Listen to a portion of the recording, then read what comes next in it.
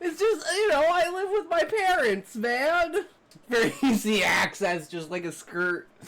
Yep, sleep with a bat from now. Dude, I don't need a bat. Fuck needs a bat? Fucking noob needs a fucking bat. Read a lot of stuff, got more submissions, which is always good. You know, we built up the story. We finished ShortStories, so we'll get that together and set for a YouTube video on the Talk Story channel. And yeah, so remember, if you can't say fuck you to your friends, who can you say fuck you to?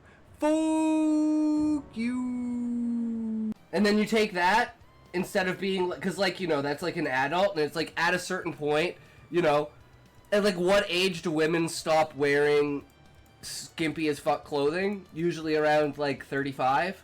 35 to 40 is when you start to like fall off. You trying to say grandmas can't wear thongs now? No, Beezus. I just said in general, when do they stop? You know, it's between 35 and 40. It's not all, but it's like when the self-aware ones start to realize, you know what, I'm not 18 anymore, maybe I shouldn't wear these booty shorts. They found a body that was already dead and claimed it was her and sold her to the monastery. So they got double the money. Oh, okay. So that's how she's still alive. I love that just random coincidence. That there's no big, stupid reason why, it's just pure greed. Well, hey man, you know, this is like a miracle. We found a dead body, we got a live one, let's make some money, boys! Characters doing like a brainstorming session while they're walking their chocobos, taking an event, pulling it into a character, using that character's mind to create and draw their own conclusions from it, and apply that to another aspect of the book, just to show how characters think and, you know, what they pay attention to and stuff like that. Reason for it, but yeah. So we need to create, instead of idiocracy now, we need to create uglarchy. I should write that story where it's literally just like all of the people in power are just the most like ugly, like kind of almost deformed, inbred, like fucked up character. So you're telling me in the last 30 years women have been less objectified and men have become more objectified?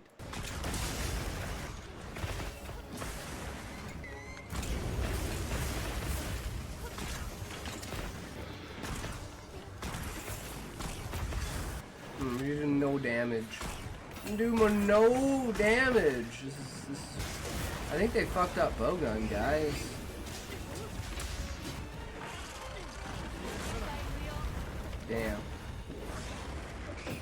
Damn, bro. Really?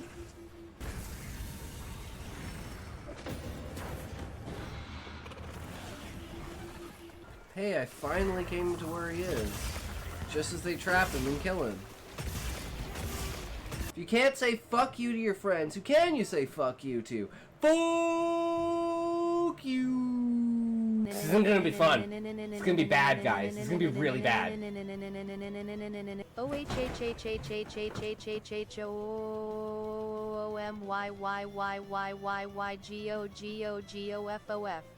And crackers, I know, right? We're pretty bad, aren't we? Remember, all white people are evil, guys. All white people are evil. Yeah, basically the guy puts, like, the center of a Ferrero Rocher inside of her, and then she shoots it into his mouth. It's a game they used to play back when they were kids. Because the whole story's twist is that they're, like, 65. I just wanted to see if that would help or not. Reach 50 faster than I did, then I will be proud. Surpass me. True, Callie! I feel like I'm watching all my friends have fun from across the room because of these ads.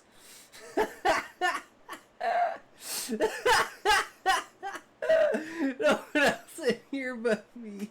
In the ride as opposed to like along for the ride, or like part of the ride instead of along for the ride. You ever engage with the story and you're like, I don't know if the author wants me to trust this character, like, you know, you'd have a different experience based on your choice of reading. That's the one thing I know how to do. Rice Krispies, butter, marshmallows, mix, oven. Is this like corn pops? Dude, this shit's like corn pops. Main here is Shreddies, Rice Krispies, and Cheerios. So yeah, if you ever want to go over your book, whether online or offline, hit me up in the Discord or something. I'll NDA and zip my lips on that shit and just throw some ideas at you. Doesn't fit any of my current work in progress, but if I remember it, I think it's super cool. Yeah, I thought it was a great dynamic. Oh my god. That'd be crazy, dude. Be like, dude, I watch your videos via proxy through this streamer that I watch. That's supposed to be the switcheroo where yo, how's it going, everyone? We back at her again. It's another day. How's everyone going today? It's another one. What's up? We just chilling, you know? We just doing our thing. We pretty much finished the Diablo video, but we spent like fucking 4 hours trying to get a 4-socket polearm, and we wound up finding a 5-socket polearm. I just can't fucking win. I just can't fucking win. So I made an honor instead of an insight, but whatever. Oh, I'm gonna stay here to the whole stream. Alright, Fennec, I'm gonna hold you to that. At the 7.5 hour mark, I'm gonna be like, yo, Fennec, you still out there? And if you're not still out there, man, I'm gonna hold you to that. Because, you know, normally, you know, it's like, ah, it's all good, don't worry about it. But it's like, you say you're gonna stay, I'm gonna hold you to that. So you've locked yourself in for that one, Fennec. I will remember that. 3 days later. Hey, wait, Fennec, weren't you supposed to stick around that entire stream? Wait a second. It's the meme of you know, you go over to the girl's house and she's like, oh, my TV doesn't work. We gotta go upstairs to my room. And then you're like, what do you mean? And you turn the TV on. And then a week later you're like, oh, I'm a fucking idiot.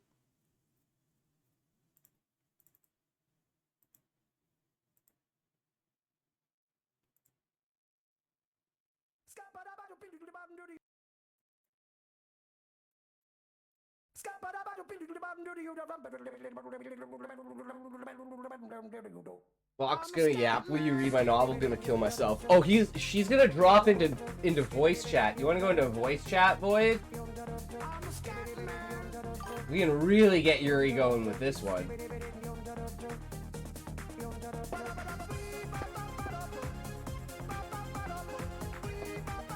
You ever look back at it, X, and was like, ew, what the fuck was I thinking? Gonna join the voice cat just because you guys shut up. I'm down.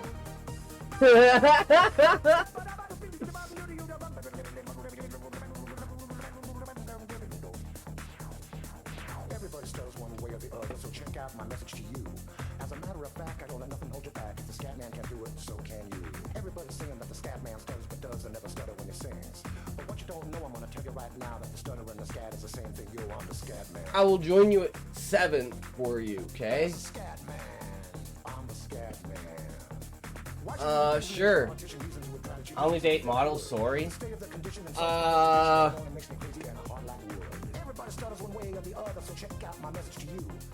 mean, I'm glad I dated all the girls I dated. I mean, there's more girls I wish I had, like, asked out and not been a shy piece of shit.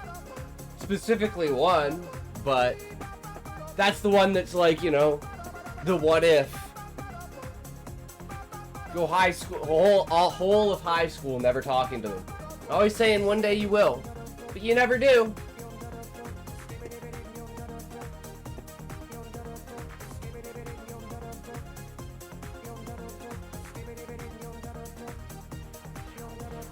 Everybody stutters one way or the other, so check out my message to you.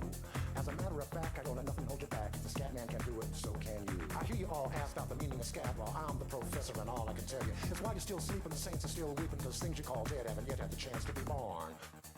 I'm the scat man.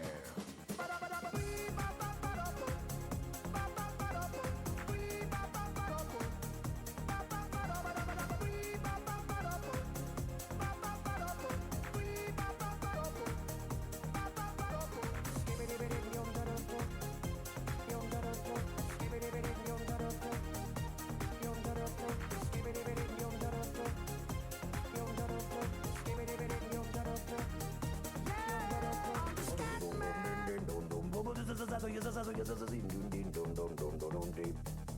the scat man?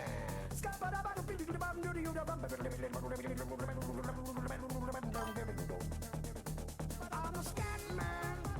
Repeat after me. It's a Scooby-Dooby melody. I'm the scat man. Sing along with me. It's a Scooby-Dooby melody. Yeah, I'm a scat man. I'm a scat man. I'm the scat man.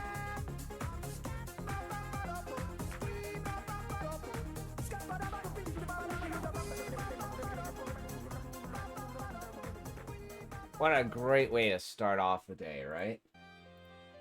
All right. Okay.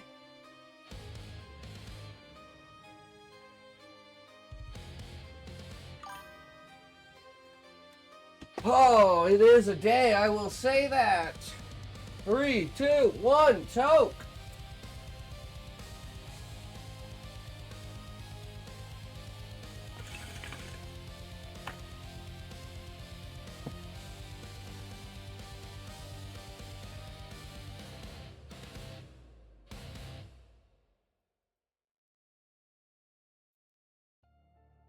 Hmm.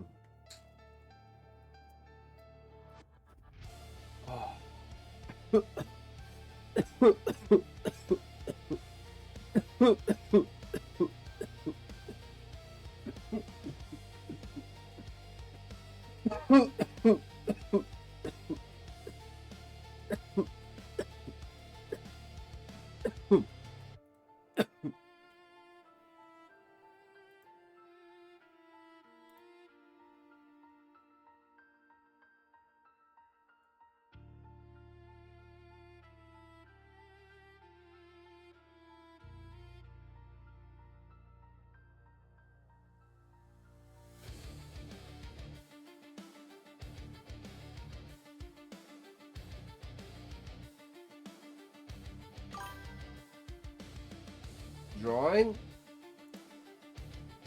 Oh damn, that's badass.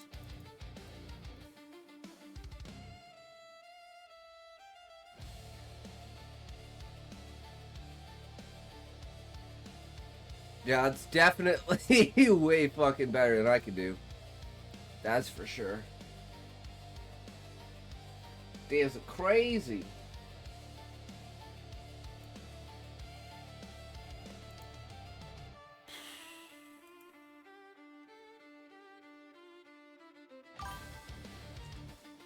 Show another hold up. Alright, let's see.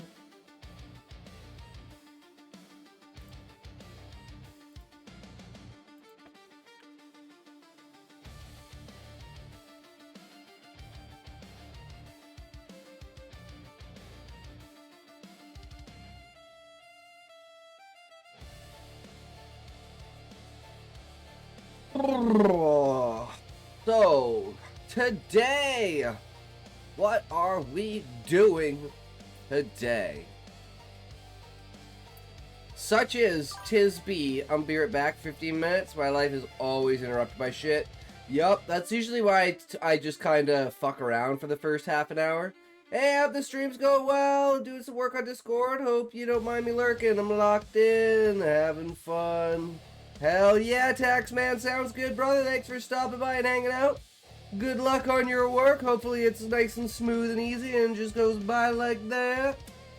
Drawing day, but I do claim reading first. Alright, Yuri, sounds good. Unless Meow shows up, I think you're pretty secure in that. But if Meow shows up, he might just sneak right in there, right? Who knows? The biggest thing I was doing right now is like the attempt to get a 4-socket insight and then getting my honor and then rewriting, like, for instance, so D2 stories, story 9, so we want story 10.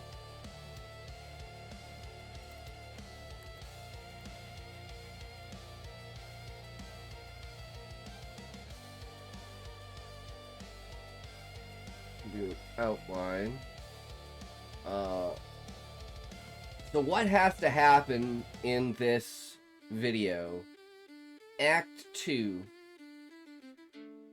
So since we already have the Roderick Cube, going to the Halls of the Dead doesn't matter. So we still gotta do Radamant. So maybe someone telling us to go to Radamant. We gotta change the reasons why. Maybe we go and we find that we can speak to the dead. So maybe, arrive in Loot Golane. Talk to NPCs.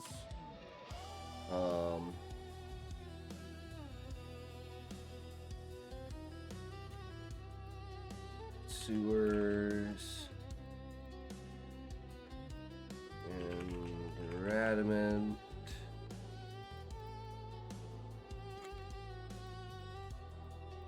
So this would be...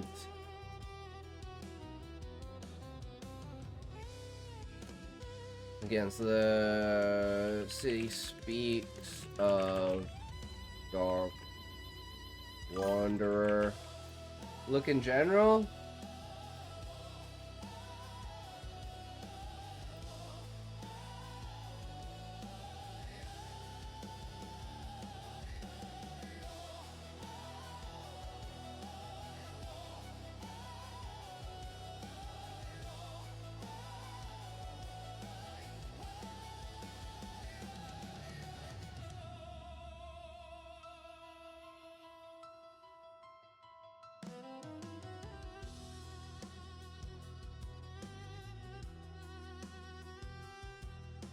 Okay. Let's see this. Oh damn, Callie would be jealous. Callie would be jealous. That's crazy.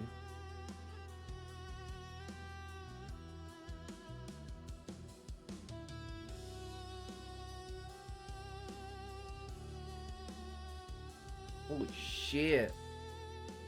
Yeah, that's insane. There's some skirezes. Hey, Space City speaks of Dark Wanderer and darker bells and sounds from the city tour.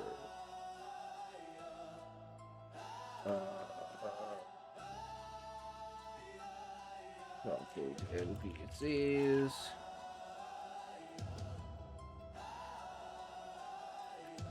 Wary of you.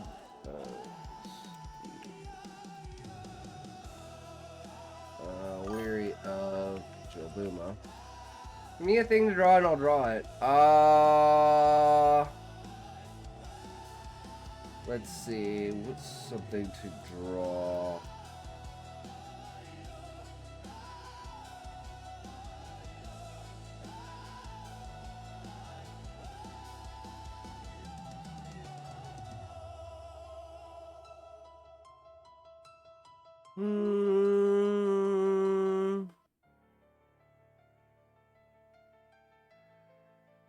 What would your favorite weapon be? You could use any weapon. What would be your favorite weapon? Draw your weapon.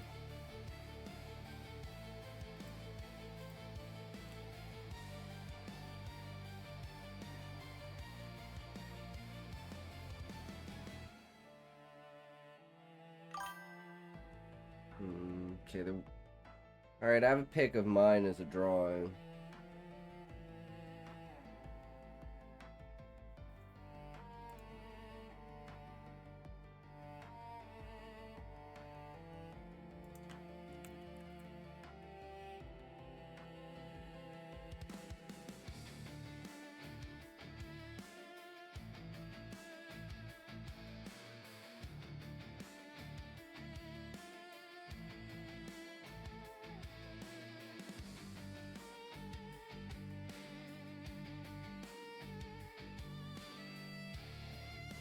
Okay. So, A Worry of Jobuma and Strangers.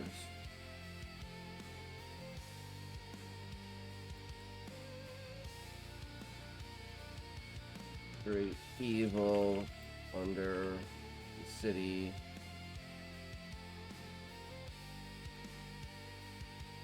Radamant. For Radamant, we want... Oh, that's boring. That's boring.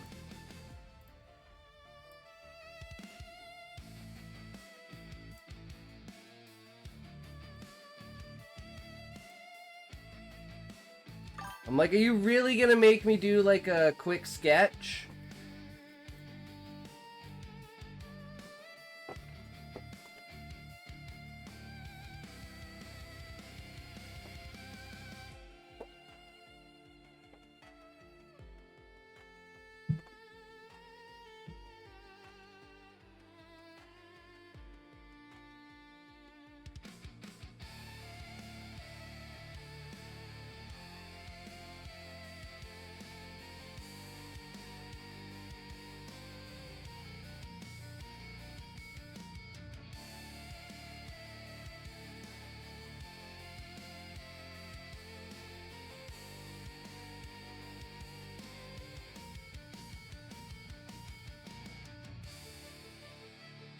I'd say I already fucked up, but this because I can't draw.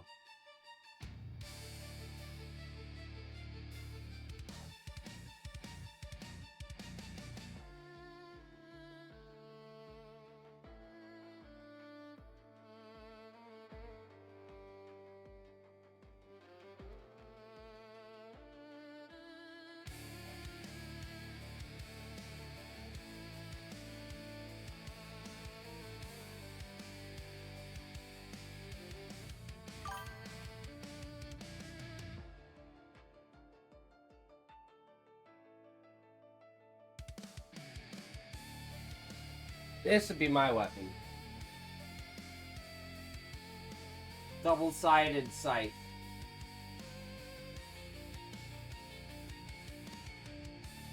You're just boring! And then the scythes, like, it's got, like, the handles. So the scythes actually, like, close like scissors. So you can have the sides closed and then use the handle as a guard.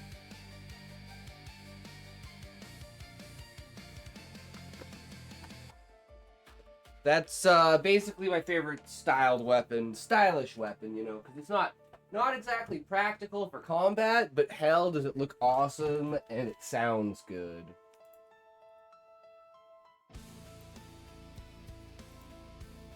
Glock 17. Well, that's a big one right there. Real quick. No Sky Draw Contest tab. Triple Dog Dare You.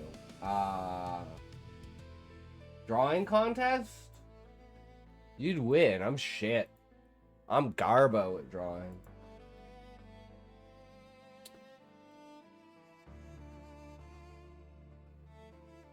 I wouldn't know what to do. No, you're not Garbo. I can't even draw a frickin' scythe properly.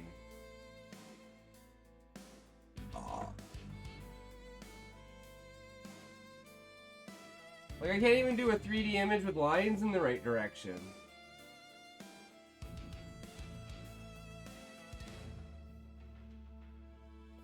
I mean, sure, but you gotta do everything. I'm not doing anything other than drawing. Everything's up to you. 3, 2, 1, toke! Scotty. We're doing it. We have to. Okay? As long as I don't have to do anything but draw. I mean, yeah. That My means drawings are okay. They're not the best. Oh god, they're best compared to mine. That stick figures are just...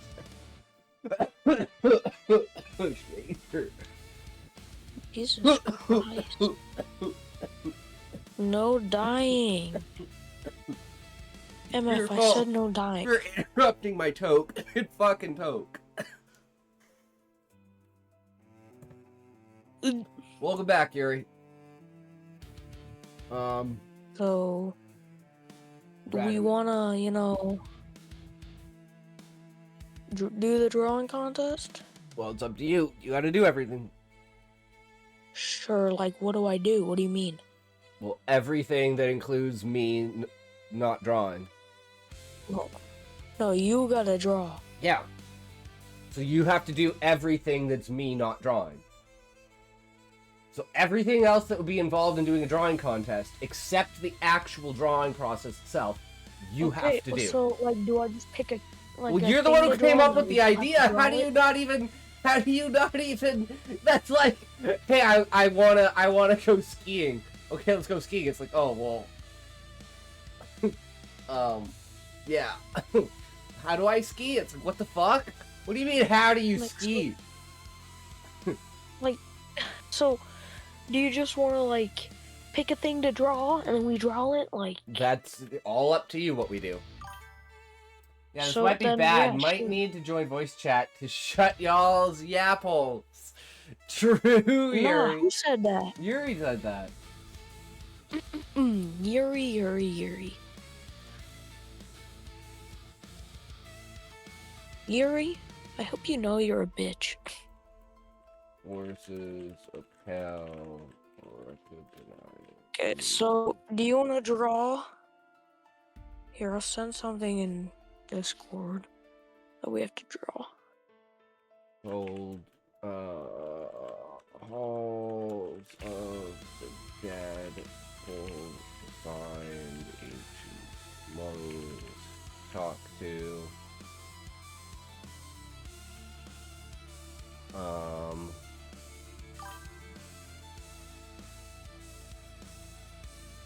I've already done the maggot layer, so I You gotta draw a bird? Oh god, you're shitting me? What? A bird?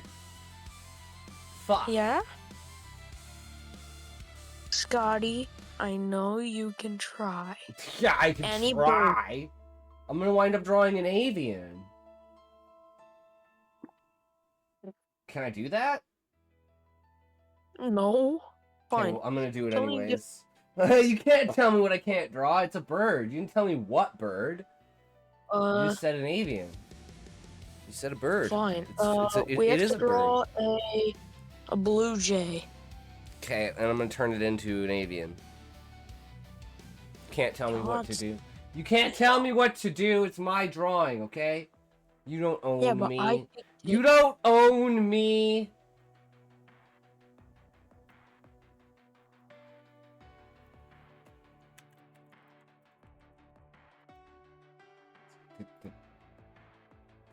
I'm just fucking with you. I hope you know that, bro.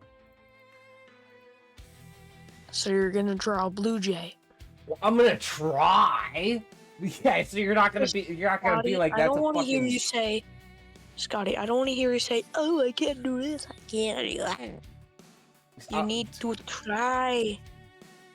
If you think this is a blue jay, I'm gonna tell you you're a fucking liar. Do you have the hand cam on? Non-verbal next time. You just joke. God, who's on Discord with you? That's Fennec. Okay, 3, 2, 1, go. You've got 2 minutes to draw a blue jay. Alright, well, that's easy. Alright, here. I'm gonna go separate ways and I'll join back the Discord when I'm ready.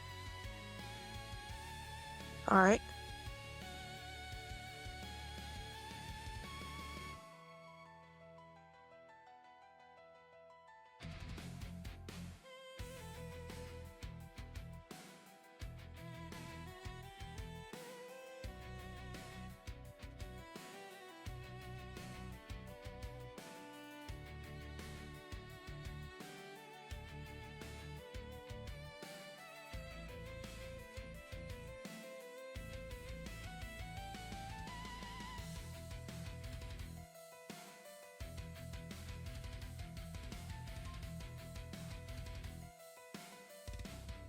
You know what? I'll just stay in here.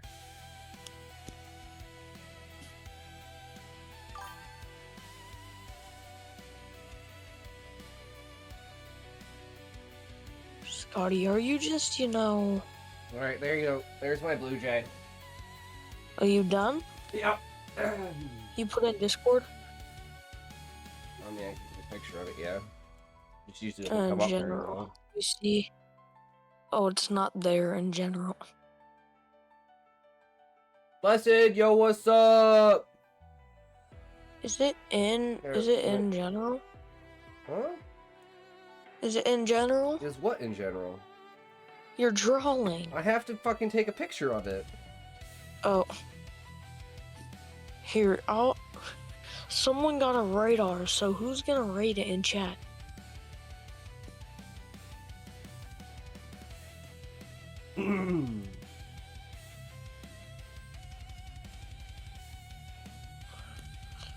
Alright, who in chat wants to freaking see who wins? Well, obviously you win. Yeah, this is tough, Turner. That's what you Well, get for my going drawing- AFK. You let Fennec take over the stream. Hold up, I'm still drawing like the last bits. Cause I'm like a really fast drawer. I draw overly fast and they're still good. By the way, I'm in choir, not art. Well, I'm a fucking writer, not an artist. Very clearly so. Yeah. So Damn it. I'm gonna look in Discord real quick.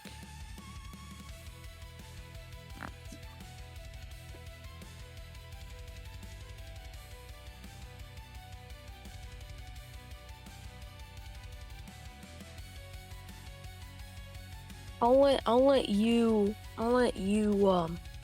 You guys like my Oh, so- duck? it looks like a bird if he was really sad and Knights got Templar, true.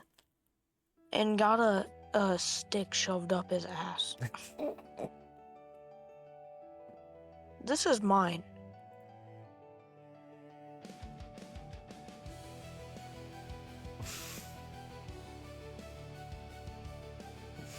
Yeah, that's a blue jay, alright.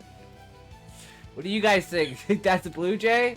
I'd say that's a blue jay. Whose is better? The one Mine's mine, definitely better. blue jay, or the No, or mine's Scotty's a the one 100% with a better. stuck of his butt.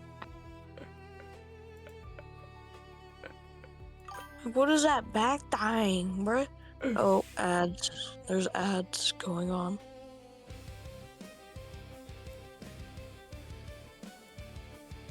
Well, there's about to be ads.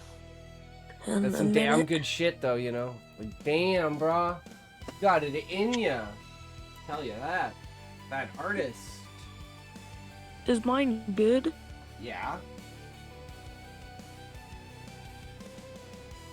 Alright, what else do you want to draw? A soccer ball? Like, No, I'm done. I did it. I lost. I'm out. give me I'm out of one the more contest. thing to draw and I'll draw it. No, I'm out of the contest. I'm just done. No, just Out, me. over, and done.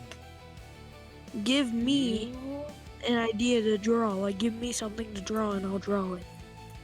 No likes given. Yo, what's up, bro? Welcome, welcome.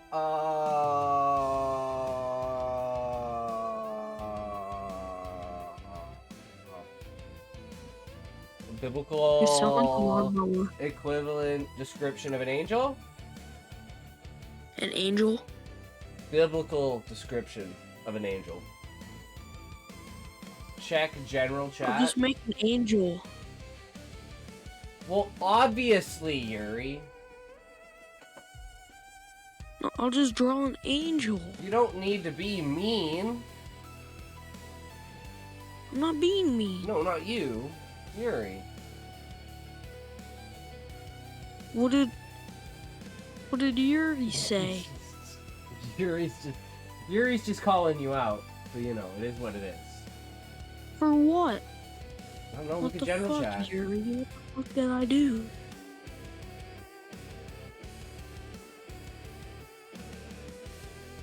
He's just a kid, Yuri. You don't need to be mean to him. We're just having fun. Yeah, like, what the fuck? Can I care to ask, Yuri, what the hell did I do? Oh, he's calling you out for your drawing. That's what he's doing. I was being nice. But he was Oh, being a fucking dick. what did he say? No, what did you Look at say general about chat. my drawing? You calling it ass, even though Scotty's was a No, just literal look nerve at and general stick up his chat butt? and you'll understand. 3, 2, 1, tote. I bet you can't even draw, Yuri. I don't hear it. You can't even get better than mine. Mine's a little too good. Call me Toji because I'm beefing with children. Damn.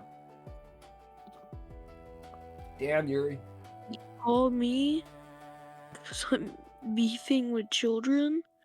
I'm actually I'm a teen, 15. So you're basically, yeah. You know, again, we don't Got need to 3 be years mean. in my pocket, and so I'm Yeah, 18. you're still pretty much. I mean, I'm pretty much children, and I'm 30 fucking 4. Like, you know, because I never want that child inside me to die. That little piece of me that says, "I don't give no fucks. You're gonna do what you're gonna do." So Do you that know would who be has fucking to do it? hilarious, and I'd be like, "Yeah, I'm absolutely doing that." Intrusive Do you thoughts know who 101. Hatsune Miku is? Sorry, what? Do you know who Hatsune Miku is? Hatsumiku? Yeah, the anime singer. Of course. I'ma draw her. You draw Hatsume? Yeah. Well, I cosplay as her, so I have you beat. My wig is literally on their side of the room. Can you, like, get it? Nope. Too lazy. Huh? Too lazy. I don't even remember what day I did the Hatsune Miku. We ready? Yeah, I'm ready. Are you ready, Yuri? I'm fucking Yuri's ready, ready. bro. I'm fucking ready for this shit. Yuri's not ready. Alright, chapter 27. He's not ready. During the math class, foolishly, I didn't pay attention. Out of all classes, this one is the most vital because of the dick-faced teacher. Yet, I didn't pay attention. Then, expectedly, Johan, come over here. I willingly let out an annoyed sigh and then stood up. Now, how do I do this? The whole whiteboard concept should fucking castrate itself and disappear. Sighed again. So I began walking towards the whiteboard. Kai pointed his finger at his textbook. I made a faint smile, but then ensued to walk forward. I couldn't memorize it in time, and I wasn't sure if I could grasp the concept fast enough anyway. I'll remember this, both of you. Once I got to the whiteboard, I just awkwardly stood and did nothing. Well, go on. With a bored, apathetic, nonchalant expression. I don't know the solution to this.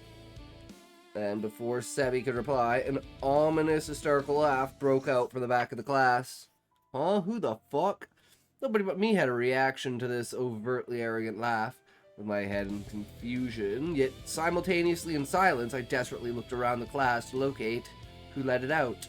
The urge to terminate this person was all-encompassing. You don't know the solution to this? Why'd you walk up here then? Shut the fuck up and let me concentrate on just one thing. Void of emotion. My bad. Let me go back to my seat now. Afterwards again. Ha ha ha ha. Ha ha ha ha. Suddenly, I wanted to puke. Immense disgust took over as all-encompassing feeling. Flinching, yet ensuing to walk, my face disobeyed my orders and started visibly displaying revulsion. I remember this feeling. He was there. The devil himself was here yet again. How'd I not notice him? Well, the whiteboard. Meow? What? Huh? What the shit? He's in a different form this time. A naked guy with an expression best fitting a clown. Why is a guy like this the devil? I'm in class. For now, I have to ignore him. Once I walked up to my seat, I understood the gravity of his farces. I began hesitating. Well, that's an interesting description. There's got to be something wrong with his head, right? Johann X Devil Yow I slop before GTA 6.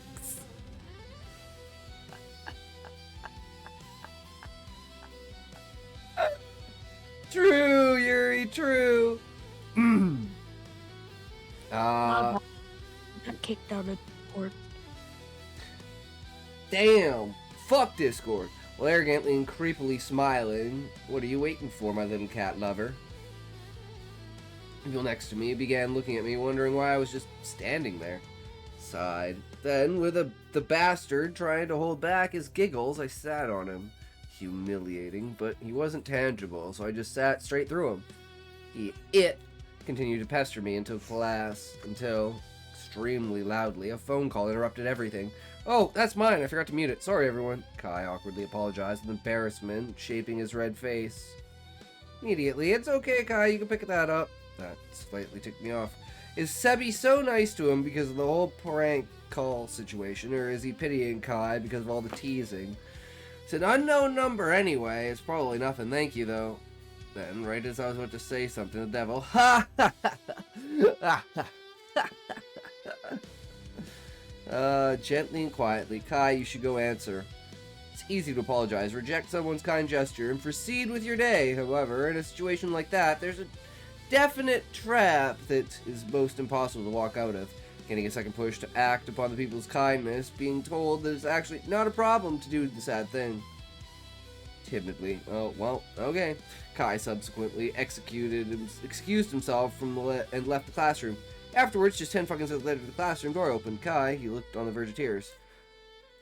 I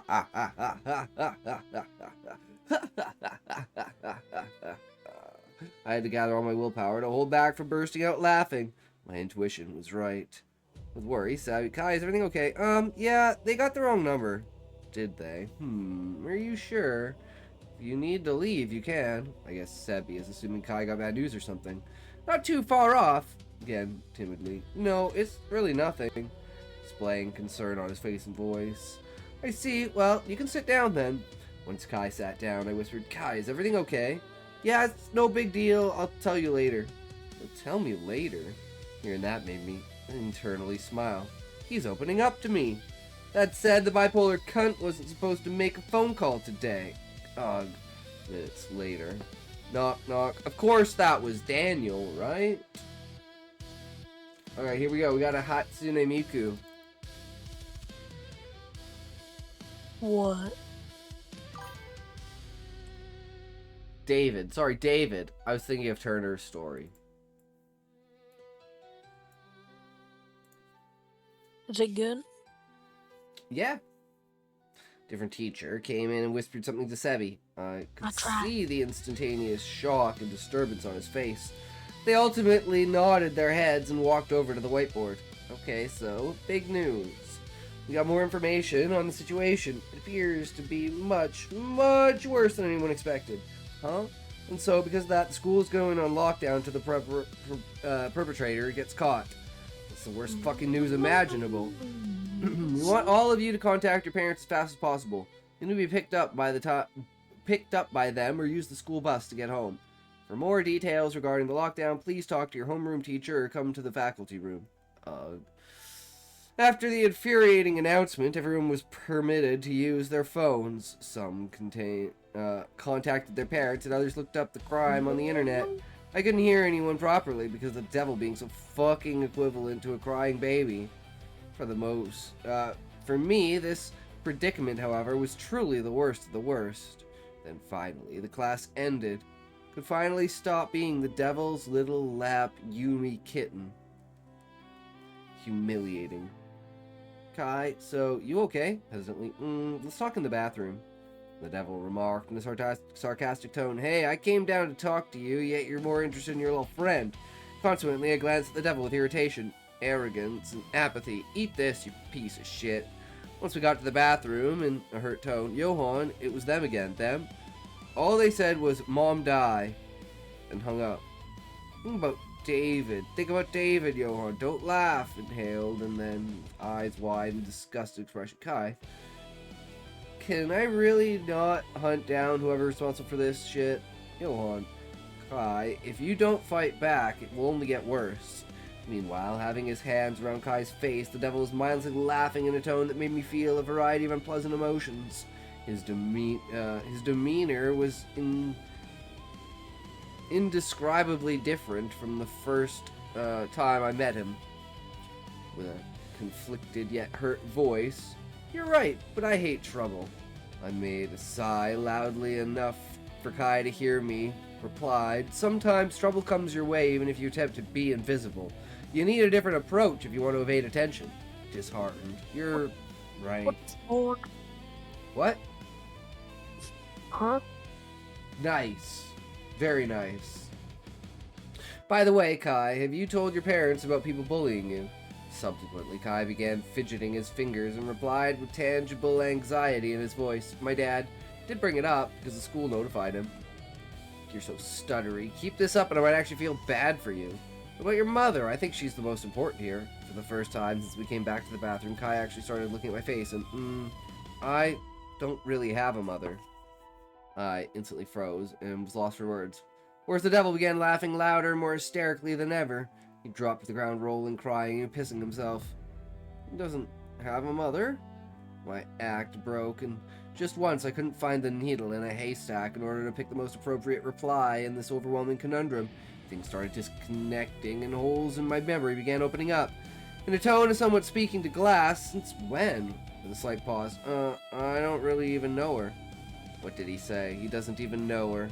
My eyes locked on the devil for just a second. He was laughing so loud I could barely even hear Kai properly. I see, then. With an open mouth, words couldn't leave my mouth. Wasn't he crying and panicking the first prank call happened? My heart is wavering. The inconsistency is eating me up. You don't know your biological mother, or the "or" didn't have an actual connotation, even in spite of his social ineptness. He picked up that I was waiting for him to inject his own "or" continuation. We were raised by our father and grandparents. Then He was definitely sobbing when it happened. He was all panicky. Fear of being abrasive is getting in my way. Then, afterwards, the devil stood up and started pointing his finger at both of us while giggling. After a few seconds of doing just that, he put his palm on his own face and began hysterically laughing yet again. I'm sorry if this sounds insensitive, but with the little information I had on his parental situation, I was genuinely playing with fire when raising any questions. Weren't you panicking really bad during that day? I could see faint confusion around Kai's face. Then, in a voice contemplating his face, no, I wasn't panicking, but I had to go home because I found it too awkward to tell them that I actually didn't have a mom. Devil was grinning psychopathically as Kai was speaking, somehow completely absent of any laughter. Oh, sorry for asking. I didn't have any reason to apologize, but for some reason it just felt wrong to ask him that question to begin with. Gently, in an appreciative voice. Don't be sorry. Thanks for being such a great friend, Johann. Awkwardly smiling. Of course. Chapter 28!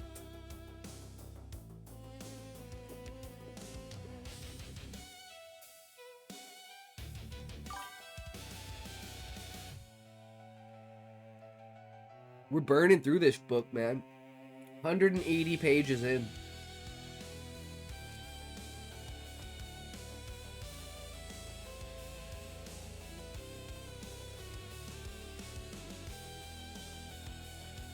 Final chapters. You said that in chapter 14. 31 to 41 is absolute peak, and the rest is just out of this world, IMO. Alright.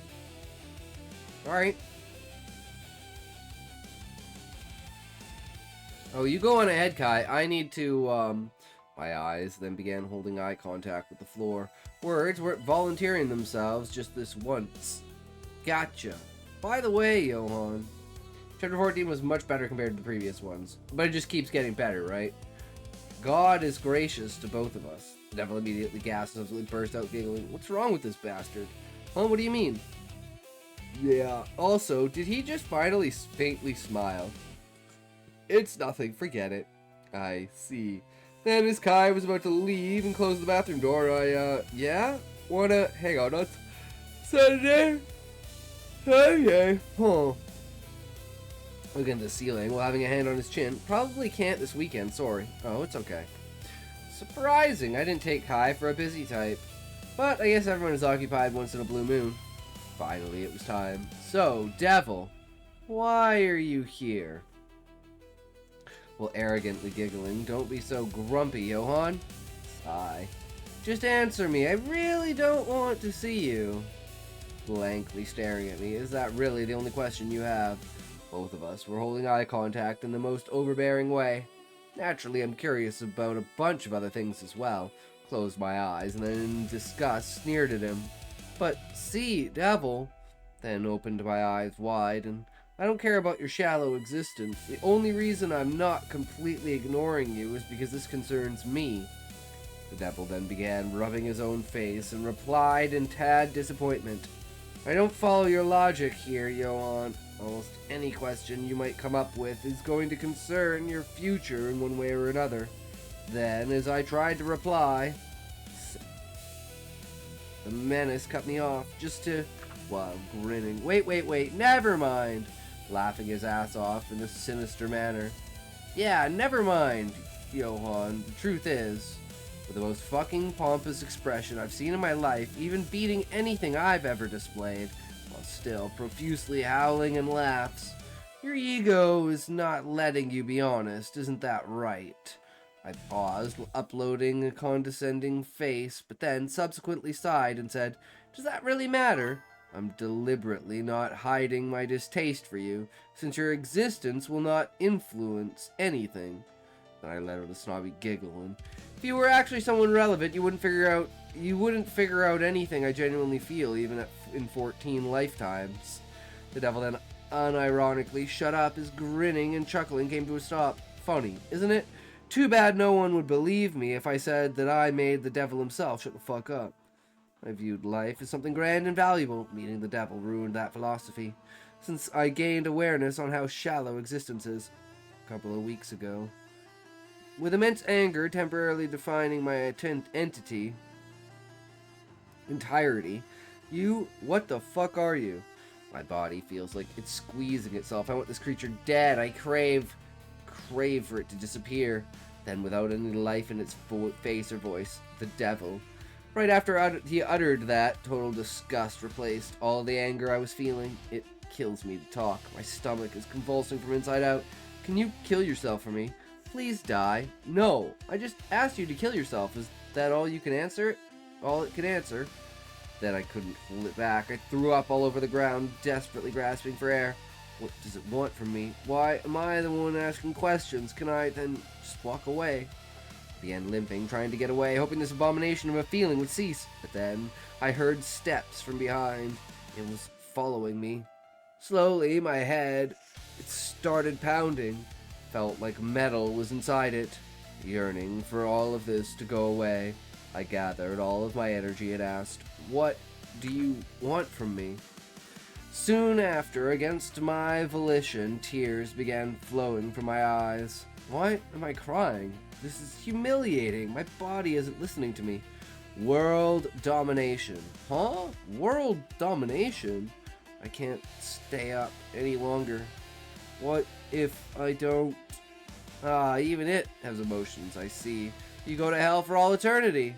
It paused for a second upon my question. I didn't blink, yet it was gone from my eyes. Gone. Nowhere to be seen.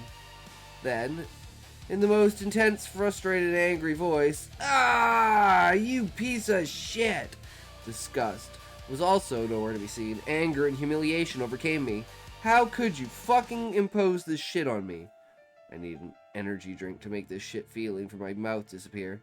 So, now I know that there's something after you die. This ruins my perspective on existence. This is shallow. After this, I began viewing existence as something not worthy of any grandness, a pathetic world where They impose ludicrous orders on people and then prosecute those that go against them by inflicting a punishment beyond human comprehension. No man's arrogance comes close to the arrogance of the devil, who believes it has the right to decide where someone ends up and going after their time and life is up. The devil is a shallow, arrogant, and downright comical being that I will reject and look down upon with my entirety. The level of bullshit is exasperating. Go to hell, asshole. Now, let's get to the point already. Why are you here? Then, while tilting his head, replied in a tone befitting a small child, "You're no fun, Johann, but whatever. I'm here to check up on you. Since, you just got your first kill and all," then, while smirking.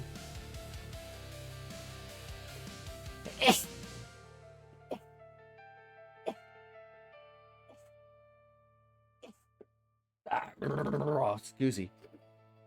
Oh, did Andrew kill himself or something?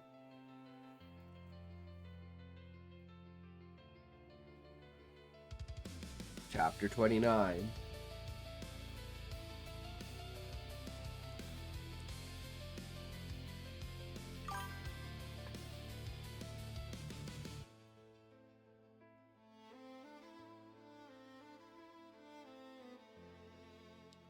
Okay. Oh, did Andrew kill himself or something? Tomorrow we're starting to get the best chapters of this volume. Fuck yeah. Then the noisy freak of nature that wouldn't shut up. The man-child devil that pissed itself from laughing. Suddenly was silently staring at me with an utterly blank expression. Until abruptly switching to a grin unlike any it has shown. And then creepily yet quietly giggling. Till gradually breaking into a sinister laugh void of any self-control. What's fucking wrong with you? Why are you laughing? Farces of a devil. It's giggling in between. Nothing, just... I cut it off to say, "You're pissing me off, small dick fucker. Why the fuck are you laughing? What's wrong with you?" The entire time, he ensued maniacally laughing without a care. Then, as I was watching it roll on the ground, having the time of its life, it disappeared. I didn't blink once. Yet, it was gone. Immediately. I let anger get a hold of me. And so, punched a bathroom stall door without holding back. It broke and fell over on the toilet. It sounded like a fucking nuclear bomb. Ah, the nudist bastard. He wasn't gonna answer me to begin with. I got played, didn't I? Sigh. Suddenly, the bathroom door opened. "Johann, are you okay?" Kai. Did he overhear it? Huh? Yeah, what's up? What was that sound? Oh, that? I paused and had my eyes run for just a moment. Then, just explosive diarrhea. With a slightly open mouth, Kai blankly stared at me. How'd he hear it, though? It was loud, but he'd have to be near the bathroom regardless. Kai, did you need anything else? Upon the question, explosively breaking his silence. Oh, yeah, our homeroom teacher wants to talk to you, so he told me to call you over. Huh? What does he need? Something about calling your parents, I think? Oh, shit. Here's the moment I've been waiting for. What the fuck is up with Johann's parents? My eyes faintly widened. I see. Can you tell him I'll be there around 5 minutes? Yeah. He looked at the broken stall door and consequently had a speech delay. Course. Once Kai left, I went to take a piss and started sorting my thoughts to something properly tidy. Andrew killing himself isn't a problem whatsoever. I'm the last person ever to be accused of anything. Sean is also unlikely to go after me. He hates Andrew, doesn't he? Kai. God is gracious. Like, fuck is he? Well, whatever. Then I let out a condescending giggle, and everything is going my way. Everything is going my way. Everything is absolutely going my way. I left the bathroom with a fulfilled smirk. Letting that useless piece of space get to me was the last thing I'd allow. That said, I need an energy drink. Then, as I was walking to the hallway, I spotted a stray drug addict goofily strolling around. Hey, you! Stop right there! He turned around while smiling like a mischievous child that just stole some candy. started giggling and began storming off. You bitch, where do you think you're... Ah, I need to talk to the teacher. I ended up ceasing my chase before I could even start it. Sighing, turned around, and Abby was there. Quietly, Johan? Hey, Abby, didn't see you there. Then I put on the face of someone playfully yet embarrassedly holding back their giggles. The game I decided to play was someone messing around with their friends. Didn't mean to sneak up on you like that. Switched to a soft tone, and you okay? Afterwards, tenderly, yet with faint embarrassment, I replied, I'm okay, just a bit embarrassed. And for the final touch, to establish even this line as something entirely playful, I subsequently giggled very lightly. Then she reciprocated with a gentle giggle of her own, and was that a friend of yours? And while snatching the back of my head and smiling, yeah, we mess around like that. I should be more careful in public from now on. Abby seeing a side of me I didn't intend to show makes me really uncomfortable. My perfect tool. Remain what you are and don't question a thing. Don't destroy the fantasy world I personally created just for you. Well, anyways, Abby, you also going to the... Yeah, though I already told my mom. She's really worried about me. Worried? Why? Oh, oops. She's just a bit of a worrywart, I guess. Told me not to go out anywhere until the killer gets caught. I agree with her. That said, confidently, you'd be safe going out with me. She instantly started cheekily smiling. Would I? She got closer. You'd protect me. I put my hand on her head. Well, of course. For roughly 5 seconds passed. You should do this more. Huh? This? Yeah. She grabbed my hand that was still on her head, and in a seductive tone, this. Head pats!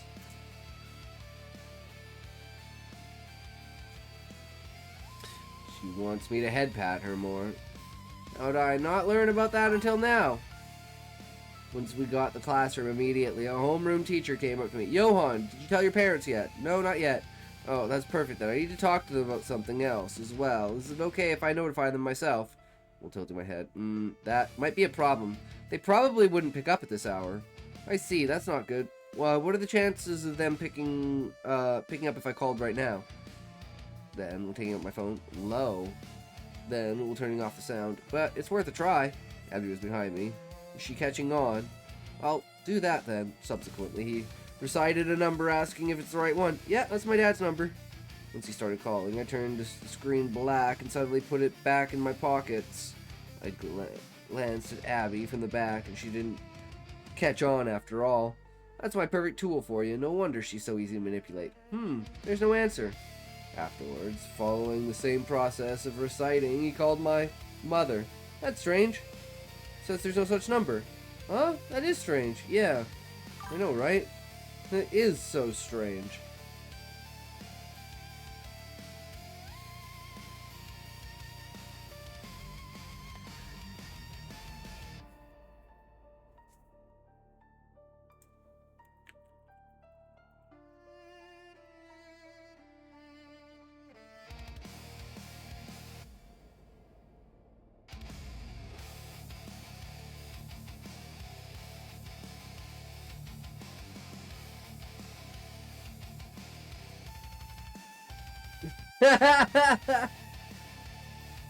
Don't overthink, bro. Just best to assume he's schizo.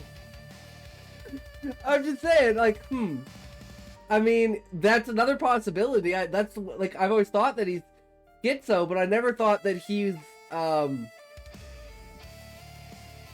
a bit more. Chapter's too good. I mean, fair enough. Boom, sold for 10,000. Woo woo, 10,000. Let's go. We chilling alone here anyway today. It is what it is. What is this? Oh, this is not Scotty. anymore. And though have no, you Scotty. jinxed it. Need to let this prize picks ads finish. No, you're not alone. Why would you jinx it, Yuri? Why would you jinx it? Did you write more, boy? Me? Yeah. Yeah. I made a whole new chapter and it's like a lot of words. It's like small. I posted it in general, but it's like very long and there's like tiny letters. You have to see it. I don't know what happened.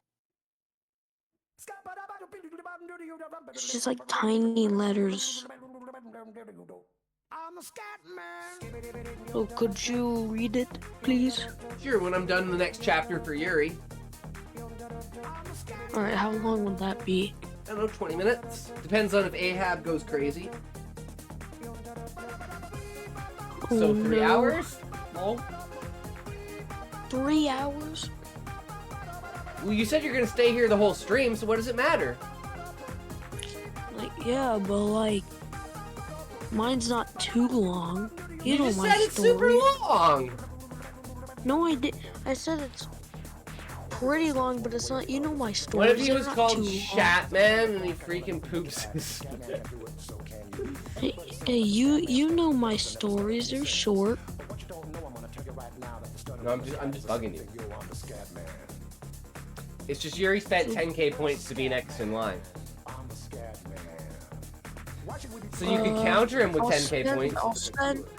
Hold up, I'm gonna beat him, and I'm gonna spend $1. 1 point. Well, we had Taxman in here earlier. I don't know if he's still in here, but he was chilling in here, giving us some support. Do you ever watch Taxman, Fennec? Huh? He's the leader of TLC. Who is? Creator? Taxman. Yeah, I know. You ever watch his streams? I haven't seen any. No. Check them out. 'Cause I'm never on at the right time. I guess that's true, right? Because he streams a lot earlier in the day. But yeah, being from South Korea, I don't know what the hours difference is. Oh my god. You're gonna make me tell? What's wrong with you? You of all people? Why would you betray me like this, boy? What did I thought do? we were friends! Why are you making me smoke? Why are you so mean to me? I'll do more if you don't put me next. Only, very, very true, Ahab. Only friends can betray you. That's right. Please. That's true. Sorry, what? Please. I don't know. Scotty. I don't know what you said. 3, 2, 1, choke. No. I'm talking my story. Please. Man, fuck Yuri. No one cares. Ooh, damn. Fox buddy, I claim. Child, get back in the line. Fox buddy, I claim. Child, get in the back in the line. Hey, you got a typing error. You're not good. Well, you heard it Get first back there, in Yuri. the line. I'm not in a line, bud. I mean, You look technically like you a are. line. You're in queue. Yuri, you look like a line. Oh! Oh, you did not. Just say that. I'll give you a line. How about this line? Internally, I already I have couldn't one. hold back my laughter. I Yuri, was wheezing you're the reason whole why time. people put directions on shampoo It's bottles. like a line on the bathroom counter. Man, I was Yuri, your gonna mom say, said that when Ahab, what she's about a buying line stuff on at the Walmart, bottom of the price is toilet? lowered. Streak.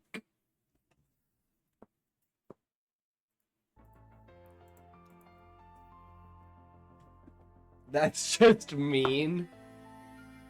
I didn't. I was being nice. I wasn't How talking the to you. tables have turned. Originally it was me being nice, and then Yuri was being mean, and now I'm being mean, and Ahab's trying to be nice. What's next? Ahab's gonna be mean, and Turner's gonna try to be I nice? wasn't doing Guys, the anything. world is falling upside down. I don't know what to do. Actually, you know what's fucked? No. But you're I know, Ahab, but I'm usually nice too. So it's like Turner turned me bad. No, So now I I'm gonna didn't turn mean to you ban bad. Turner, my bad. I went to his profile to see how he got the, You misclick a lot. That was Fennec who banned you. no. So, no. I went to his profile to see how he got the bug Struck down for innocent subscribing. alert. I was like, oh, that's how you get it. And I was like, okay, sure. And then I accidentally He just missed didn't want it. me to read Turner's message. Turner's the nicest person in this stream. Sorry, Turner. It is what it is. Twitch mod banned me. It was Fennec. Void, one who's in the call right now. Fox, be a good boy and ban Ahab. Thanks. Whoever did it, you broke my fucking chatty. Ahab, thanks. Oh Actually, no, you can broke I- his app! Hey, can I Fennec, you use- broke Turner's app! Cause you deleted all of his messages by banning him. No. Don't ban me, I'm cool. No, yeah, Ahab's Not cool. just the app, I can't see anyone else's messages. I'm timeouting Yuri for 10 seconds. I can only see the messages on your video. Bong. Try and... God damn it, stop doing that, Void. I'm gonna Hey, take it's for mod 10 away. seconds. No, but it fucks up, like, the chat when you do that. How? Because it fucks up other people's chats. Oh, sorry. Plus then Chatty's working again. Okay, sick. Yuri, you can't tell me to... No, it's good. Get that digital footprint out of here. Out of here? What footprint? His messages. But timing you out doesn't delete your messages. Only banning you does. So all of Turner's messages in the chat. Exactly what footprint. The only footprint I'm seeing is the one I'm about to shove up your ass. I was gonna say, I can show you a footprint, but Smokey's not here to say show feet, so... Alright. Alright, chapter 30! Please, The same Scotty. serial killer from months ago. They still haven't caught him. How many victims are there now? Let me check. 3. Somebody gonna get hurt real bad. But they say there could be more that we don't know about yet.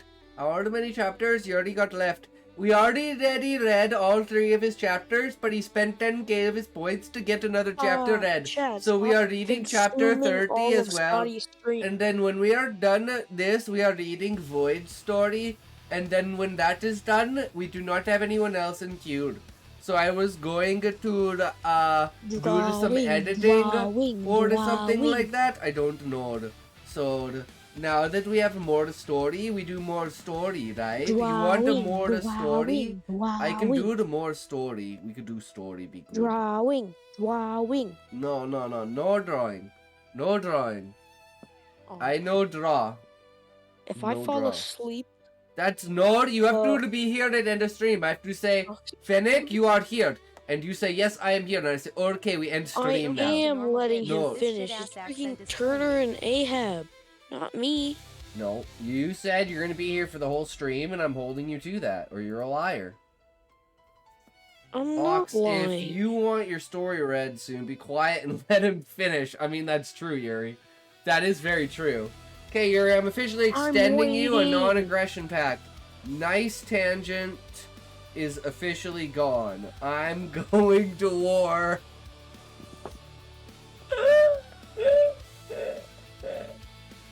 Yuri, it's not me, bro. I Yuri's swear, like, I've been with what the fuck did I story. ever do? Scotty, read the damn Oh my story. god, she had just objector.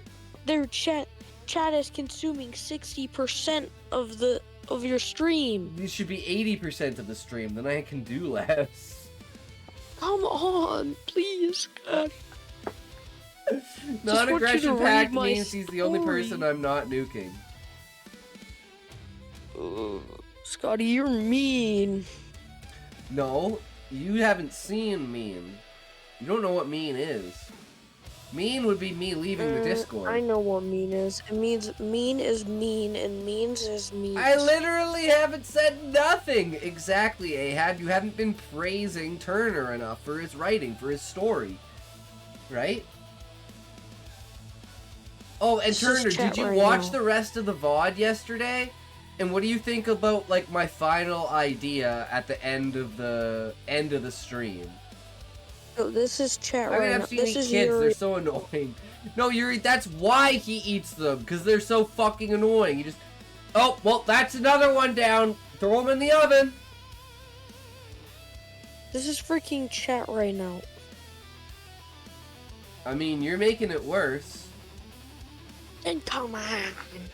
I'm here for the chat, man. I don't know who's streaming, but I'm here in chat just chilling. They get less annoying after a few hours in a Wayfair shipping container, probably less energy. True, Ahab, true. True.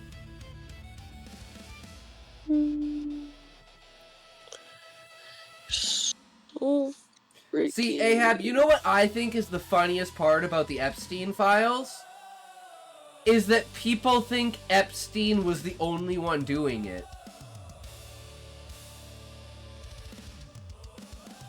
And that if you weren't connected to Epstein, you weren't doing it.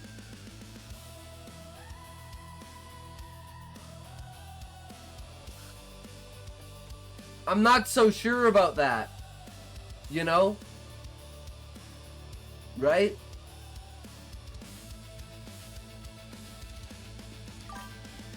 Can't have a feast with one person.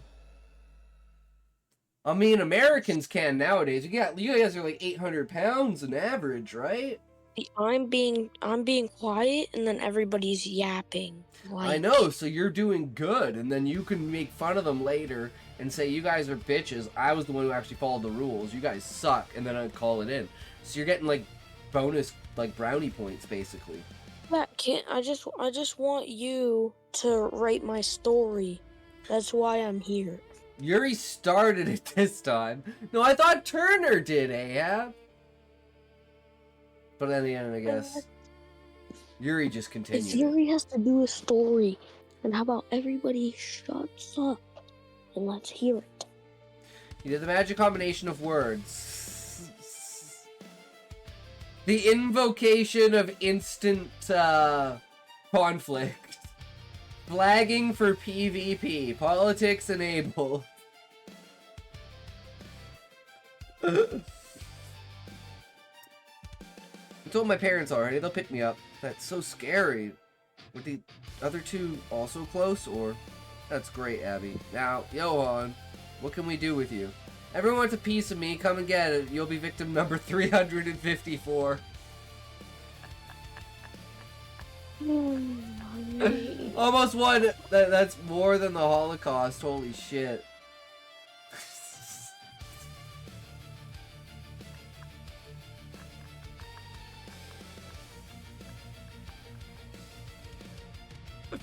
Oh my god. Ooh. Yup. Okay. Okay, guys. Okay. You know, I mean, I make enough jokes, but still. I know it's funny, but it's not correct. We don't condone it, but it's like, we make fun of everything. Right? We make fun of fucking everything. Nothing is safe from being made fun of. Not even quantum mechanics. Should be fine if I just notify them myself, right? They knew right away it was him because of how bad it was, and also because it was slightly ticked off. The teacher cut off the students in an upset tone. Hey, stop talking about that. The school is no place for conversation about a serial killer. On this teacher silencing already anxious students, the level of discomfort jumped up even higher. The guy wasn't doing a good job controlling the class whatsoever. Afterwards, his focus switched to me yet again. That should be fine, yes. But be sure to tell them to call me when they have time. Whose is this story? This is Yuri's story. I hope you'll have a horrible life. Call you when they have time? Sigh. About what? I'll be sure to do that. Also, Mr. Jones, the students are talking about something that concerns all of our safety. Don't you think it would be appropriate to make an exception this once? Then, after a short, tense pause, uncomfortably and awkwardly, yeah, that's a good way to look at it, I guess. You're right, Johann. Oh, didn't like that, did you? Subsequently, I put my hand on my mouth as a covering yawn. I wasn't yawning. The humiliation I caused this man wasn't significant, but he'll likely forget it a day or two later, but it's undeniably poked his ego just enough to make him upset and embarrassed in a way that he would attribute the blame to himself, regardless of not actually doing anything wrong. And then, for the final nail in the coffin, well, as per what Johann said, it's okay to continue discussing the situation. I was getting secondhand embarrassment from just looking at him. Having to backpedal on what you enforced just a minute ago is a filthy ball kick that will, unfortunately, cause infertility. That said, would it be presumptuous to say he's attempting to play it off with indifference? That's no good. You can't do that, Jones. With a gentle smile that faintly hid arrogance, quietly. Shouldn't you tell them to keep the details at a minimum? Wouldn't it be bad if they talked about graphic stuff? Disgusting testicle tackle. Who dares go for the testicles? But hey, remember, kicking a woman in her cunt is almost equivalent, you know. It's like kicking someone in the shin, right? It's like instant bone contact. Johann loves them testicles. Well, I mean, he is the one hallucinating a naked dude with a clown face with his dick hanging out. So, you know, it is what it is. I'm guessing he got some major fucking trauma going on in his head. My further choking of his ego made him let out a quiet, upset, and frustrated sigh that I could barely hear even while standing next to him. Also, everyone, don't talk about anything graphic. Don't forget where you are. Then he sat down with an exhausted expression and made a moderately sigh. So much self-control needed. This is also no good. I can't have this grin leak. This kick, though, is what I needed. It feels the same as desperately craving for a cold Red Bull all day, and then finally having that powerful, energizing first sip. A few minutes later, I came up to Abby and whispered to her, "You want to sneak out?" With a slight worry. "Sneak out, can we?" This anxiety in her voice. "Why? I know she's been wanting to do this." We'll be back in a second, just for some quick," injecting a small pause to appear a bit bashful, you know. Still with worry on her face. "Okay, let's go. I'm up for it." What's wrong with her? She seems uneasy and anxious, yet she's always wanted a boyfriend that would do something like this with her. Are you sure? Maybe we shouldn't do this. Instantly. "No, I want to go." And usually, I slightly let my guard down and don't obsess over her mannerisms. Having a monopoly on a person's feelings allows you to exert less effort on maintaining a persona. Do you feel okay? Yeah, don't worry about Johann. I'm just feeling a bit fatigued because, blood loss.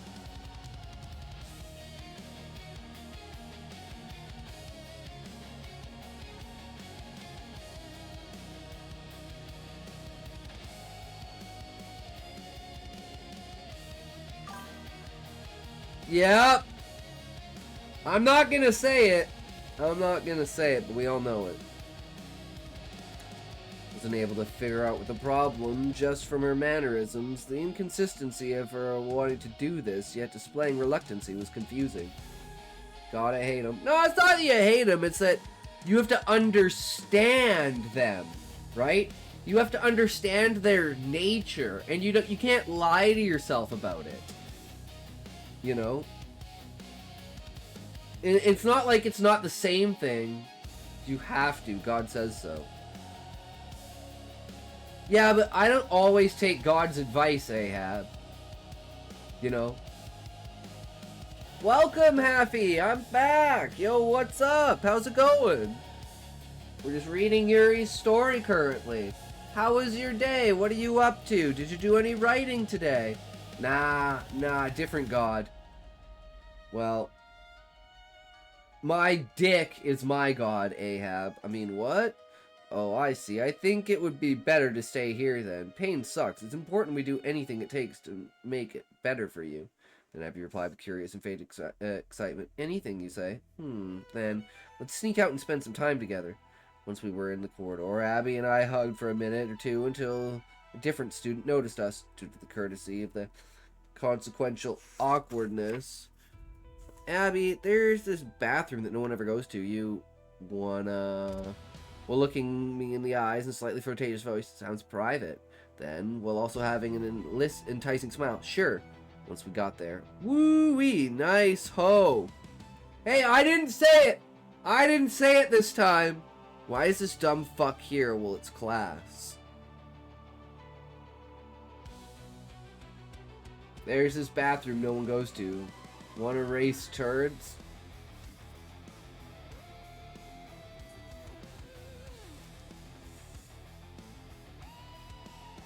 David beat you to it. Sorry. Threesome. I mean, what? Fixed and tweaked my book. Ooh, that sounds great, Happy. Fuck yeah. Always getting the update. That's the best part about being able to edit, right? You can go back and you can change anything and you can do whatever you need to do with the story. Free creative freedom. Do not leave your seat. Do not move your How did you know I was literally packing a bowl? How did you know, Ahab? How did you know? Oh, this is like impossible to open.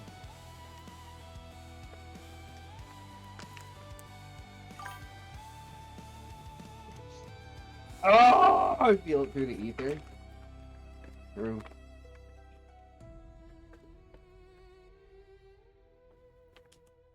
Fuck, that's Wait. so good. Ahab, right? Gotta sabotage it. Ahab does right. Still waiting. Nah, me just sitting here still waiting for Callie to come back. Callie was here? No, Oh. waiting for Callie to come back into a stream. Oh. I haven't in years. I haven't seen Callie in a while. He was in here yesterday. He's doing, I think, well, aside from a sketch. How long is the story? What do you mean? Now. You're up. Oh, What, you didn't Oh. know? Time to read Fox's No. story. Surely no one would sabotage it.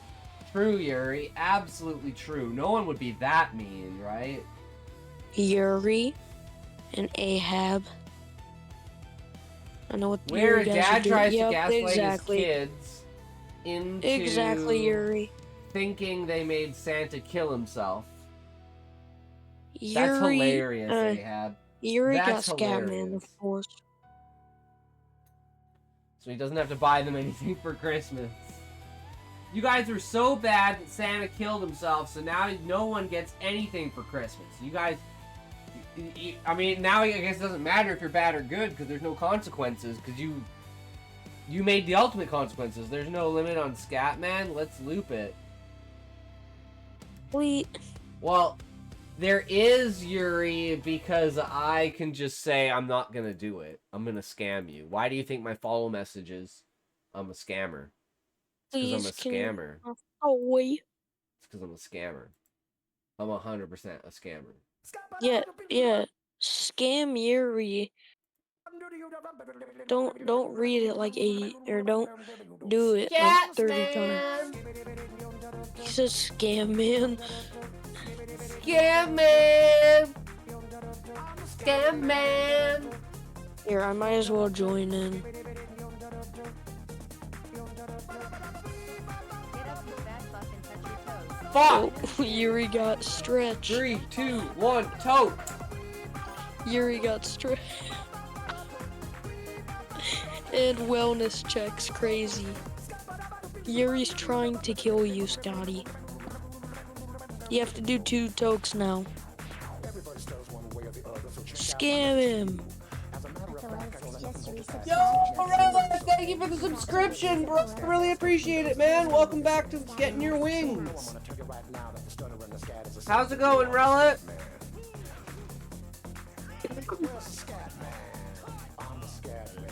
Can you at least like ignore like a little bit of freaking Yuri? Because Yuri doesn't want to see my story. No, he does. He wants to interrupt it. He doesn't want to see it. Halfway's here. Nice try, better luck next time, fat ass. Anything to beat up kids. Lazy ass shit. Anything You're to lucky. beat up kids. Oh, I love it. Leave your seat. Do not move. Therefore, No, by Yuri's contractual lucky I'm law. not the So he was owner already of gonna the choke because he stream. was I'm packing the bowl. Then I redeemed. Then Yuri redeemed. So yeah, you're right. That is 3. That is 4. not- Oh my Yuri- god. How do you still have points, Yuri, after doing that 10k? The 10k points? Bro, what is Yuri's- this? Or I Hey, don't know. I'm gonna make Scotty. Scotty read your story in Indian accent. Or Hey, we're gonna go Scotty. very long for the Indian. Go with the Scotty. brown. What is it? What is up? E- Yuri's so lucky I'm not you right now, and I'm not hovering my finger over the ban button. Yuri, that literally improves every story. Oh yes, very much so. The enhancement of what you get and when you do what you are for what it is, you definitely get more for your bang. I will buck your bang with my dick. Yuri, you can't keep doing that. That is not how it works. You can't do it. Go back to normal. I don't Hey, you can know. always Not just trying to be a kill scam, you. man. Thank you for redeeming chair dance. If Yuri gets banned, I'll unban Yuri. Please fully enjoy this immersive Oh, if Yuri gets banned, I'll unban Yuri. Perfect, Relic. Now I'll just have to remove Mod from Fennec because he's been abusing his power. I only did it for 10 seconds. Yes. Which is abusing your power. The length doesn't matter, the fact that you did it matters. And it wasn't So in a do funny I not have mod context. anymore? Keep dancing. No, I said if you continue to abuse it, this is just like, And then I accidentally yeah, I know you banned accidentally Turner. banned Turner. Yes, I did. That's what I said. I said, Accidentally banned him. even if you didn't, it doesn't matter. Yeah, it does. Doesn't matter if you intentionally do it or not, it's the amount of times that it happens. If you accidentally ban someone 10 times, I'm like, well, unfortunately, you're just clearly not responsible enough to be mod, because you can't help but fucking misclick. Which is fair, right? 3, 2, 1, toke!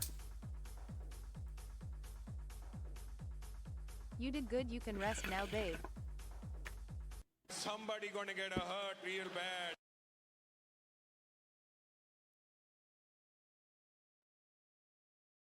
Main hobby writing, side hobby provoking and starting arguments with kids. Ads! Ads! It's a tad ad with a bad rad for a fat dad ad, bad rad, bad You know what? I bad, might as bad well ads. just lie to you and say I'm not gonna be here for the whole stream because Yuri. You can't do that. You've already said you're going to be here for the whole stream, so you'd be a liar otherwise. Yeah, and I'm gonna have to because of freaking Yuri. No, your stipulation for being in the stream had nothing to do with Yuri. It does. Nope. Yuri's You said you're being going to be here for the annoying. whole stream. You're going to be here for the whole stream no matter what. And I said I'm going to hold you to that. Ads Really, aren't turning Howard? on. Dang, darn. Well, Go back damn to it, what do you normal, mean? bitch. Give me my This money! big-ass accent is What killing are you me. doing? Give me my fucking Do not money! drink water. Where are my Do not move ads? your Give me seat. my money, Do not move your bitch! feet. Do not stretch. Give me my Do not go to money! the bathroom. Motherfucker! Have another toke. Where my 3 cents at? Final points, rip, time to smoke and Face it, chill. bitch, stupid Adios. stupid man, get his camera right. Fuck free True, speech. Yuri.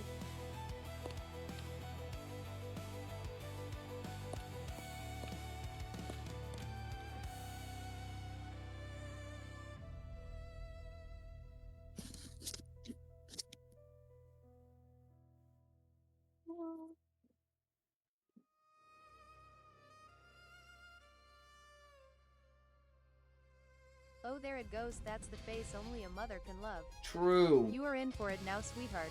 Take those sexy glasses off like a good girl. You don't need to see what happens next. One for the road. Oh my god.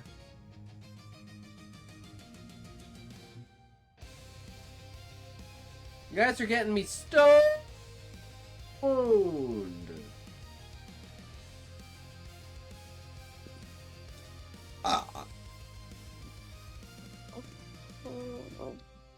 Scooza.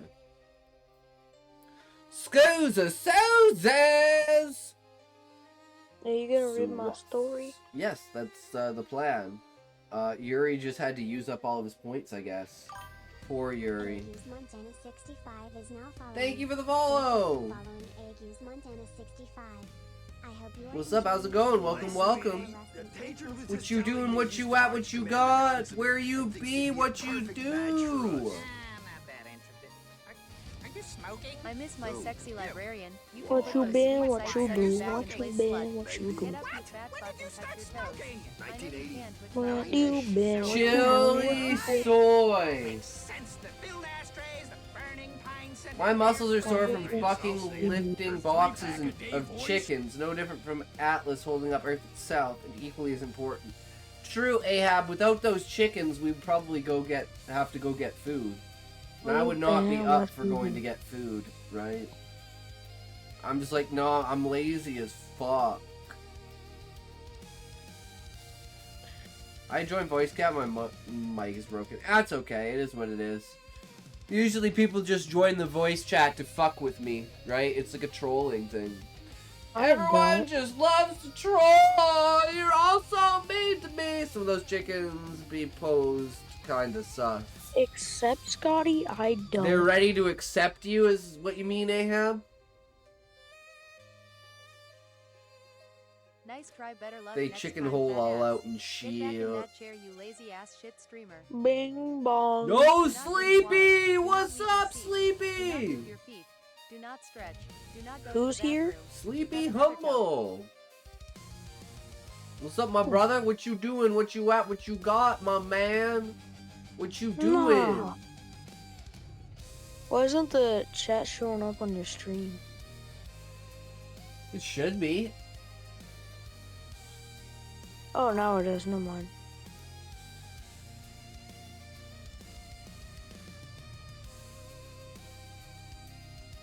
It was just my phone.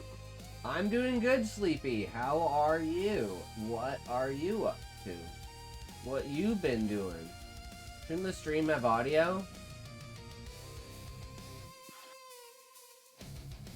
Good. Whose story next? Void story. Should be mine.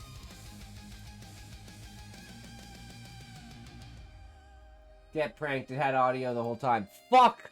God damn it, Ahab. Why'd you make me go through all that shit? Yeah, Void is now Fennec. Yeah. Okay, so this is your story? Didn't we already read this one? No. So, like, I added a lot. Okay. Okay, alright, I'll believe you. I'll believe you. Calm down. Jesus fucking Christ, I'll believe you. God damn, man. You don't need to go so hard with it. Fuck. Yeah, I was about to say, I got I'm you. not really Void anymore. I'm Fennec. Yeah, but neither is Blessed, but Blessed's still Blessed, so it is what it is. Who Alright. all has a submit? Do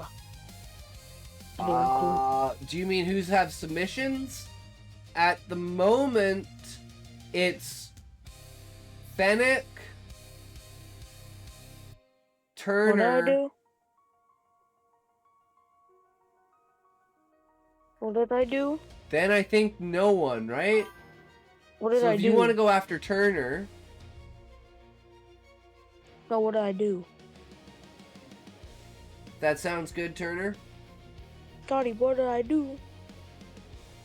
Have you written anything lately, though, Sleepy? You didn't do anything. That's the problem. Egg salad. All right. Cause yeah, we gotta finish the rest of that chapter that we never finished yesterday, Happy. No, I'm fucking lazy. Ooh, sleepy. I'm fucking lazy too, bro. I'm a lazy piece Bro, of shit. speaking facts. It's true. No excuses. I'm just lazy. Yep. Alright, I here, can't let's get my start with the shit story. together. So, who's gonna be the mastermind of interrupting Void's story? Please. Now that Yuri is, I'm a busy person who wants to be lazy.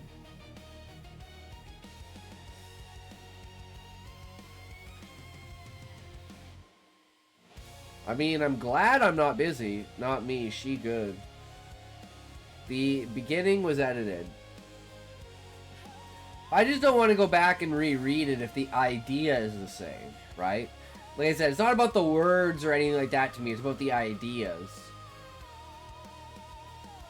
Of course you're not interrupting, Sleepy, because you'd have to interrupt what I was reading if you were interrupting, but I'm not reading anything, so you can't interrupt me. So, WWE Talk, we in here. Yo, what's up, Chris AM? True, brother.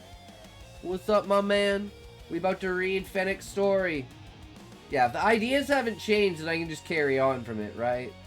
That way we don't have to bore people with, like, going over it again. Because people like things that are new, you know. I've read enough, like, usually there's, like, a couple of months between, like, a rewrite or, like, a re-edit. So it's like you come back to the story, it's almost a completely different story, as opposed to just, like, slight changes. So I think that's, like, better to show the progress at the finish mark. Like, if you need ideas or something like that. And it's at 6.5k words so far. Yeah, we could read, like, 4k, 3k words, and then we can read another, like, 3k words, right? R was the story. I think he meant read the story. I don't know what I'm reading, though. My story. But I'm blind.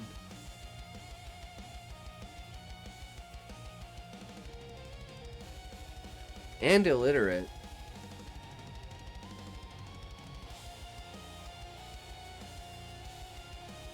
I mean, what?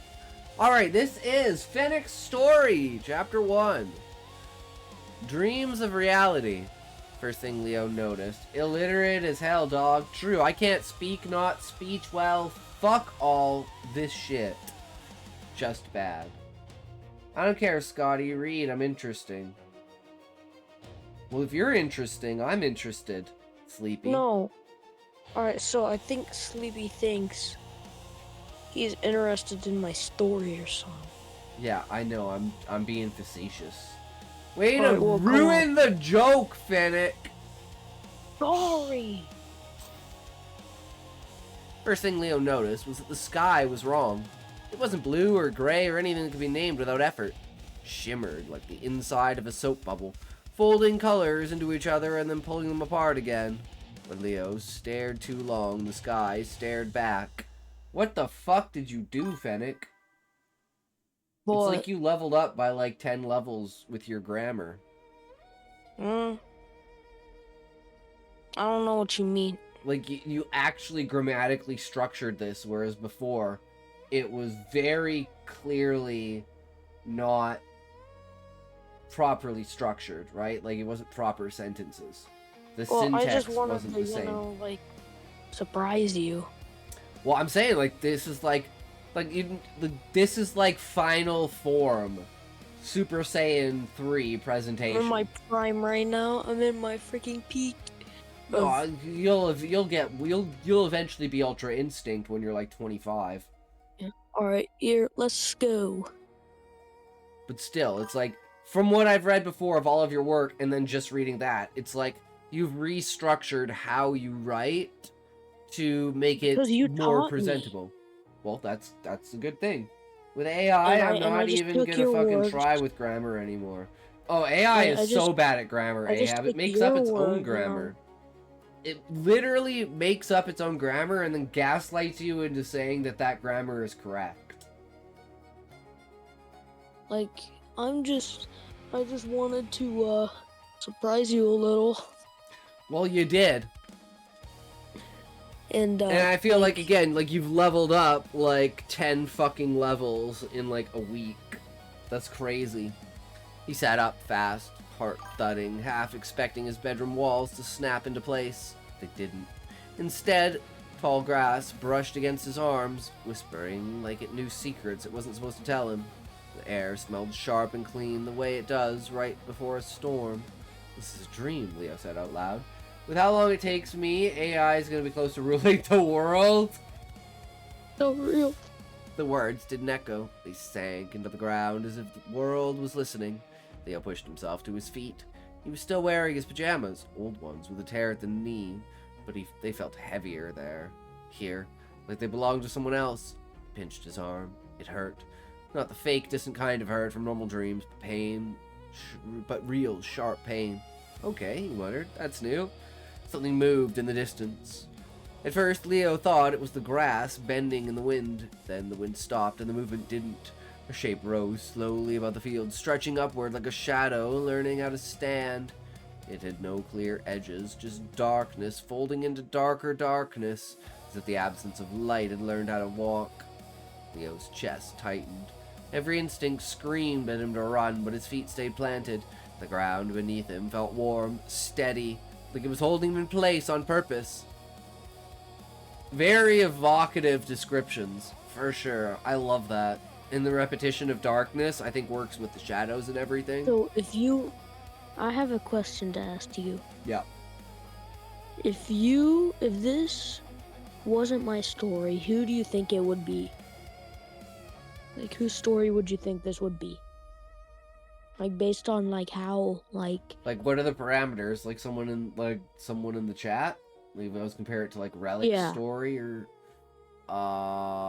This feels like Callie's story. The way that things are described and the emotion that it's setting in is, like, very much Callie inspired, I'd say. First, Leo thought it was the grass bending. Oh, we already read that. Leo's chest tightened. Every instinct screamed at him to run, but his feet stayed planted. The ground beneath him felt warm, steady, like it was holding him in place on purpose. The shadow turned toward him. When it spoke, it didn't use a voice. The words appeared inside Leo's head, heavy and cold. You're not supposed to be here. I didn't mean to come, Leo said, his voice shaking. I'm just dreaming. Shadow drifted closer, gliding instead of walking. There's no just here, it replied. Dreams are doors, and you walk through one. Leo swallowed. Then I'll wake up. Shadow paused. For a first time, Leo sensed something like amusement. If only it were that simple. Before Leo could respond, the world fractured. The grass dissolved into fragments of light, the sky folding inward like a collapsing mirror. Leo felt himself falling, not down, but sideways, through flashes of places that made no sense. A burning city, an endless ocean with no water, a classroom filled with empty desks, all facing him. He landed hard on stone.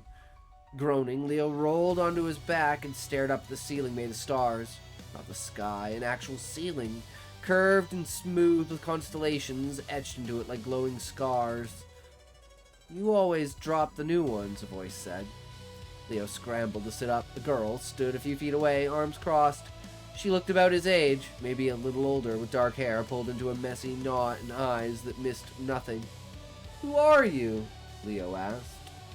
Someone who's been here longer than you, she replied, which means I don't panic anymore. They'll get there. Maybe. Where is here? She hesitated, then said, the place between sleeping and awake. Some call it the dreaming. Some call it reality's shadow, depends who you ask. Leo frowned. So, this is real? It's real enough to hurt you, she said flatly. And real enough to kill you, if you're careless. That word, kill, hung in the air between them. What was that thing?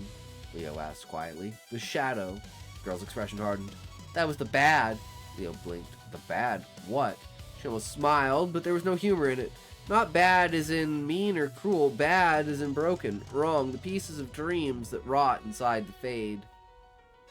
In the evil? Leo asked, with the words slipping out before he could stop it.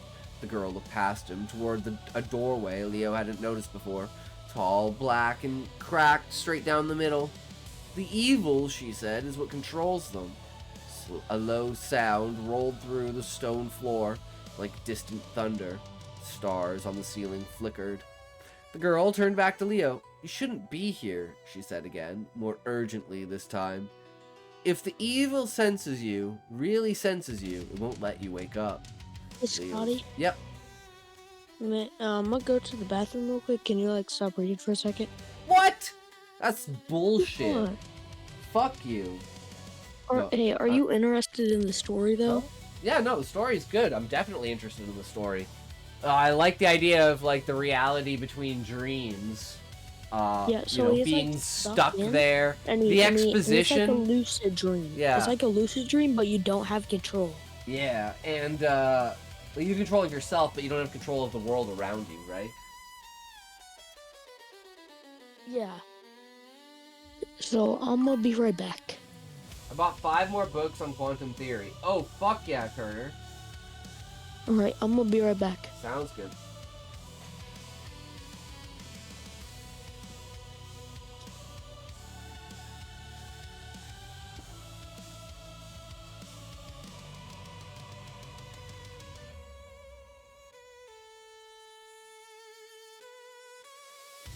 Now that makes me ask Turner, how many books on quantum theory do you have? Like 30? More. 3, 2, 1, tote!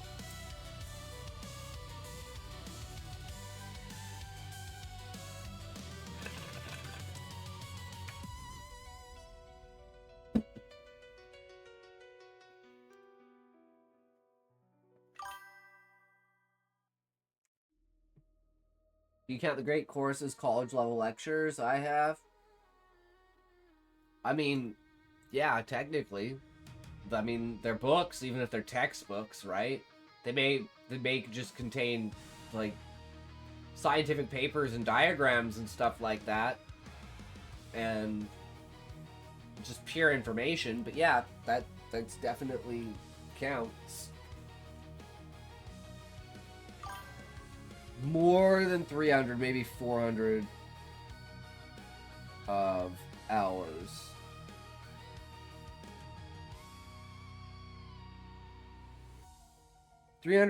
I just got most of Sean Carl's stuff.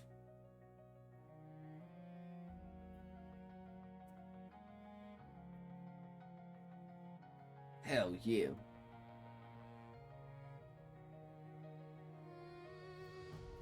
The fuck is this? Hurry up, Bennett. You're making the whole stream wait. Making the whole stream wait. Buddy, I'm back. No, you're not. That's a lie. I don't believe you. Guys, I don't believe Fennec's back. If you don't cheer me up tonight, I'm going to do bad things to you. Well, then I'll have to make you suffer because I want to suffer. Is that fair? Is that fair to say? Or is that, like, too much? And then, Scotty, once Callie comes back and Book comes back, like, into the streams, they could, read this one. Say, I'm improved. I mean, 100%. Like, it's not even... It's, like, not even close, right? Because it's like, now it's like, oh, before I was just putting my ideas down on the page and just, like, run on sentences and whatever it is. But now it's like, let's go back to the drawing board and let's structure it. I forgot what the fucking piss and shit to fucking do in Resident Evil 2. I'm crashing. I'm gonna crash out. I hate games like that, Ahab, when I'm lost. And I'm like, yeah, I just don't know what to do. That happened to me in Elden Ring. I literally was like, I don't know where to go. I don't know what to do. I know I have to go kill, like, Rykar at, like, the bottom of the Infernal Manor. And I could just never figure it out. I had to Google it. And I was like, oh my god, I'm retarded. Wherever we stopped, let's start back up. No! Let's start up way, way past it at the end of the chapter and just to say we read it. Let's not read it and say that we did. And by the way, Scotty, what? I already made the second chapter. No, while you making the didn't. first one. No, you I might as well make the second one. didn't. Wow, that's crazy. That's crazy. Congratulations.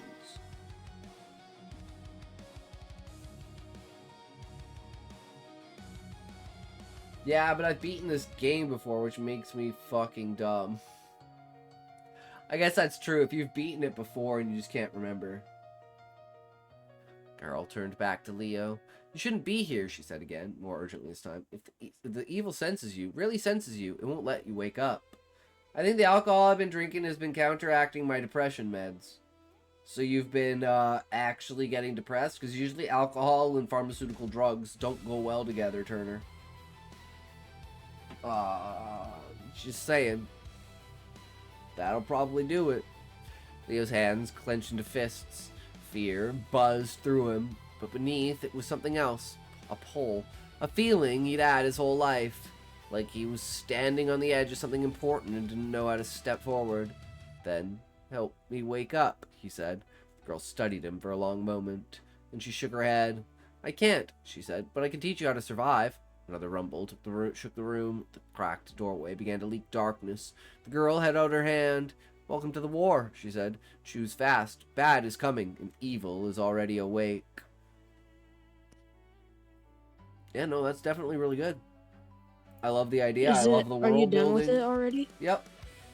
Alright, so I just posted the second one in general.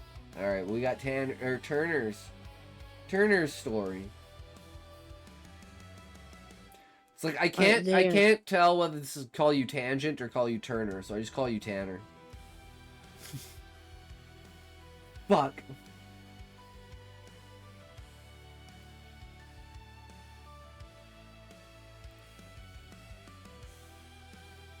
Okay, so we got Turner's story, then we got Haffy's story. Alright, and then me? I mean, if you want me to read your second chapter when I'm done reading everyone else's, if there's no one in queue, Yeah, sure. Yeah, I just posted the second chapter in 14, I think, general. inept preparations. Are we catching up, or do you have up to like chapter 30, right? I think I edited the beta reader version. So, Scotty, for this book, I'm gonna make 22 chapters. Nice. I'm gonna try. I mean, it sounds like a good start so far. I like the world, the idea behind it. It's definitely got a catch to it. You know? Like Turner, would you say that's a good start to a book for good first chapter versus like my first chapter? Which is shit. Mine's okay. That first chapter is okay. What of it I heard? So like what? So Scotty. Yeah. What would you think? What would you rate my story, my first chapter out of 10?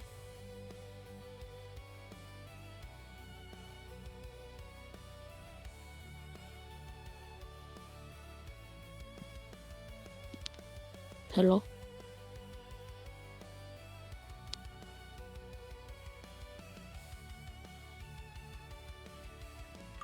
Are you thinking?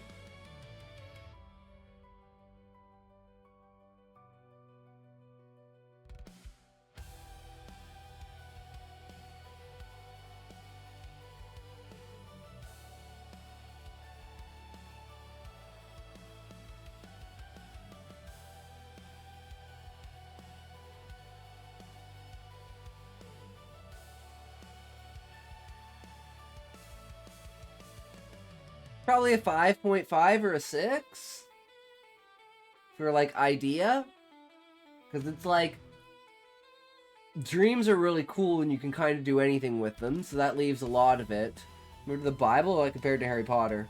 I just mean idea wise. I always just think of the idea, like how does the idea rate on a scale of ideas? Like, is this a strong idea? How advanced is the idea? The idea isn't very complex, but it has a lot that it can work with, right?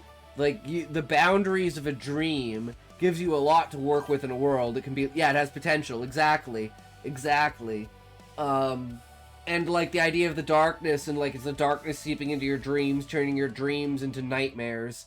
Like, there isn't enough there right now, but, like, the potential, depending on how you play the story and whether you incorporate, like, like this character like having like psychological trauma and it like playing back to that, how this is like them recovering from something inside of their own mind and like playing along with that, like really get in depth with it, because right now it's like it's very basic, but it has the roots that, because that's what you want, is you just want a basic foundation to build off of and something that can expand upon. And like By the way, that the was my world between longest dreams chapter ever, is a great and, idea. That was my longest chapter ever, and I had 800 something words, Nice. and I normally make 200. Well, I mean, you just keep writing more and more and more and more and more, and then you just get more and more comfortable with getting descriptions. I'll work on chapter 3 while you're reading. The only thing I would say is, like, the character mentality of why the character is there. Set iterative goals. Yeah. Character motivation. How does the character feel about the situation they're in? You know, how does this compare to their normal life?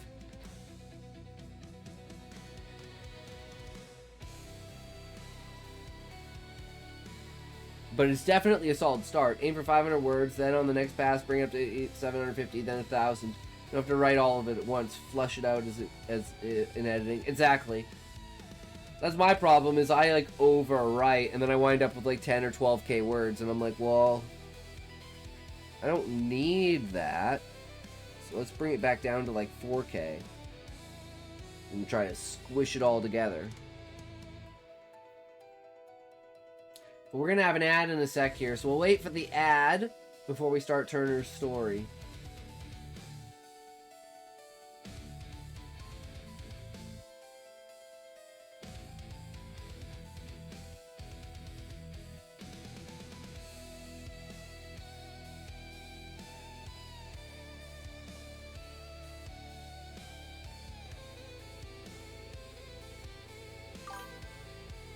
Quasi-comedy chapter. I mean, inept preparation sounds like there's gonna be some backfiring of something, or just some all-around like shenanigans. Yeah, I can definitely see that happening.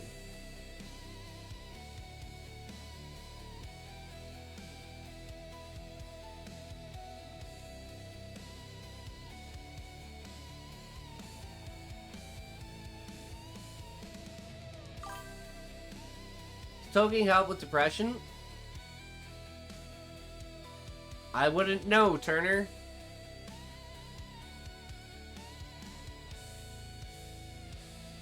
Maybe it does. I don't know. I think it depends on how you're using weed, right? Some people use it as a numbing agent, but I use it as an enhancer. Like, to me, weed is like coke.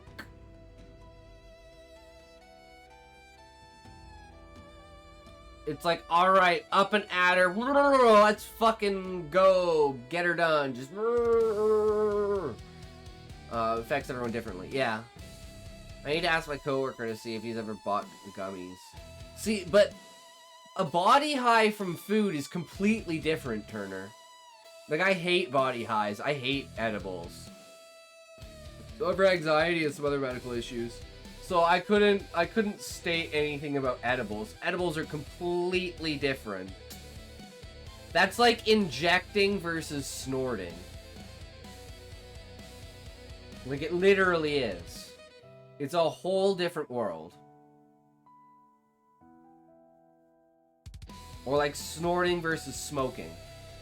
Edibles for a first time might be a bad idea, but I think if you research enough and know what to expect, my recommendation would be, like, if you have, let's say, a 10 milligram gummy, cut it into 10 pieces and eat 1 milligram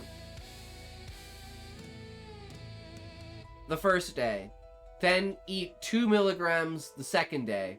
Then eat 3 milligrams the third day and see what your tolerance level is for it. I've had a puff from a pipe with weed before. Spent a while researching shrooms before doing shrooms. Same. I've done shrooms like 6 times. Epic trips. I always get biblical.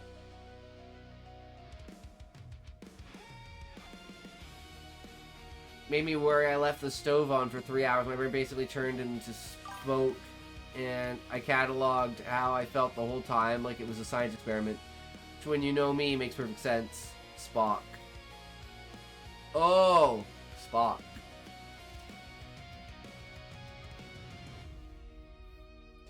Very much analytical.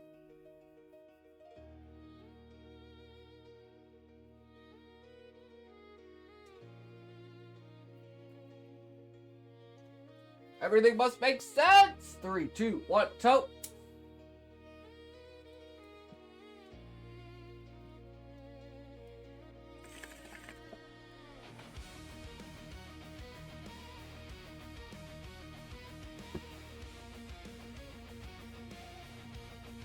Flour over edibles because the edibles taste like shit.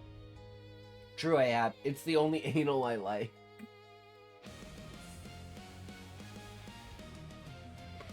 I was gonna say, Turner, don't you have a wife?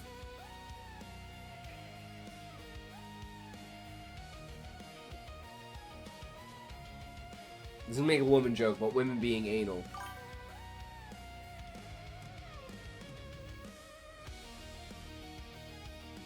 Analytical. Only anal I like. Ah! Analytical. I see.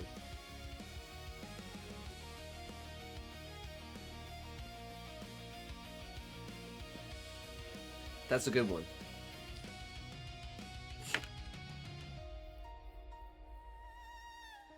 Alright, shall we? Shall we get into this?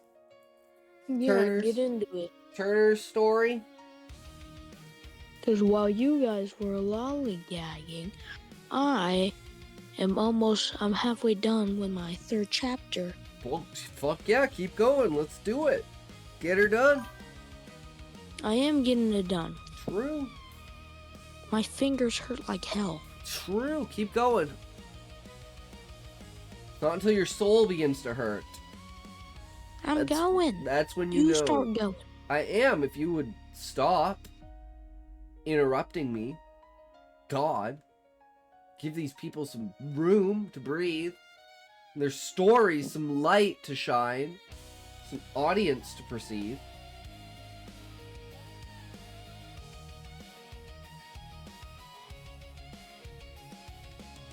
Are we ready? Shit, I wasn't ready for that. Why do you stop so easily? Fingers hurting usually leads to good things. It's how I got a goth girlfriend.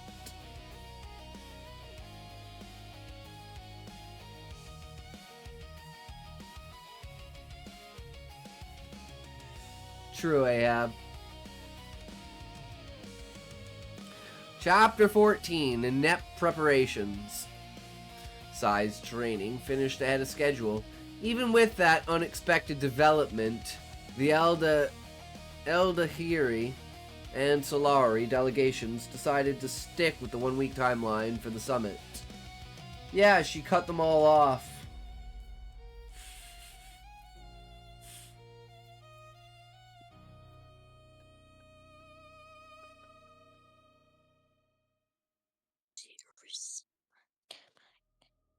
Communications between Sai, cousin, and her communications officer were stable. Context was mostly understood. Some cultural differences or related information were always missing. Some of that was intentional. Sai didn't have the storage capacity for everything, nor did he have the technology to transmit psionically.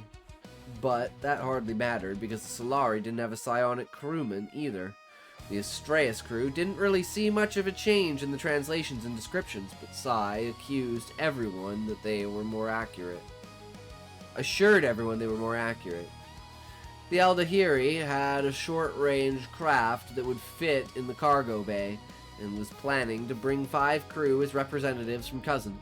That meant the port cargo bay was being prepared as the landing pad. This just meant that it was closed, pressurized, and had a giant red circle painted on its floor.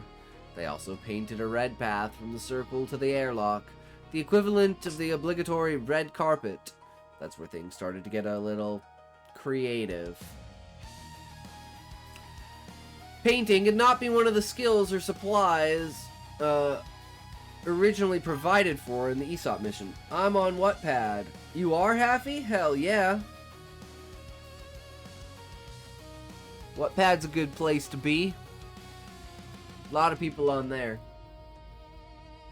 I just don't like it because you can't copy and paste it into Scrivener, so I have to read off of Wattpad. And you get all the ads and bullshit. Thankfully, one of the cooks in food services was able to make a red paint from fruit or juice concentrate, cooking oil, vinegar, and sodium alginate from the oxygen vents. They were never trusted alone in the kitchen again, which may have been for the best, as they were also the one responsible for the abomination passed off as green beans that was dehydrated, vacuum frozen, and reconstituted with varying amounts of success. Incidentally, those were useful in making the green paints. The paint was covered in a thin layer of patch resin before the bay was depressurized to cure. Chief Zimmer's night shift bridge crew still had red splotches on their fingers and some faces several days after they finished. They did not appreciate any of the red-handed jokes that were made, although, in their defense, none of those jokes were actually very funny. Starboard Bay was being transformed into a reception hall to minimize contamination risks. Rerouting the environmental piping and ensuring the atmospheric mix was correct was the most time-consuming part. It took practically the whole week with engineering teams working in shifts to get it done. As it turns out, the cargo bays, with capacity of capable of being pressurized and depressurized, were never meant to hold the atmosphere different from the ship. Considerable number of pipes and vents had to be sealed or rerouted.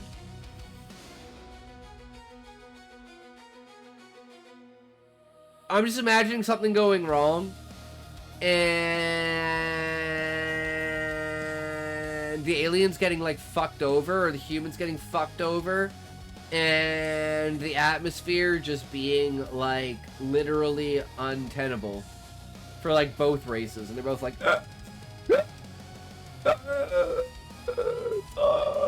what are you doing? No, what are you doing? No, I said, what are you doing? No, what are you doing? It's like, wait, if we're both saying what are we doing, then something's wrong here. If you're both attacking at the same time, it's StarCraft logic. One of you is wrong. You should never both be attacking at the same time. If you're both moving across the map at the same time, someone's wrong.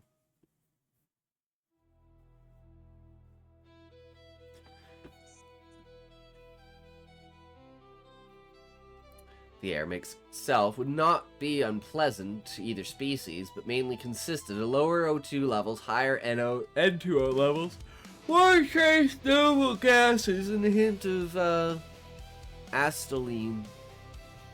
That was an alarming one for the humans, but both Saya and Cousin insisted that the fragrance of human acetylene, with the phosphine impurities would be pleasurable to Aldahiri. Wait, is that bad? What is acetylene? The fuck is acetylene? Is it like an alcoholic, like an ethene, like alcohol smell? Solari weren't even aware they were carrying welding torches, explosive. Oh, okay. Solari weren't even aware they were carrying acetylene. Turns out some idiot at dry dock brought the wrong kit over during retrofit, and instead of admitting to it, just hid it in the superstructure under the observatory. It's a small miracle it didn't explode and kill everyone on board during the trip out. Well, they did say that everyone on this crew is woefully under... What the fuck is the word? Like, trained for their station. Underqualified. Locked in. Made Resident Evil progress. I made it. Hell yeah! That's what it's all about, Ahab. Keep going! Push it! I believe in you, son! Starboard Bay also needed paint. More red carpet. A decorative floor mosaic, table, and representation of the CSF seal. which ended up being the wrong colors and was almost as widely inaccurate as the Aesop mission patch. You skipped? Also, wait, I skipped? What did I skip? Wait, what? Cousin detected it in early scans and had to play a game of hotter, colder until the Solari eventually found it. Oh. Want more space operas that don't focus on military shit. But what else are they gonna focus on? Gap Cycle is just too fucking good. Starboard Bay also needed paint, more red carpet, a decorative floor mosaic table, and a representation of the CSF seal, which ended up being the wrong colors and was almost as widely inaccurate as the Aesop mission patch. Because they had already disconnected all the vents, the Astraeus crew was unable to depressurize the Starboard Bay, so the paint was never sealed with resin. A week after the summit, it developed its own unique smell, which was only partially the paint's fault. Focus on hot waifus instead of military shit. Yes, we need hot waifu alien bitches. We need to go back to Star Trek of Kirk going around seducing hot female aliens. Boasting technology and basically just like in some cases you could say abusing primitive life forms.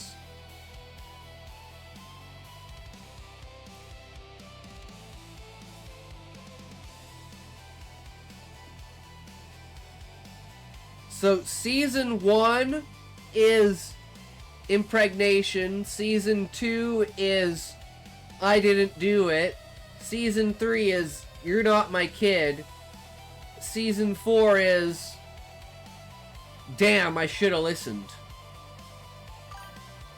Or really, really dark sci-fi, I need more of that.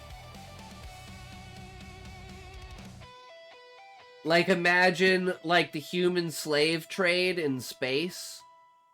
Where it's like, you have, like, millions of frozen humans. And then you have, like, genetics where it's like, these, like, you know, embryos are shipped off to places to be bred to be slaves. Or food for aliens. What if, like, what if there's, like, the secret is that when the aliens declared peace, the only way that they would get peace is if humans gave them sacrifices to eat? So humans basically kidnap and give people to the aliens to maintain peace, but the aliens have like super advanced technology, but there's like hidden, you know, conspiracy theorists that are fighting against the aliens, but other humans hate them because they're like, you're gonna make the aliens kill us by fighting against the aliens, but then the humans learn that the aliens are, you know, taking all of their people and breeding them out to be slaves, and then the people go, at least it's not me. And then the universe just carries on as normal. Pointing to the graph, nothing ever happens. I'm cringe, I want to add magic to my sci-fi. Well, look at Warhammer 40k. Warhammer 40k is the Aether, right? So it's like you can absolutely add magic to sci-fi. You got the Force in Star Wars. Call all psionics. Call it psionics, and you can add all the magic you want. No one will question it. That's true, but it is magic. Are we back to eating babies? No, I'm just talking about, you know, like you could have a dark fantasy world. I mean, the aliens don't necessarily have to eat babies, right? Maybe they genetically speed up the growth process so they're like 3 months old, but they're like fully grown. So they like grow them to eat them, but they taste better if they're like happy. So they give them like basically perfect lives, so that their meat is like tender and like sturdy. You know, it's not like mushy and gooey, which it's like if they don't like have them like basically running about. Scotty, you're almost describing the Ammonian from the Gap Cycle. Well, I'm sure other people have come up with the same ideas they have. It's not like this is a new concept. Put babies into grow tanks. I mean, it's not like it's a new concept, right? I mean, you do the same thing with, like, clones and shit, right? But in this case, they're just embryos bred, so they're just, you know, tank-created humans instead of womb-bred humans, right? We call them tankers instead of wombers. You can have wombers and tankers, and they'll be like, you know, at each other's throats. Amnion are pretty unique. I haven't seen anything like them done before. That's just one thing they do. True.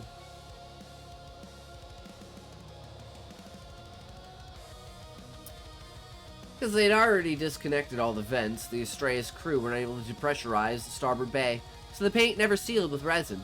A week after the summit, it developed... Hey, Scotty, I'm gonna be AFK for a second. Sounds good. Developed its own unique smell, which was only partially the paint's fault. The AI's recommended the presentation of the minty pine cone scented spearmint as both an example of creative human agricultural genetic modification as well as a fragrance that both Eldahari and Solari would find appealing. Mint for the win! So the room was decorated with small, genetically modified spearmint pots. I could see it. Yup.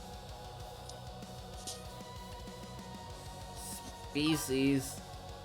My book has species is speciesism? Species? Well, like, you mean like racism between different species? That's what my book has too. Because the octopi are like slightly more intelligent and they're the main race and they have like the power of diplomatic oversight. And then insectoids and avians are looked down on because they're slightly less intelligent, but also they have no political power of head of state. And then the beastmen are looked down even more because they're like child level intelligence and everyone just laughs at them because they're dumb. But it's like fueled hatred. And then there's like the anti-beastmen that literally want to wipe out all the beastmen. Solarians are the incel race of nerds. Solari are the blue fuckable aliens from Mass Effect.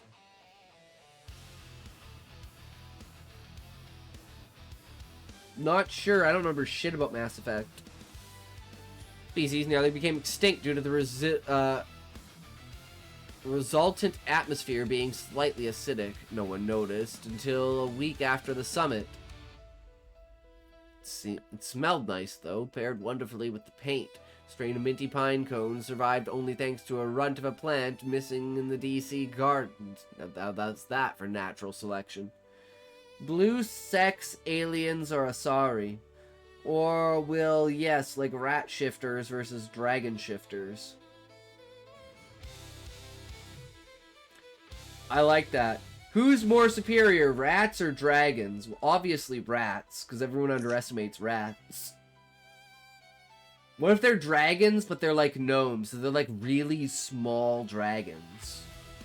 And everyone like picks on them because they're like the smallest race. And the only thing they have going for them is the fact that they can fly and they can breathe fire. But they can fly like chickens. They can't really like super fly. Yeah, Ahab, what if there's a species out... Okay, guys, what about this? What if humans are so attractive compared to every other species that humans become purely bred as, like, the sex species? And the only reason why humans exist in the universe is to be, like, sex slaves.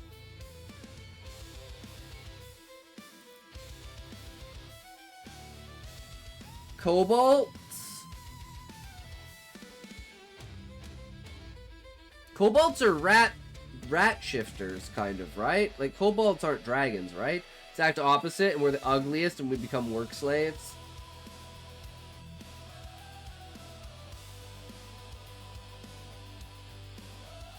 I don't know, you could be the ugliest, but, I mean, maybe they use an example of someone, and they're like, you know, it's like first contact, and they think every human looks like fucking lizards. Lizards. When I think of kobolds, I think of gnolls.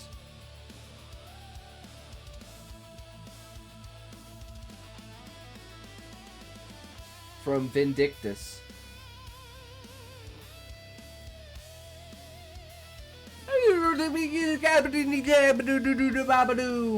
cold. I'm putting on my slippers. Imagine a specialist political cartoon that just draws humans is all fucked up.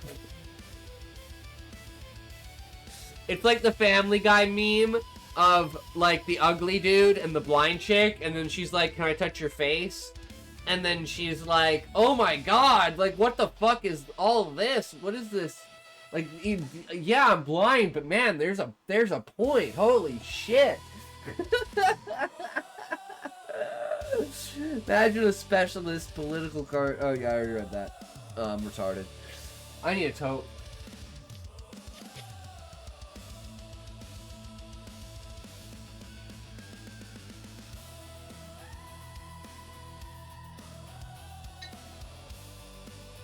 Three, two, one, toke!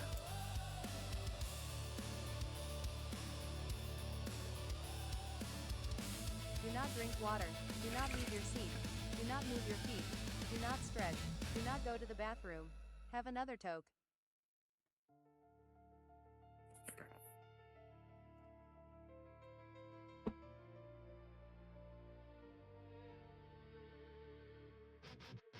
I don't know anymore, Ahab.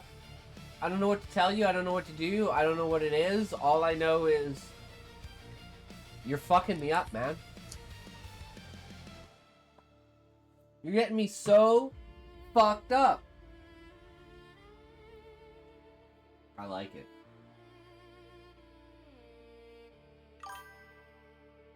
Beat me to the redeem. Do not redeem. No, good sir. Please do not redeem. No. No, do not redeem. He sits in the background. And you sit in the background and you take those points, then you put them in the most inappropriate time. 3, 2, 1, tote.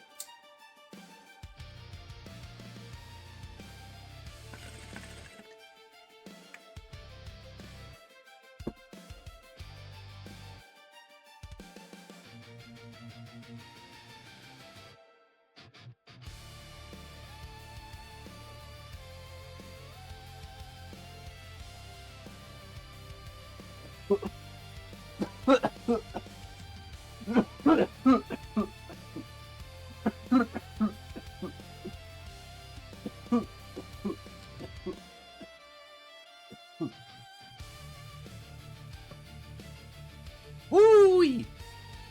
Lucky they had almost every flag of the signatories on board. Should write again. After my PC died of last fucking everything, I felt a little disheartened, but like, I have a laptop now. It's all still in your head, Ahab. It's all still in your head. It'll be better this time.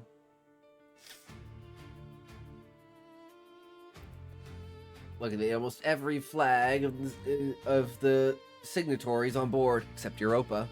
A blue pillowcase had been disassembled and hung on a pole at the edge of the seal, half hidden behind the other flags. It was hoped no one would look too closely and see it had no details and was just blue cloth. When the videos were later reviewed, Tors noticed, but had the decency to not mention it. My nephew says the 6-7 meme so much, I want to become Homer Simpson.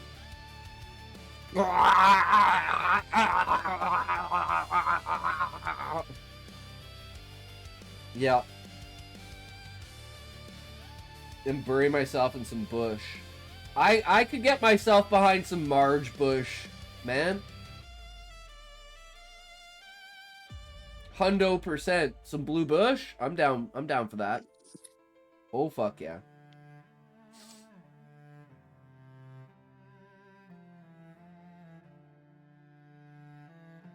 When completed and in full light, the reception hall looked, well, let's say, Marcy's sister would have been proud. Francine from American Dad, she could get it. Yeah, I could definitely see it. Excellently decorated in proper 5th grade fashion. Solari 4th grade classes everywhere would have been envious. It was that bad. Glitter wouldn't have even helped. Glitter in space? Oh my god. Could you imagine? Thankfully, if you lowered the lights below 60% intensity, it reduced the camera resolution. Didn't look that bad on a recording. American Dad is an absolute cinematic treasure. I'm definitely a Roger fan. Roger is my favorite character. They need to just make a show about Roger. Official records say the lighting change was requested by the Eldahari. It was not. They only requested a temperature around 25°C and no more than 5 representatives per species in the reception hall. But like the entire series would just be him, like, you know, pulling pranks and doing like fucked up stuff, just like, you know, trying to pretend to be human. And every time anything about him being an alien came up, it was just be like gagged out. And be like, no, we're just gonna ignore that. We don't care. I think it could be good. The Eldahari returned their guest list of who would be attending. They provided their 5 names, which appeared in the filigreed script seen in previous communications. Next to them were English approximations. Captain Diok? How do you pronounce that? Dr. Z. Okay. Engineer Steve. Master-at-Arms Dralic. And Communications Officer Senna. Yes, Steve. The name appears in at least 4 other interstellar species languages. Granted, there were 6 or 7 more syllables to his full name in addition to psionic context, but when he learned from Cousin that Steve was a common Solari name, he was ecstatic. I like that idea of coincidence of the name like that. That's very interesting. Just a regular names like Steve. Ritalia from the Rising of the Shield Hero. The Tanuki. Raftalia?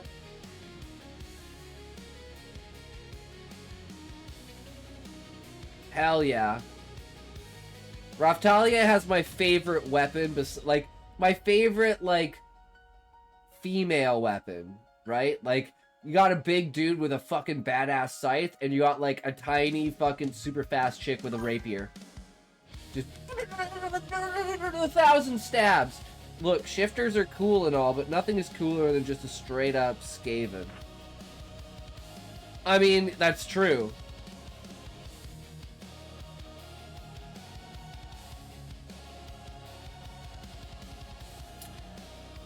There are some really, really fucking interesting species ideas out there.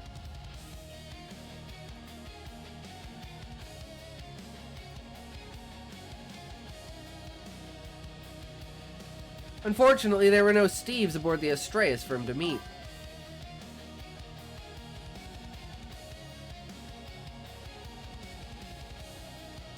Well, I'm gonna grab a drink, take a piss, chill out. I'll be back.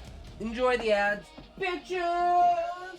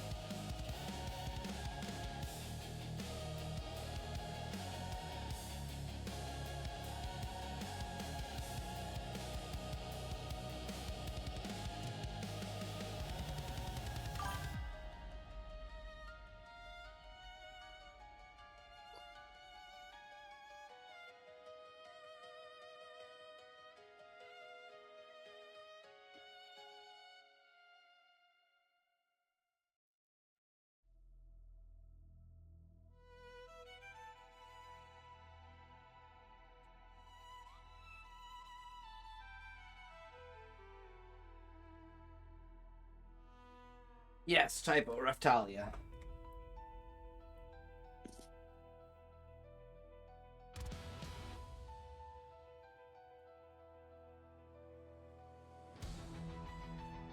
Imagine if the Black Plague was an army of zealous rats with plague priests crusading around the earth instead of just a shitty disease.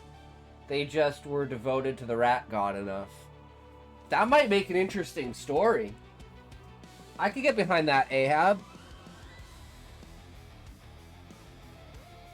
The rat crusades. We must spread and infect everything. We must go everywhere, get on every ship, spread to every corner of the earth. We must make this world our own. Dr. Chen was practically drowning in detailed information about alien respiration, potential human contamination vectors, and explanations of the decontamination procedures. The Eldahiri would follow before coming aboard. Most of the documents were useless. The science behind them was more than she or the unofficial xenobiology team could fathom. Yeah, everything looks fine. Very pretty. I don't understand any of it. But if they're fine coming over and say it's not going to kill us, I'm willing to go along with that.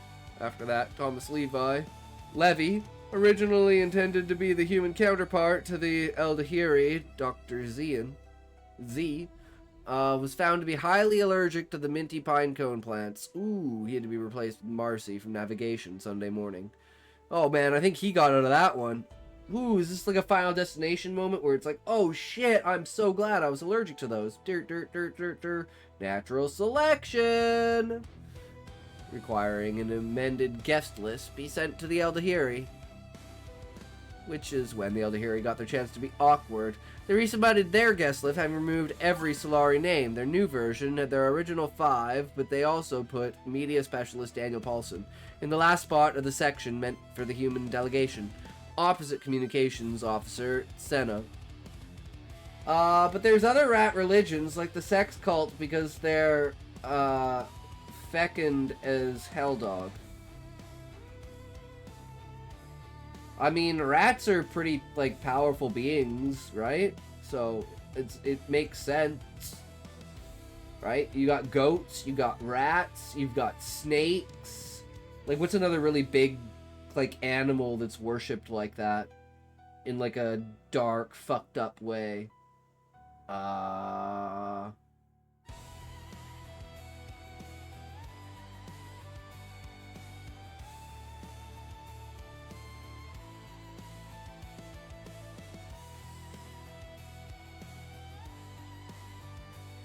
I don't know, I can't think of any others.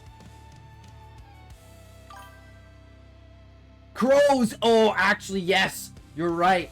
Crows is a huge one, actually. Like ravens? Oh, abso-fucking-lutely, you are right. Sure, why not? They'll just go through rehearsals again with Marcy and Dan with 1 day's notice. We'll be fine, I'm sure. Which reminds me of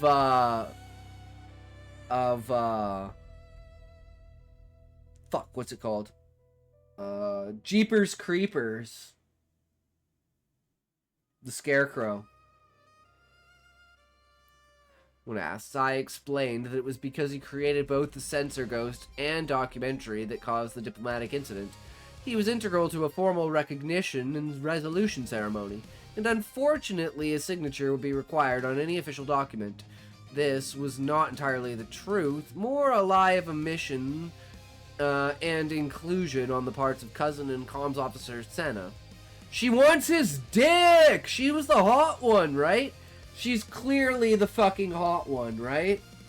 Specifics of which cousin refused to go into detail about. She was an Eldahari AI, and this was more of a Che'athrali concept. Che'athrali? Che'athrali. Athralri. Fuck. Senna was Che'athralri Eldahir.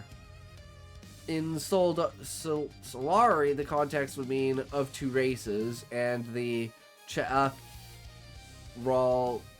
were, well, to be frank, most Che'athralri were considered hopeless romantics with obsessions for poetry and symbolism, although Senna was only half Che'athralri. Fuck.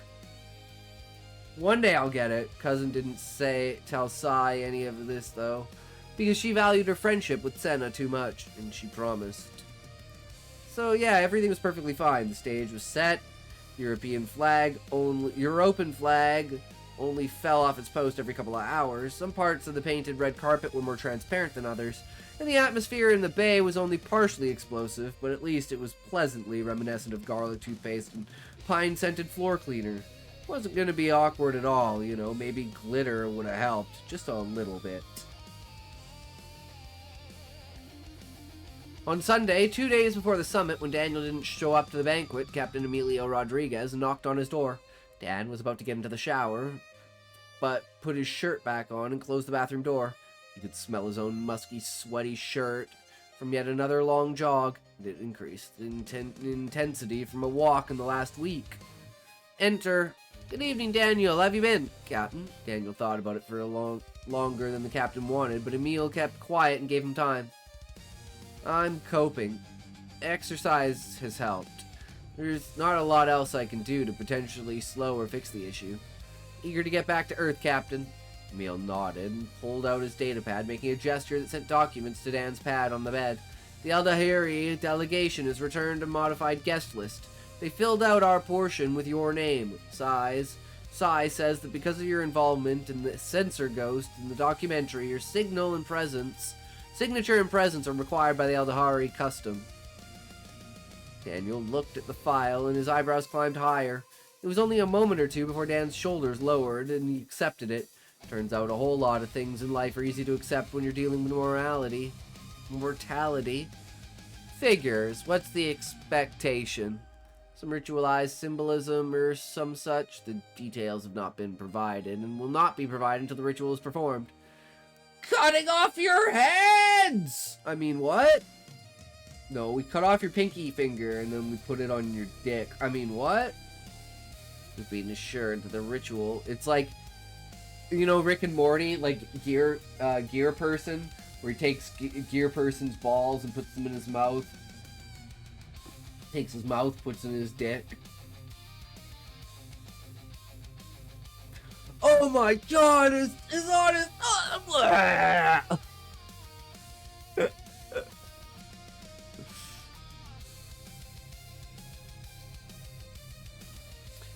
Ensure the ritual is not harmful or difficult. Public embarrassment. I mean, technically baptism is a ritual, right?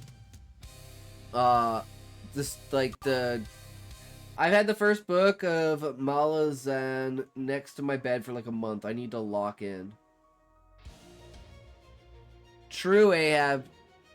I mean, we haven't been reading too much of A Wheel of Time, but we do have Great Hunt sitting here.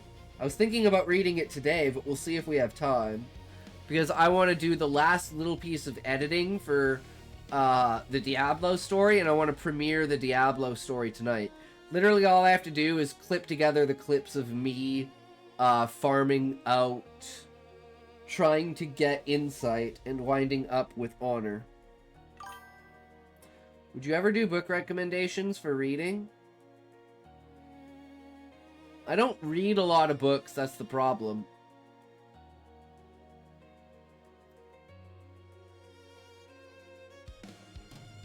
I need to read more, I just don't have time. That's why I read on stream. Because it's like, other than that, I'm like making like YouTube content, right? That's what I spend like 90% of my time doing, is making YouTube content. The stream is just kind of half of that. Was a test reading makes you gay? Perfect! Okay, let's see how far we've gotten then. Perfect, 630%. That's decent, that's decent. Okay, you know, we've got a ways to go. But that's good. Oh, damn, Ahab, you definitely been reading. What are you talking about? What have you been reading? Have you been reading gay comics? Is that what you're reading? How could you, Ahab? What is this? Holy shit, Turner! What are you doing? Sci-fi and fantasy and nonfiction. Holy shit, Ahab. That's gay as fuck, dude. What is this? Even I'm not that gay, and I'm pretty fucking gay. Shit, Turner is a fucking scholar, I guess. Teach me the ways, Turner! I'll suck your dick! Teach me the ways! Public embarrassment. Potentially. Great. Myself, Dr. Beltran, Engineer Keel, and Master-at-Arms Vintner will also be there. We've had to switch to Marcy as Tom will be unable to attend. A cock scholar. Yes. Tried to line up our roles with the crew they're sending. You're taking Lieutenant Decker's position opposite their comms officer, Senna. There's a diplomatic guide attached to that document on the expectations that uniform requirements. I've already requisitioned your formal attire from Habs services. They'll want a fitting soon to make final adjustments. I'll head down after I take a shower. You'll need to get a shave and a haircut too. I'll send a message to the barber. Dan sighed and tossed his pad back onto the bed. You understand why that bothers me, right? Fittings and barbers both kind of have to touch me. You understand why I expect you to fulfill your duties to a mission that you not only caused, but broke, fixed, and will see to completion, Emilio said without much tenderness. You've been exercising, that's great, but you have duties that you've been ignoring for the last week. Hey, Scotty and Shaq. Yo, what's up? How's it going, Blessed? What you doing, my burro? Damn, Happy's almost as gay as me. He's caught up so fast. See, the stream absolutely makes you gay. You're dealing with something all of us will have to deal with eventually. You're just unlucky enough to have it all ahead of schedule. Wait, does that mean Kai's gay too? Because Kai started reading. Guys, did we, like, inherently turn Kai gay by making him read? Oh no, that's not good. Is he going to fall off now that he's gay for reading? I can't believe it. Oh no, true. I leave often to repel the gay. You have to go and pray the gay away, Blessed. Go and pray the gay away. Well, then you're even more gay now that you're here, Happy. You can't repel a force more powerful than your understanding.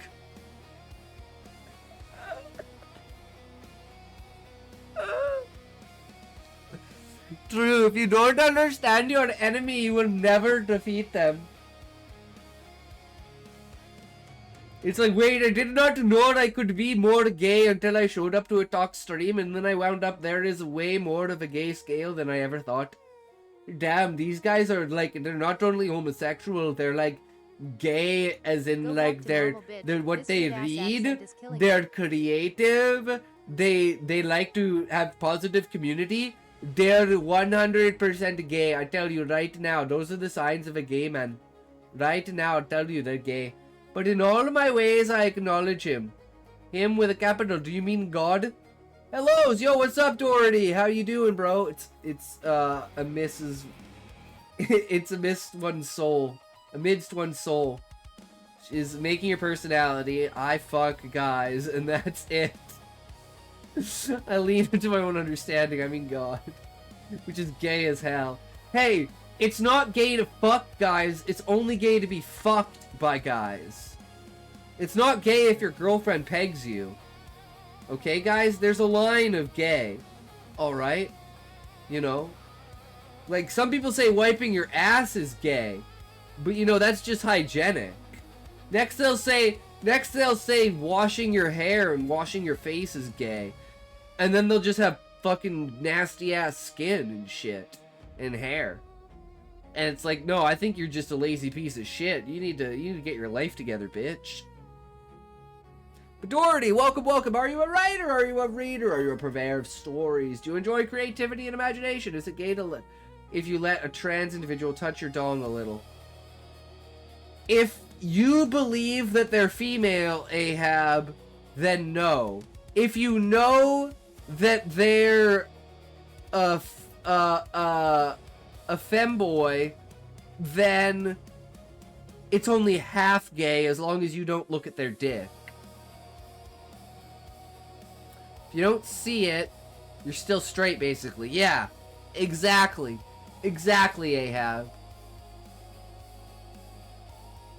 Because they're female presenting, right? It's like, does liking a tomboy make you gay? Because they generally are, like, masculine presenting?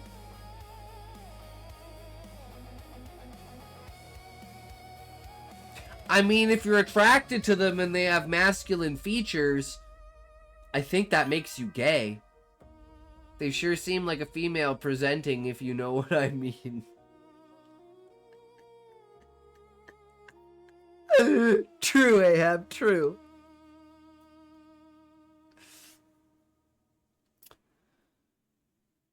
You're dealing with something all of us will have to deal with eventually. You're just unlucky enough to have it ahead of schedule. So, you can continue to sulk in your cabin and treadmill, or you can be an active part in history.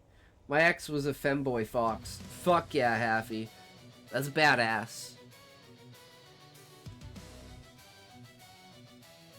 I'm an absolute femboy.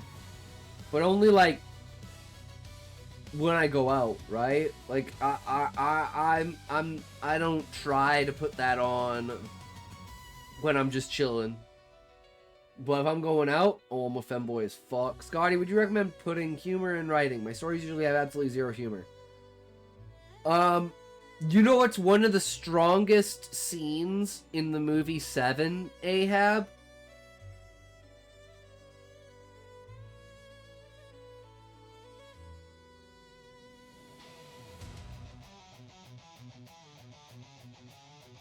The breakfast scene, like at the diner between Morgan Freeman.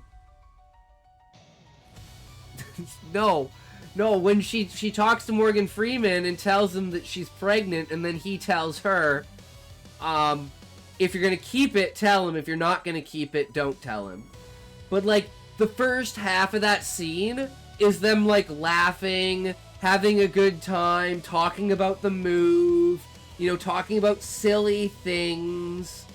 Humor is absolutely an amazing contrast, especially in an absolutely serious setting. Because it gives you, it shows you what the possibility could have been if things had gone differently. And that's almost as heartbreaking.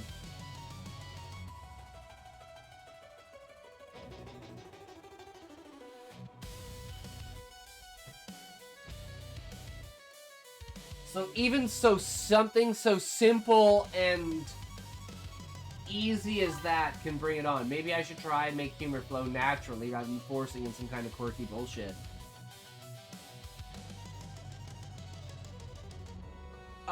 Ahab, you could throw shit at the wall. You could just, like, keep forcing it and then remove the ones that don't work. Eventually it will fall into place. Three, two, one, toe. Keep forcing it, Scotty. Exactly. If there feels like a blockage, you just need a better enema. I second Yuri's original suggestion of a points redeemed to mute people, or a point redeemed for subscriber-only chat. Or, Turner, you could just say, chalkboard, I want you to read my story. And I'll just read your story. But, like, don't abuse it. Because it does, like, the point of the stream is to be interactive and have fun and be interesting, right? It's not, unfortunately, it's not necessarily to read your story. That's the unfortunate part about it. But if you really want me to lock in, I can do that. 3, 2, 1. Like, Callie gets me to do that. Because he wants, like, genuine, real feedback. Right? Like, on point. Whereas I'm like, I'm giving you, like, a summary of how I feel as I feel it, plus an update at the end of the chapter. As opposed to trying to force, being, like, trying to pick things apart. I just want to naturally have it be like, what do I think? What does this give me? What do I feel? What does it invoke? Why do I think about this? How do I present this? But the option is always there. I want you to know that the option is always there. 3, 2, 1, toke!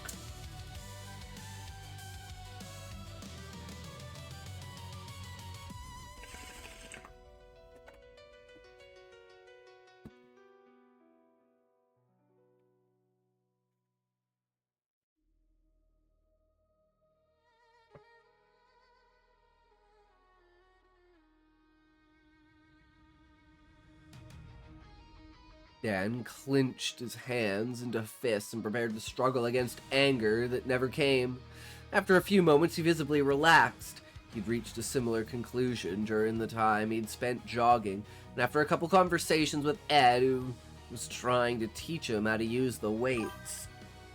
I have a character in my book called Ronnie. He's a rat shifter who was bullied by a dragon shifter, but the reason the dragon shifter bullies him is because he turns out that he likes him and doesn't know how to express it. That sounds about right, Haffy. That sounds about right. It's like, it's something people don't talk about a lot, but it's like male sexual tension. You know how women get like sexual tension between women? Well, unfortunately, so do men.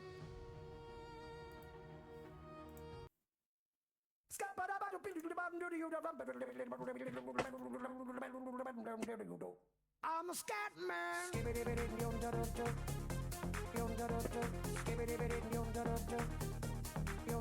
I'm a scat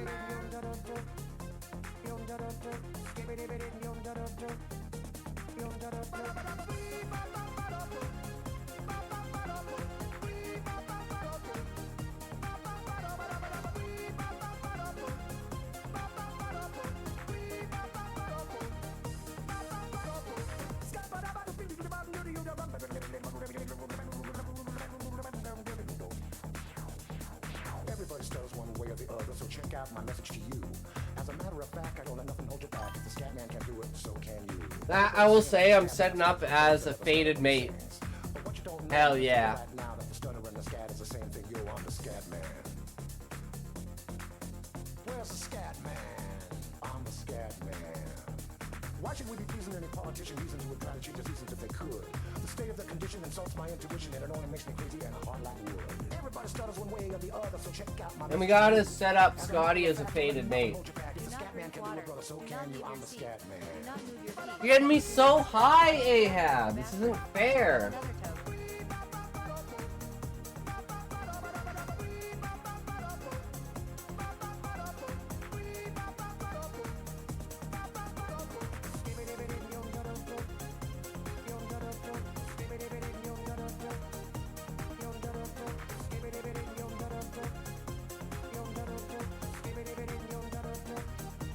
Another toke.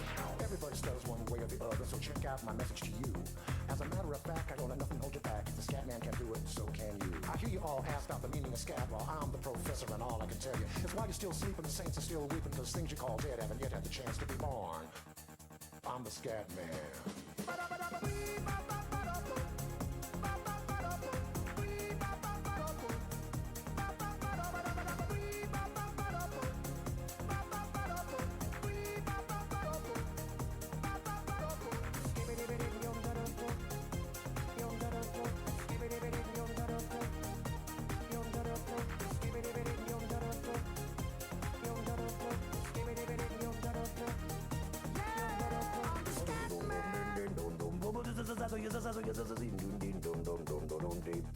Where's the scat man?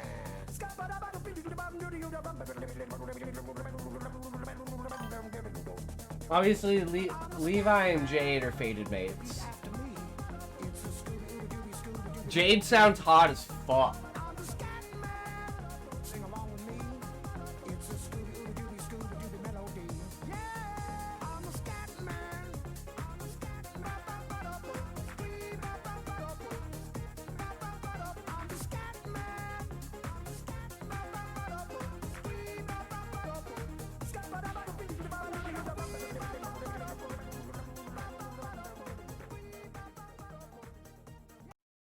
Hell yeah. She is badass. Hell yeah.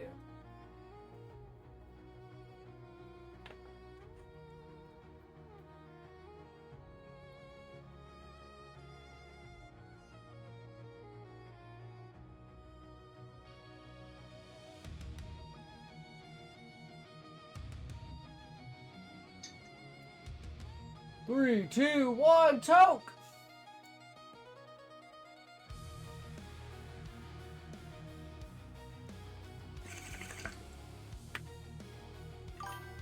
One one two one two one two is now following. Thank you for following 1121212. Yo, what's up? Hi, sweetie. The patron was just telling me you used to Arch Commander Constantine. I think you stopped near the end of chapter 1. Match for us. I'm not that interested. Are you smoking? Who? You. Why? What? Why are you smoking? Yeah, I don't think we got through the last bit of it, but we'll finish it off. 1980. And we'll do chapter 2 too. So you have We'll get through it. lying. Eventually we'll get through it. We still got like 4 hours to go, right? Wine-scented hairspray. Yes, I'll say it. And we're like 3-pack a day. 2/3 of the way through Turner's story. So only like another hour or so for this, and 3 hours for yours, and then boom, that's it. That's the stream. Done. Easy peasy.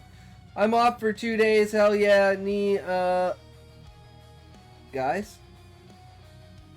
Ads.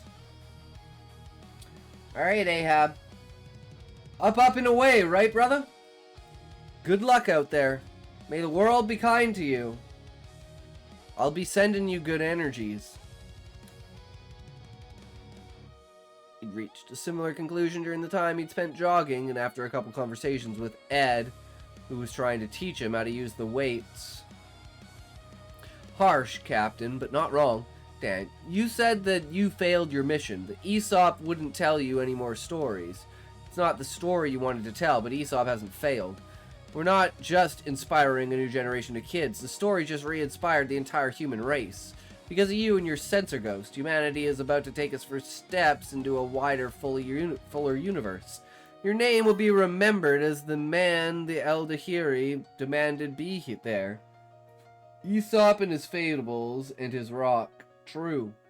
Maybe that means as punishment or embarrassment. Maybe it will be a cautionary tale of pranks gone wrong or gone too far.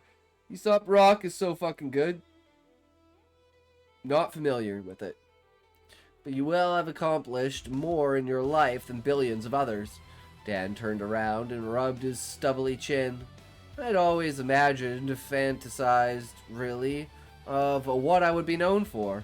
Inventing faster than light travel. Revolutionizing artificial intelligence. Being the voice of reason during humanity's first contact. Bringing about peace and prosperity. Like it was an episode of Star Trek. Ads!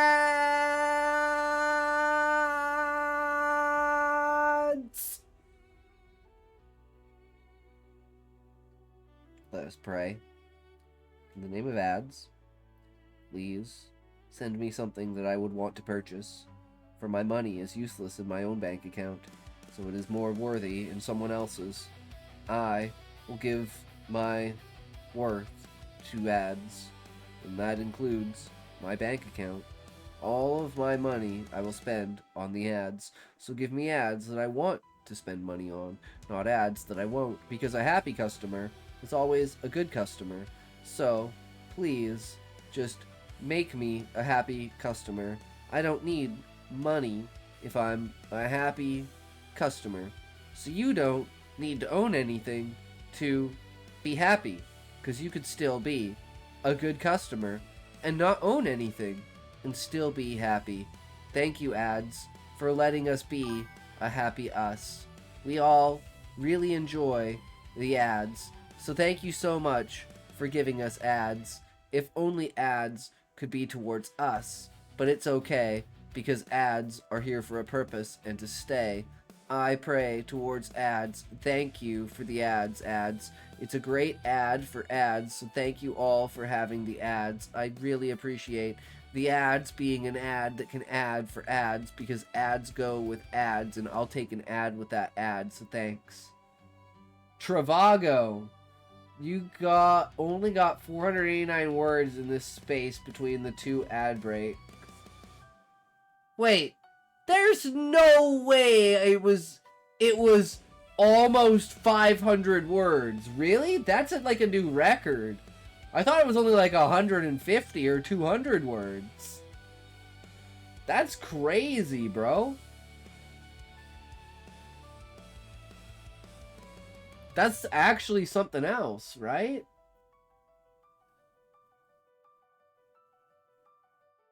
Dan sighed heavily. Instead, I'm gonna get first human to ask another species on a date and habitually fuck up who complicated the whole thing. And habitual fuck up who complicated the whole thing. A slight grin appeared on Dan's face. Not backed by strong emotion, but still there. Emil returned the smile and his features softened. Dan picked up his pad again, sending a request for an immediate appointment to the barber. First human to do a lot of things. Not all of them were positive, but what do you want the history books to say? History books are going to say that you were really good at pep talks.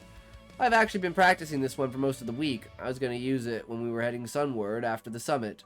To get your ass back to work. Someone have a broken data pad, Cap? No, it's movie night and low morale. Apparently watch histories are back and caused a couple domestic issues when spouses saw what each other was watching or reading. Crews complaining. Dan laughed for the first time in a week and muscles deep inside relaxed and he didn't know were tense. What do you think happens after this? Trade agreements, interstellar exploration.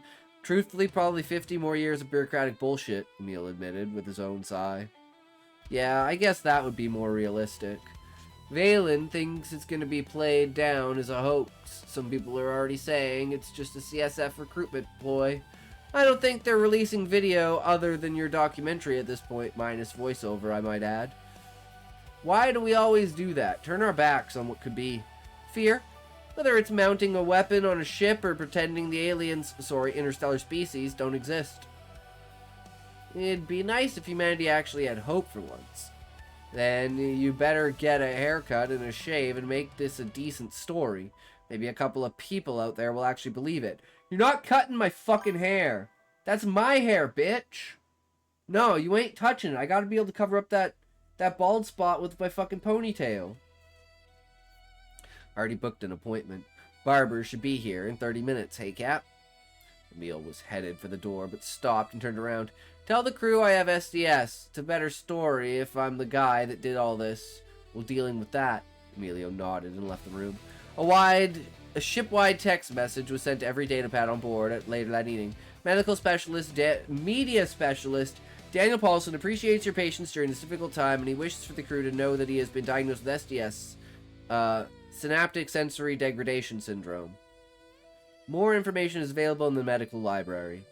So many things could have been prevented if Cousin relayed everything that happened aboard the Astreus to her crew. Diseases exist across all species. No amount of medical intervention could truly remove all of them. Cousin had heard the term SDS. She'd even had conversations with Marcus about it. She didn't really care about it or give it much thought. She cared later, but by then it was too late. Ah, shit. Why isn't their first thing to be like, yo, can the aliens cure this shit? If I was Daniel, that's what I would be on. I'd be all over that shit. I'd break every rule to say, hey, could you guys fix my brain? 2 days later, in the morning of the summit, Daniel Paulson looked into his mirror and saw his own face.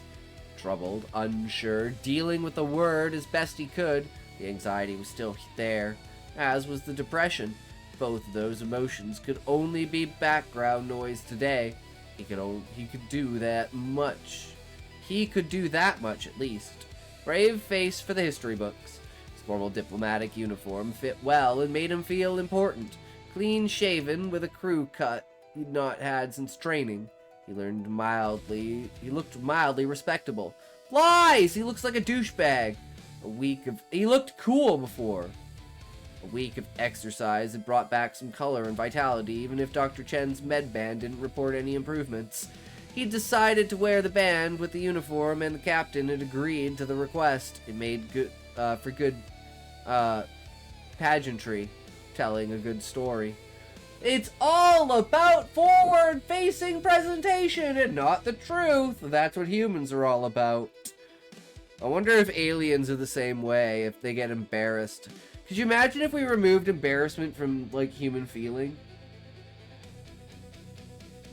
That would be a crazy thing. Dan retrieved his pad and checked all the cameras he had configured to document the arrival and signing of the resolution. Captain had ordered their installation as part of preparations. While the placements weren't perfect, the angles were workable. Dan had scripted movement, tracking the other features into practically every camera. They would all coordinate to record every angle they possibly could. There would be plenty of footage for the event for posterity without his direct control of each camera. The dress Meg boots had taken some getting used to. They didn't click, stamp, and lock like the standard issue. These glide toe gestures could adjust magnetic strength, and depending on the surface, felt like socks on a slippery floor. Thankfully, he'd had an entire day to walk around the ship with them on, and wasn't accidentally untethering himself from the floor anymore. True, Effie! That's what it's all about!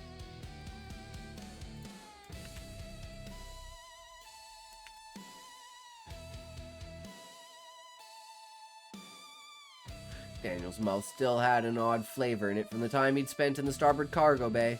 Getting used to the atmosphere, he'd be breathing for hours today. It was garlicky, maybe. Not unpleasant, but it had made dinner taste better last night, so at least there was that. He had delayed getting ready so he wouldn't be early, but at this point he decided there was no reason in staying in his cabin. He left the room and made his way to the traverse to Medring, and then on the cargo bay's internal cameras along the hall cracked his movement. Not with his scripts, probably Psi. Privacy blocks had been lifted for documentation purposes and streaming. Groups of the crew were gathered in locations with larger displays like the bridge, mess hall, and school. Daniel approached the airlocks in the spine halfway using carefully practiced zero-G glide step, something only possible with his new boots. The bays were not in the ring. They didn't rotate, so there was only minuscule amounts of gravity where the gravitation channels passed towards the reactor. They didn't cover the whole bay. Surprisingly, he wasn't feeling sick, but he hadn't eaten today specifically for that reason, so it made sense. Hey, he's getting a better feeling for moving around. Starboard airlock had 12 EVA suits, one for each delegate, and 2 spares in case there were any atmospheric issues. The painted red stripe led from a circle in the port bay, through both airlocks, in the connecting hall into the starboard bay where a table had 1 digital and 2 physical copies of the resolution. They had been prepared by Ambassador Valen and printed on a polylaminate scroll. Thing for permanent styluses lay near them. There was a red square with filigree designs provided by the Eldahiri, painstakingly recreated by Chief Zimmer and his bridge crew on the floor near where Daniel was supposed to stand, the location where the ritualistic conclusion of the ceremony was to take place. To Dan, it had the same presence as a gallows. The captain, Marcy Beltran, Aaron Keel, Elijah Vittner stood in the connecting hallway, waiting. You clean up well, Daniel. Thank you, Marcy. Shuttle is preparing to depart, cousin. Sai's synthetic voice informed them. Oh boy! We're gonna get the aliens full-on description and like everything. Are we gonna get sexy alien bitches? Oh, I fucking hope so. Let's go. Big titty goth mommy alien, 6 feet tall.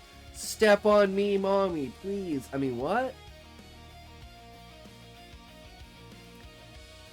Alright, now it's Haffy's story. So let's see if we can figure out where we left off.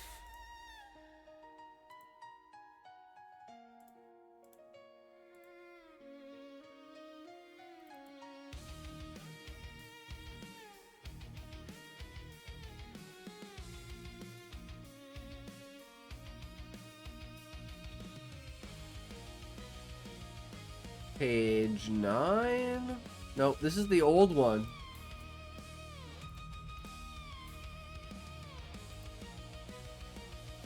Wait, you said you updated it.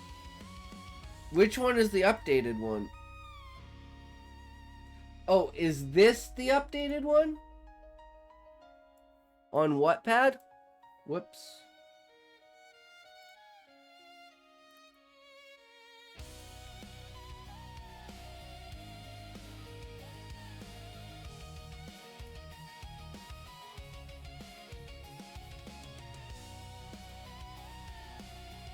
Okay, where are we?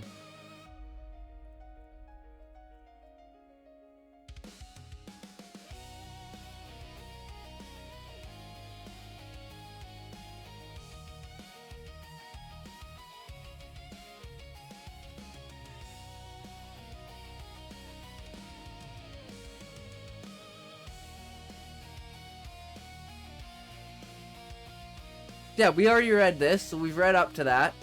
Passed through the gates and into the color and sound. We're already inside of the city. So where did we end off?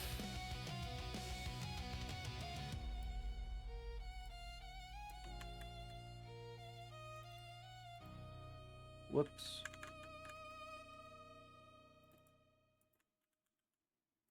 Here we are.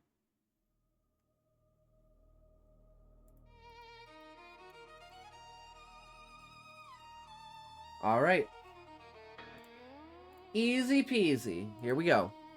And Levi, homeless boy of human streets, felt the wild inside him answer back. Jade didn't give him time to overthink it. She caught Levi by the sleeve and tugged him forward, threading them into the flow of the crowd like she'd done it 1,000 times before. Come on, she said. If you're gonna stand there looking like a spooked deer, at least do it while moving. Streets narrowed as they went deeper, stone buildings leaning close as if sharing secrets overhead. Ribbons of evergreen were woven between balconies, hung with bells and tiny charms carved in shapes of claws, moons, and eyes. Every time the wind stirred, they chimed softly, protective wards disguised as decoration. Levi noticed things he shouldn't have, or maybe things he finally could. A woman laughing too loudly, whose shadow briefly showed a tail. A man warming his hands over a brazier, steam rising from his breath even though the fire wasn't lit. Eyes reflecting lantern light, wrong, gold instead of brown, silver instead of blue. No one hid it here. This is the lower ring, Jade said, nodding toward a row of food stalls. Merchants, travelers, anyone who doesn't want the castle breathing down their neck all the time. The vendor shoved a skewer into Levi's hand before he could protest. Meat glazed in honey and herbs, still sizzling. Levi hesitated. Eat, Jade said. You smell like you haven't in days. He took a bite and nearly groaned, warmth spreading through him. Not just hunger easing, but something deeper, like his body recognized the food as right. He finished it too fast. Is it human flesh? Did he just eat a human? Jade smirked. Told you. He passed a group of children playing a game that looked like tag. Except one of them. No, he's homeless, right? He probably hasn't had a good meal in years. He's been eating McDonald's out of the trash. They passed a group of children playing a game that looked like tag. Except one of them blurred, moving impossibly fast. Laughter echoed as the others shouted mock outrage. A carved stone fountain nearby depicted a wolf, a bear, and a great cat drinking from the same pool. Pax, Levi said quietly. Old alliance, Jade said, doesn't always hold, but during the long moon, no bloodshed inside the walls. Goddess's law. And if someone breaks it, her ice wolf lifted its head, eyes glinting. They don't do it twice. They climbed a gentle slope, the air growing cleaner, sharper, music drifting stronger here. Dancers spun in the square, boots striking stone in time with drums. At the center stood a massive evergreen tree, its branches heavy with glowing runes instead of ornaments. Each rune pulsed softly, synchronized with the moon overhead. Levi stopped short. More like stale bread. McDonald's is too good, right? Who would throw out McDonald's, right? More like homeless people wouldn't even eat McDonald's. What are you talking about?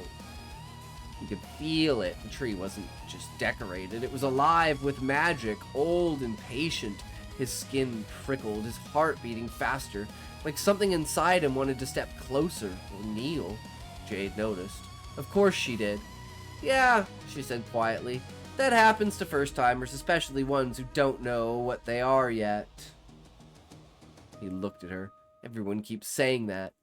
She leaned against the stone railing, watching the dancers, because everyone can tell. You walk like a human, think like a survivor, but your instincts lag half a second behind, like you're waiting for permission. Her gaze sharpened. Permission you never got. Levi swallowed. So what am I supposed to do? For tonight, she shrugged. Nothing. You watch, you learn, you let the city see you. That sounds dangerous. Jade smiled, not unkindly. It is. A horn sounded from higher up. The castle rode. The crowd's energy shifted, voices lowering, attention pulling uphill again. Jade straightened. That's enough sightseeing. She nodded toward the lights climbing towards the castle gates. Next stops the upper ring. Nobles, elders, people who will definitely notice you. Levi glanced back at the warmth and color of the square, then up at the looming castle, runes glowing brighter with every step. And if they don't like what they see, he asked. Jade met his eyes, fierce and steady. Then they shouldn't have woken the wild. And together they headed uphill, into the heart of Shiftera, where festivals, masked politics, gods listened through stone, and Levi's story was already unfolding, whether he was ready or not. Jade veered off the main road before Levi could ask where they were going, ducking into a side street where the noise of the festival softened into a distant hum. Lanterns still hung here, but fewer, older, their light warmer, more amber than gold. Snow lay undisturbed along the edges of the street, marked only by small, careful footprints. I love the description of this place. I can't wait to see what the fucking castle looks like, because I'm imagining it being like this epic, like, gothic style, like, gargoyles and, like, you know, guardian statues and, like, skulls and, like, the gates to hell looking stuff and, like, tormented shit and just, like, epic looking badassery, right? Like you would expect to see like Dracula's castle look like. It's part of town, remembers things, Jade said over her shoulder. Good place for you. They stopped in front of a narrow building, wedged between a cobbler and a shuttered tea house. The sign above the door creaked gently in the cold. Ray's Rarities and Recollections. Painted beneath it was an owl with half-lidded eyes, perched in a stack of books, looking deeply unimpressed with the world. Levi smiled before he could stop himself. Jade pushed the door open. A bell chimed, soft, low, like it had been tuned not to startle. Warmth rolled over them. The shop smelled of old paper, ink, cedarwood, and something faintly herbal. Shelves rose from floor to ceiling, packed tight with books of every size and age. Scrolls were tucked into cubbies, crystals dangled from the rafters, catching the lantern light and scattered it in quiet rainbows. From behind the counter came a voice, dry, smooth, and entirely unhurried. "If you break anything," the voice said, "you're paying for it. If you steal anything, you're cursed. If you're bleeding, do it outside." Jade grinned. "Missed you too, Omira." An old owl lady emerged from behind the leaning bookshelves. She was small, wrapped in layered shawls, feathers mottled silver and brown framing her face like a permanent halo. Round spectacles perched low on her beak, magnifying sharp, knowing eyes. Her movements were precise, economical, nothing wasted. Omira Ray looked Jade up and down. "You're late," she said, "and you smell like trouble." Jade tapped her chest. "That's my natural scent." Omira snorted softly, then her gaze shifted to Levi and stopped. Her head tilted, not curious, but listening. Her eyes narrowed to just a fraction. "Oh," she murmured. "Well, now." Levi sniffed. Hi?" Mira stepped closer, circling him once, talons clicking faintly on the wooden floor. She inhaled slowly and deliberate. Levi had the strange urge to hold his breath. "You've been walking among humans," she said at last. "Too long, and something old has started paying attention to you." Jade folded her arms. "Told you she'd clock him in 2 seconds." Omira flicked Jade with a wing. "Hush! This one's still settling." From the back of the shop came a soft thump, followed by a startled squeak. A figure appeared out from behind a shelf stacked with thin ledgers. A young man with sandy hair and nervous eyes. hunched slightly as if trying to take up less space. His nose twitched constantly, and his hands were tucked into the sleeves of his oversized coat. "Omira?" he asked quietly. I don't think there was... I didn't mean to. There was a noise, and I... His gaze landed on Levi. He froze. Omira sighed. "Ronnie Rentali, customer, chronic apologizer." Ronnie flushed instantly. "Sorry," Jade waved. "Hey, Ronnie." He gave a tiny wave back, fingers barely lifting. "Hi, Jade."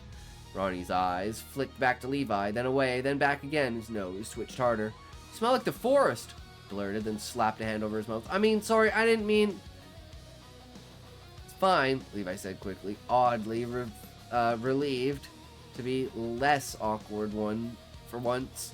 "I think..." Ronnie nodded too fast. "Right, yes, good, fine." He shifted, clearly wishing for a hole in the floor. "I'm a rat shifter. Just buying records, old ones."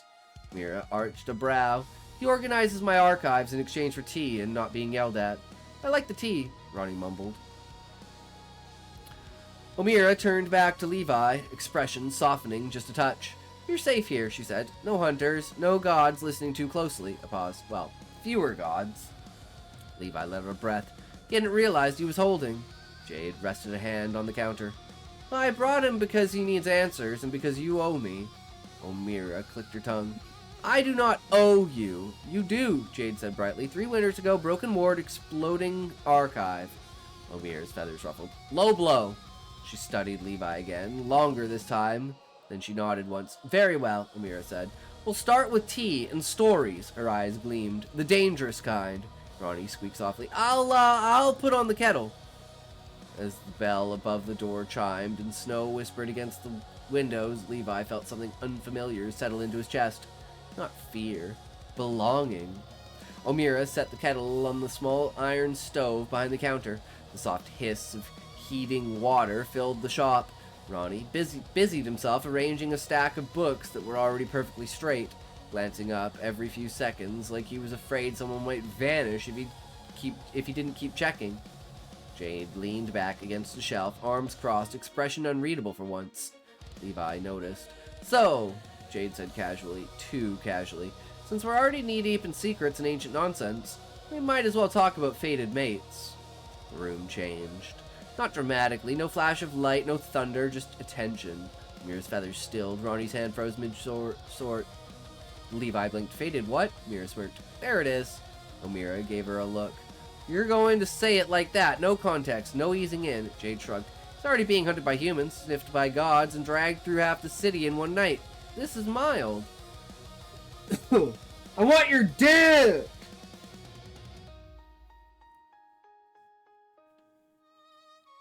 Levi rubbed the back of his neck. "I feel like I should be more concerned than I am." "You should," Ronnie said softly, then immediately flinched. "Sorry, it's a bad thing. It's a big thing." Omira poured steaming water into the mismatched cups, the tea leaves swirling on their own before settling. "Among shifters," she said, handing one to Levi, "a fated maid is not romance as humans tell it. It's resonance." "Resonance?" Levi echoed. Jade nodded. "Two souls tuned to the same frequency. When they meet, instincts recognize it before the mind does." She tapped her chest. "Pull. Heat. That feeling like the world tilts slightly off-center." Levi's stomach did a slow, uncomfortable flip. "And it doesn't happen to everyone," Omira added. "Some go their whole lives without it. Others," he gaze sharpened, "others are born closer to the old currents. Gods notice those." Ronnie finally looked at Levi properly now, eyes wide but gentle. "It's supposed to feel safe?" he said, "even if it's scary." Levi swallowed. "Why are you telling me this?" Jade didn't answer right away. "'Cause she wants your dick!" Instead, she watched him. Really watched him. The way her ice wolf watched a threat it hadn't decided to attack yet. "Because," she said slowly, "sometimes the bond wakes up before either of you understands what you are." Omira's cup paused halfway to her beak. Jade exhaled. "He was drawn to the chapel. Venturon listens to instinct, to bonds, to hunger." Her jaw tightened. "In Levi, he doesn't smell unmated." The words hit harder than Levi expected. I don't even know what I am," he said quietly. Omira's voice softened. "That doesn't stop fate, child. It never has." Ronnie shifted closer to the counter. "Tail. Tail?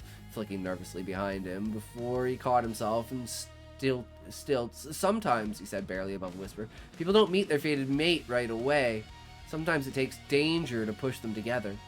Levi looked from Ronnie to Omari to Amira, then back to Jade. And sometimes, he asked. Jade met his gaze, eyes bright. Sometimes you've already crossed paths and didn't realize what your instincts were trying to tell you. The kettle clicked softly as it cooled. Outside, distant bells rang again, deeper this time, echoing up toward the castle. And somewhere in the city of Shiftura, beneath winter lights and ancient stone, fate shifted, quietly, patiently, waiting for Levi to catch up. The bells changed. Levi noticed it first. Not the sound itself, but the way everything reacted to it. The chatter outside the bookshop dulled, like the city had collectively drawn a breath and decided to hold it. Even the lantern light beyond the window seemed too steady, no longer flickering with festival chaos, but burning clean and intent. Omira went very still. That, she said quietly, is not a festival bell. Jade straightened at once. He's coming, Ronnie squeaked. Here? Omira was already moving, shrugging on a heavier shawl and extinguishing half the shop's lamps with a snap of her talons. Not here, but you'll want to see this. She fixed Levi with a sharp look, especially you. Before Levi could ask why, the door opened. Hey, what are you trying to pull here? What do you think this is, Haffy? You think we're slackers here? You think we let things slide here? Huh? No, we come down on your balls, bitch!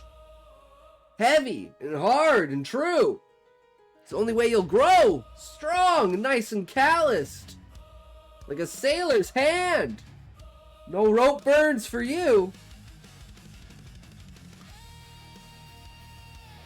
I'm disappointed, Happy.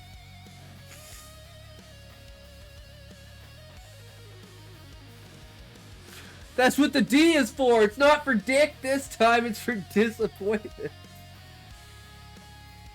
As in, I'm a dick. So I guess it does stand for dick. Fuck. Not the right kind of dick, though.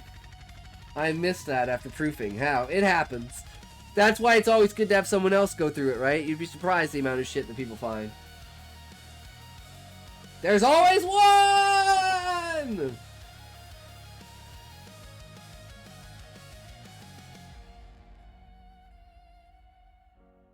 Oh. Oh.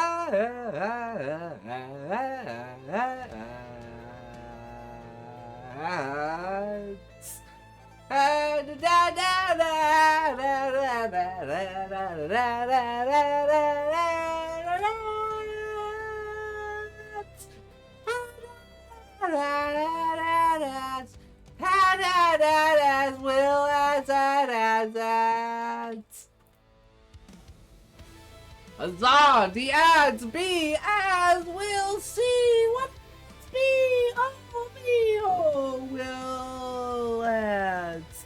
No, not ads.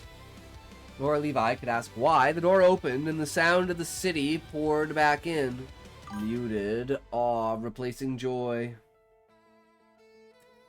Wait, you're not back yet? You're not back yet? Why did the ads never add up with my ads, I can be with ads for ads. I'll tell you why my ads are in your ads. They don't tell me when ads go and everyone not on ads for that. I'll tell you what you do with that. Welcome back. They followed the flow uphill past widening streets and into the grand terrace where the crowd gathered in a vast circular plaza before the castle steps. Snow had been cleared from the stone, revealing ancient carvings beneath, spirals, claws, crescents. At the plaza's heart stood a towering statue of the goddess of the shift, Selena. She was carved mid-motion, 1 foot forward, cloak following as if caught in an unseen wind. Her face was serene but not gentle, eyes angled downward, watching the city as a shepherd might watch a restless flock. Moonstone inlays traced her hands, her throat, the symbols at her feet, glowing softly as the bells rang again.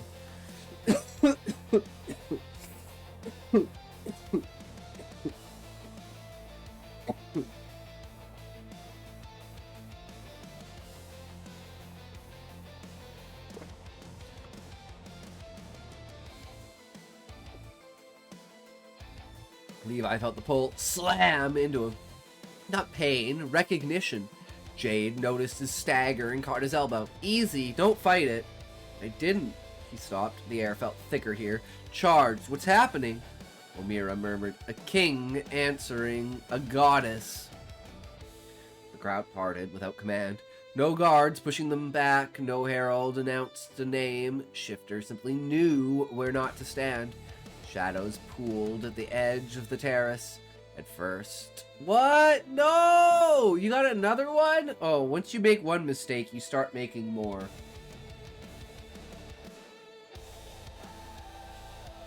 I'm sorry, Happy. I'm sorry.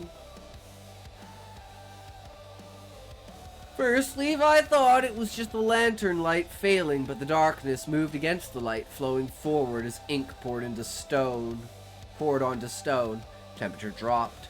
Not with frost, but with absence, like warmth choosing to step aside. Then the wolf emerged. It was enormous, larger than any wolf Levi had ever imagined. Its form denied, not by fur, but by darkness itself. Not empty darkness, but layered living shadow. Edges rippling like smoke caught in a current. Eyes burned an impossible blue. Bright as a winter sky reflected in ice. The plaza fell silent.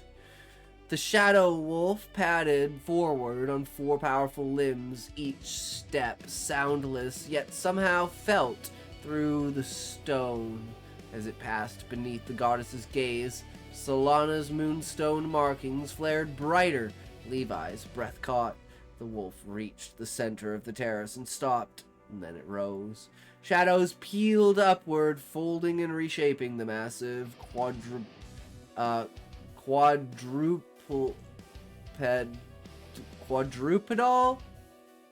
form?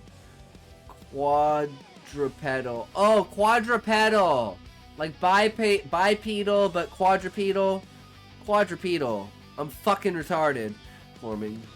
Form stretching into a tall, broad-shouldered figure. Where the darkness receded, a man stood, clad in black and silver, long blonde hair falling loose over his shoulders, eyes the same piercing blue as the wolf's. King Leo Lycana. He was tall, unnaturally so, and still as carved stone. Power rolled off him in slow, steady waves. Not aggressive, not demanding, simply present. A king who did not need to prove himself. One knee touched the stone. The king of Shift Terra bowed his head before the goddess's statue. Solana, Leo said, voice carrying effortlessly across the plaza. Deep and calm. The land stands. The pack holds. The long moon rises. The statue did not move, but the runes beneath Leo's feet ignited. Levi's heart began to race, not with fear, but with the same instinct that had pulled him into the forest, into the chapel, into the city. His chest burned warm and wild. Leo rose slowly. His gaze lifted from the goddess and swept the crowd. When those blue eyes passed over Levi, something snapped into alignment. Not a voice, not a vision, a knowing. Leo's eyes stopped, just for a fraction of a second, so brief no one else seemed to notice. But Levi felt it like a hand closing around his spine. The king frowned, just slightly. Jade swore under her breath. "Oh, that's not good," Ronnie whispered. "He's, looking at you." Omira's voice was grim with awe. "Child," she said, "you may want to remember this moment." And Fate, already awake, leaned forward to watch what happened next. The plaza was still not silent, but tense. Everyone here felt it, the shift from celebration to reverence, as though something ancient had leaned down to listen. King Leo Lycana stood beneath the moonlit statue of the goddess Solana, his tall form still and commanding. Shadow pooled at his feet like liquid night, swirling and curling as if alive. His blue eyes, the same shade as winter sky over snow, fixed on Levi with an intensity that pulled at Levi's center. Then Leo smiled. Not a polite smile, not a cautious one, a smile that he'd expected this moment long before Levi ever walked into Shiftera's walls. I don't know if that's, like, supposed to be part of a legend set, or if that's a mistake, or if there's supposed to be another asterisk somewhere. The crowd stirred, mumbling behind them, but Leo didn't look at them. He looked only at Levi. "Levi," he said, his voice rich and calm, authoritative as falling snow on a still earth. "Step forward." Everyone started. A guard, a shifter child, even the shadows beneath the lanterns. But Leo's presence didn't allow hesitation. Even the flickering runes on Solana's statue glowed brighter, as though beckoning. Levi hesitated. Typo. Okay. And then took a single step forward. Levi hesitated, and then took a single step forward. Jade went rigid. Omira's feathers bristled like wind-worn pine. Ronnie pressed his paws together, eyes wide. Leo turned his gaze upward toward the moon-reflective surface of Solana's carved face. "This festival honors her," he said, lifting his voice so all could hear. "But it also honors the bond between sky and shadow, between people and power. Tonight we reaffirm our unity, our vigilance, and our oath to protect what thrives beneath her watch." Then his eyes found Levi again, piercing, sure. "And this year," Levi continued, "the blessing must be intentional." He extended a hand, not downward, but to Levi, offering space, invitation, and equal place in the quiet circle forming before the statue. "Help me place the crown of Solana upon her brow." The crown itself appeared at Leo's feet the moment he spoke, crafted of moonstone and starlight, filigree and wolf hide, an artifact older than any living shifter, said to seal oaths and honor bonds only when accepted willingly. A hush swept the plaza. King Leo stepped aside a fraction, enough to show Geordie's statue, and all serene bathed in moonlight and expectation. "Place it here," Leo said, voice soft but clear. The crown hovered above Levi's reach, as though waiting. And in that moment, when the eyes of an entire city, an ancient goddess, and a king of shadow wolves all fell upon him, Levi felt the pull again. Not instinct, choice. Because Leo wasn't ordering him, he was inviting him. And all of Shiftera held its breath, waiting to see whether Levi would step forward and take it. Levi's fingers trembled as he set the moonstone crown into place atop Solana's statue. It was heavy. It wasn't heavy, but the weight of the moment crushed him all the same. The crown nestled into its carved cradle with a soft click, and for a heartbeat the world stood still. Not just silence, but a kind of pressure, like every pair of eyes in the plaza was layered over his own heartbeat, watching, waiting. King Leo stepped back, gaze warm with a rare smile, one that felt personal rather than regal. "Thank you," Leo said, voice carrying easily over the plaza, gentle but firm. "Your part here is honored by all of Shiftera." The crowd murmured in unified reverence. the runes at Solana's feet glimmering brightly as though acknowledging the bond forged by Levi's actions. But inside Levi, there was too much. Too many faces, too many expectations, too many eyes. He felt instead of saw. His breath hitched. Shallow and tight, the festival lights blurred into streaks, golds and blues bleeding into each other, and the heat in his chest, once a steady glow, began to spike, thudding like a frantic drum. He should have stayed. He should have spoken. But he should have answered Leo, but he didn't. Instead, Levi turned. His legs moved without asking permission. He darted past guards, past shifters in awe, past the statues, glowing runes, and...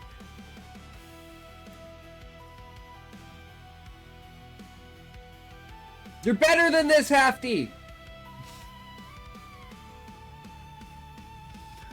And into the alleys, where shadows swallowed shape and sound. His breath came sharp. His heart hammered. Every sensation narrowed to one pure instinct: escape. There was no conscious plan, no thought beyond getting away, just the overwhelming need to put distance between himself and the weight of that moment, the ceremony, the king's gaze, the crowd, the crown, the silent pole that followed him even after he'd placed it. The alley curved, stones cold beneath his boots, night air biting his lungs, and Levi didn't look back, not once. He didn't stop until the statues and the lights and the thrumming hush of the city were distant echoes behind him. Only then, in silence that didn't watch him, did his legs slow. The air in his lungs felt too sharp, too cut with reality. He was running, not from Shiftera, but from the pressure of becoming someone more than he ever thought he'd be. Damn! Great fucking ending there, too. It's just too overwhelming. He's like, nope, can't handle it. Nope. What the fuck is this? Nope, I'm out. Fuck it. It's too much. Scum, yo, what's up, Scum? True. That one put me to sleep. It was so boring the way that I read it. I put myself to sleep. I need to get better, you know? I'm just a lazy piece of shit streamer. I need to get better at actually, you know... not being a piece of shit. I don't know how you get better at not being a piece of shit, but that's, like, literally what I need to do. I just need to get better at not being a piece of shit streamer. I know it's hard, but, like, it's what I gotta do.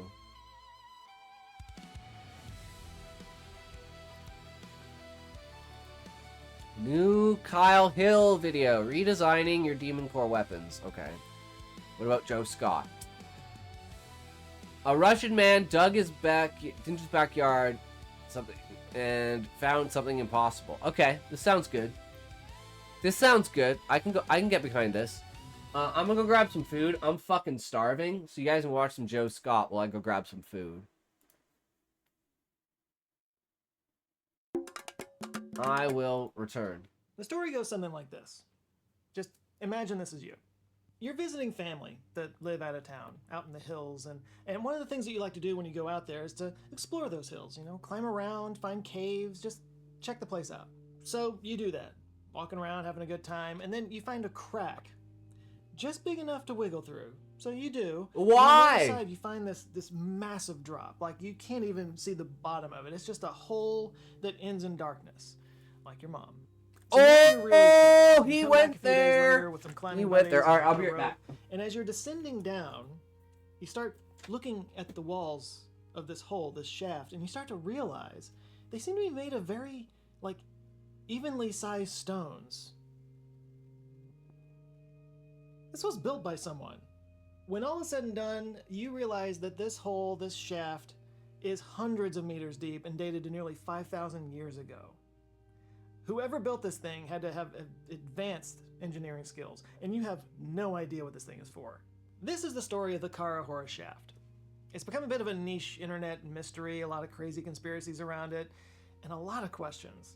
Questions like, who was this ancient advanced civilization? What did they build it for? How did they build it? And maybe the most pertinent question of all, does this thing actually exist? In 2011, a Russian speleologist, that's a fancy word for a cave expert, a guy named Arthur Zimakov, was exploring the rugged slopes of Kara-Hora, a mountain range in the high North Caucasus region. This is wild country, full of glacier-carved valleys, jagged outcroppings, and weather-beaten cliffs. It's a place that would be really good at keeping secrets, in other words. If it had secrets to keep, that is. Zimakov found out that it did. Yeah, he discovered a hole in the mountainside that led to this really deep shaft. It was something right out of Indiana Jones, right? A hidden passage with smooth, straight walls and cold air swirling up from below. So Zimakov got a crew of cavers together and they rappelled down the shaft. They thought it might be some kind of tube or some other geological feature at first, but then, as they continued down about 40 meters or so, they became convinced they were seeing something man-made. Zimakov had discovered an underground superstructure, an underground building made of blocks that sat so close together not even a knife could slip between them. Like, the scale of the place brought to mind the pyramids, and specifically like some of the shafts inside the pyramids. It would have taken a highly advanced civilization to build this. And surely tracking down the civilization would keep scientists busy for decades, right? Except it didn't. Outside of a few Russian news shows and several conspiracy websites, Arthur Zimakov is basically a total unknown. His life is so poorly documented that at times while we were researching this, we were convinced that he was completely made up. But that's not true. He was a real person who was loved by the people who knew him. Like, this is his friend Viktor Kolyarov at his grave. We'll get to that later. But there's a lot of mystery around Zimakov. Like I said, we at some point even thought he might not be real at all because he wrote extensively about Kara-Hora. He explored it quite a bit. He wrote in his diary about this place, but his diary is lost. Nobody can seem to find all of his writings about it. Like, some people think that maybe he found something that he shouldn't have found, and that it was kind of taken by people in power. We'll get to all this, I promise. But even though his writings are now missing, his friend Viktor Kolyarov told people about what he found in there. Well, basically, what he said he found was an underground city with tunnels stretching up to 72 kilometers long, all the way to Mount Elbrus, which is Europe's highest mountain. Now that sounds extreme, but they definitely did find something inside that mountain. The Greater Caucasus Mountains are part of the Caucasus region that sits on the border of Russia, Georgia, and Azerbaijan. And Kara-Hora is a group of connected mountain peaks that's right about there, just northwest of the midpoint. Much of it is rough, craggy, and heavily forested, and mostly made up of volcanic and metamorphic stone, things like tuff, schist, limestone with some granite. These are rock types that tend to break along straight lines as they cool and shift, and they're also prone to chemical weathering that can erode the stone into large blocky shapes called core stones. Just something to keep in mind there. But getting back to the shaft and the explorations of it, we talked about Arthur Zimakov and his friend Viktor earlier and their explorations. There are a couple of other people in this story that are worth mentioning, and that's Vadim Chernobrov and Alexander Splashnov. Vadim started a group called Kosmopoiska, and they're a group of science professionals and hobbyists who, like to visit mystery sites, chase UFOs, explore crop circles, that kind of thing. So the woo-woo alarm is on standby over here. We're getting close to woo-woo territory, but Kosmopoiska, they did do some really cool expeditions over the years. Like, just some of the things that they did between 1980 and 2016 was they visited the Tunguska impact site, they searched Mount Ararat for traces of Noah's Ark, and they searched for the Brosno Dragon in Lake Brosno. You know, laugh all you want at their leanings, but I'll tell you, I would have had a ball doing that. That sounds like a lot of fun. But anyway, no, you could say that this shaft was right up their alley. But anyway, Vadim and his team explored the site sometime after its discovery, back in 2011, but there are no traces of it on their website. They didn't leave any information or diary entries or blog entries on their website about it. For some reason, we don't know why. Which made researching this very difficult. I will say that a big majority of stuff that we got for this video came from a video from the Universe Inside You YouTube channel, who are into this kind of stuff. So take it with however much salt you like. But the video is right that Vadim did definitely take part in some Kara-Hora shaft investigations, even though they didn't write about it on their website. We know that he did that. We know because here's an interview that Vadim did with Russian news media where he talked about the shaft descent, the smooth walls, and the large underground hall that his team found at the bottom of it. And that brings us to Alexander Splashnov. Alexander's a cave enthusiast, but he also does 3D renders of the caves that he explores.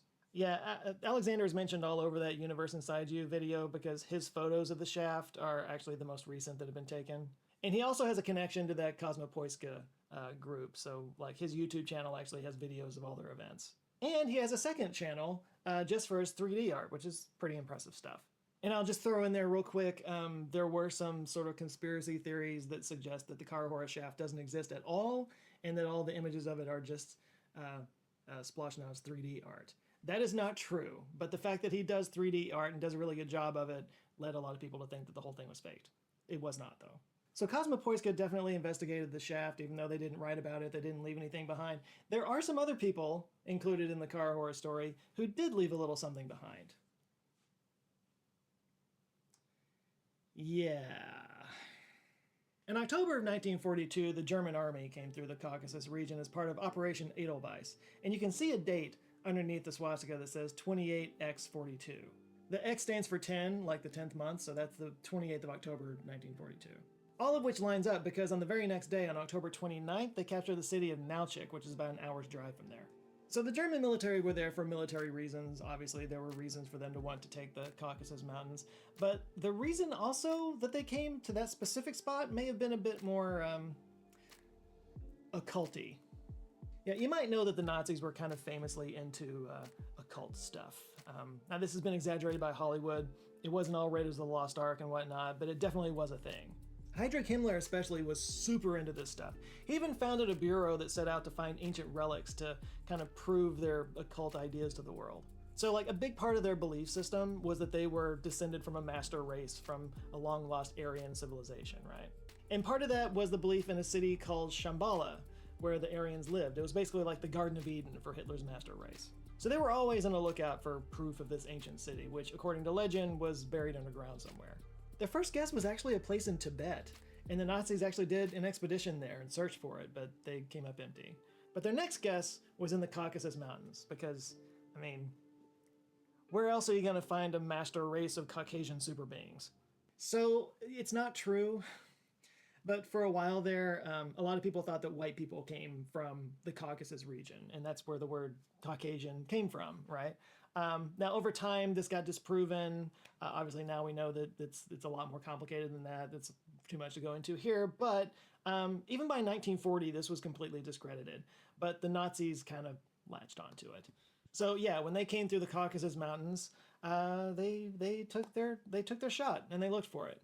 And that symbol that's carved into the top of Karahora Mountain is proof that they were there. Now, whether they actually found the shaft, the chasm underneath Karahora, we may never know. But they were definitely there, and they would have found this very interesting. And that Nazi angle has led to a whole lot of suspicion that maybe they could have even actually built that shaft to try to get down to an underground city that still hasn't been reached. Or maybe it is down there and the Nazis knew about it, but then they, destroyed all the records of it or whatever. Anyway, it just kind of added to the suspicion of the whole thing. Now, there's another interesting theory from Reddit. There's always interesting theories there. But the theory is that it wasn't the Nazis who carved that swastika at all, but actually the Soviets who later came in and they did that to plant a false flag, basically. Like, the idea is that the Soviets actually built this shaft for like a secret government experiment, maybe as late as even the 60s, but then they carved a fake swastika in there to make people think that it was the Germans that did it. A Reddit user named Longpickle claims to have met an ex-soldier who visited some huge Soviet engineering projects back in the day. And he suggested it might have provided a chance to test out ventilation systems, maybe install seismic research tools or safe store weapons. And this actually isn't that crazy. The Soviets actually built a lot of weird underground stuff in the Cold War. Take, for example, the Balaclava submarine base. This is an entire underground military base carved out of a Crimean mountain that was hidden from NATO satellites until the 1990s. There's also famously an underground city hidden under the city of Moscow. It's called Bunker 42, and it's a 65-meter deep command post built under the Kangaka Hill. I covered this in a video, but there's elevators, airlocks, an independent power grid, all built below ground. An even closer comparison to Karahora might be found in the bunkers built under Tbilisi in Georgia. It's basically a networked series of bunkers that's practically an underground city. This is in the Southern Caucasus, by the way. So yeah, I mean, digging something into Karahora would have been definitely, par for the course for the Soviets. But there are no Soviet records of a massive digging project in this region, and there's no matching design plans. There's no proof of this whatsoever, but, who knows what projects might have been attempted and then abandoned during the Cold War. All right, so you want to get more nuts? Let's get more nuts. Another theory about the Karahora shaft has to do with something called the Solar-Induced Dark Age, or SIDA. The idea is that thousands of years ago, a massive solar event forced humanity to retreat underground, and that we're basically all just descended from underground dwellers. So believers of this idea think that there's a network of like underground cities around the world, and many believe that Karahor is one of them. It's an interesting idea. I haven't really dived into this idea to see like where it came from and how they explain it or whatever, but I can just say that scientists have not found any actual evidence that the solar-induced dark age ever happened. At least nothing you'll see in the lamestream media. But if you really want to get crazy, this next theory, it gets an honest-to-God woo-woo alarm. There are people who believe that the Karahora shaft might have been part of a planetary weapon. This is mainly from Dr. Joseph P. Farrell, a writer best known for his book, The Giza Death Star. He argues that the Great Pyramid of Giza was built as a kind of resonance machine to focus planetary energy, that it's essentially a super weapon. And somehow the Karahora shaft is connected to this super weapon? Or maybe it's just something similar. I guess the idea is that if wind were funneled into this huge shaft, that it could function like a, quote, large pipe in a pipe organ. Like, if it was played correctly, it could produce infrasound, which, as we have talked in this channel before, it can be weaponized. So I guess the idea is it was built by an ancient civilization that was at war with another civilization, or aliens. Gotta get them in there somehow. And what it has to do with the Giza Death Star, I'm not entirely sure. Maybe it's just an example of Hey, another boy, super how's it weapon. going? Anyway, Making it's some weird food, making and some it's tuna crazy, so of course sandwiches. it's super popular. That'll keep Now, all us of that going does for the rest of the definitely, stream. lean into really crazy territory. How's your But day going today, part of the reason Boya? why people have leaned into really crazy conspiracy things around the Karahora shaft is because there Yum. have been Yeah, it's got some mysterious deaths around it.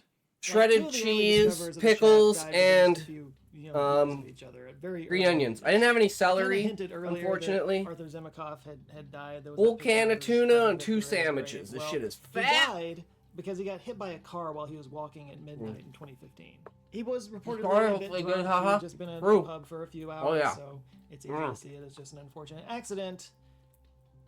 But the waitress at the Fantastic. pub apparently He's been described him chilling. as being unusually cheerful that night, like he was unable to sit still because he was so You know, some excited new about ideas something. for the And Diablo according to story. his friend Victor, Arthur had just called him a day or two before that, claiming that he had an incredible discovery that he was about to reveal. To this day, nobody knows what that discovery might have More been. conspiracy theories Maybe today. this was no accident. Oh man. Oh God. Oh man.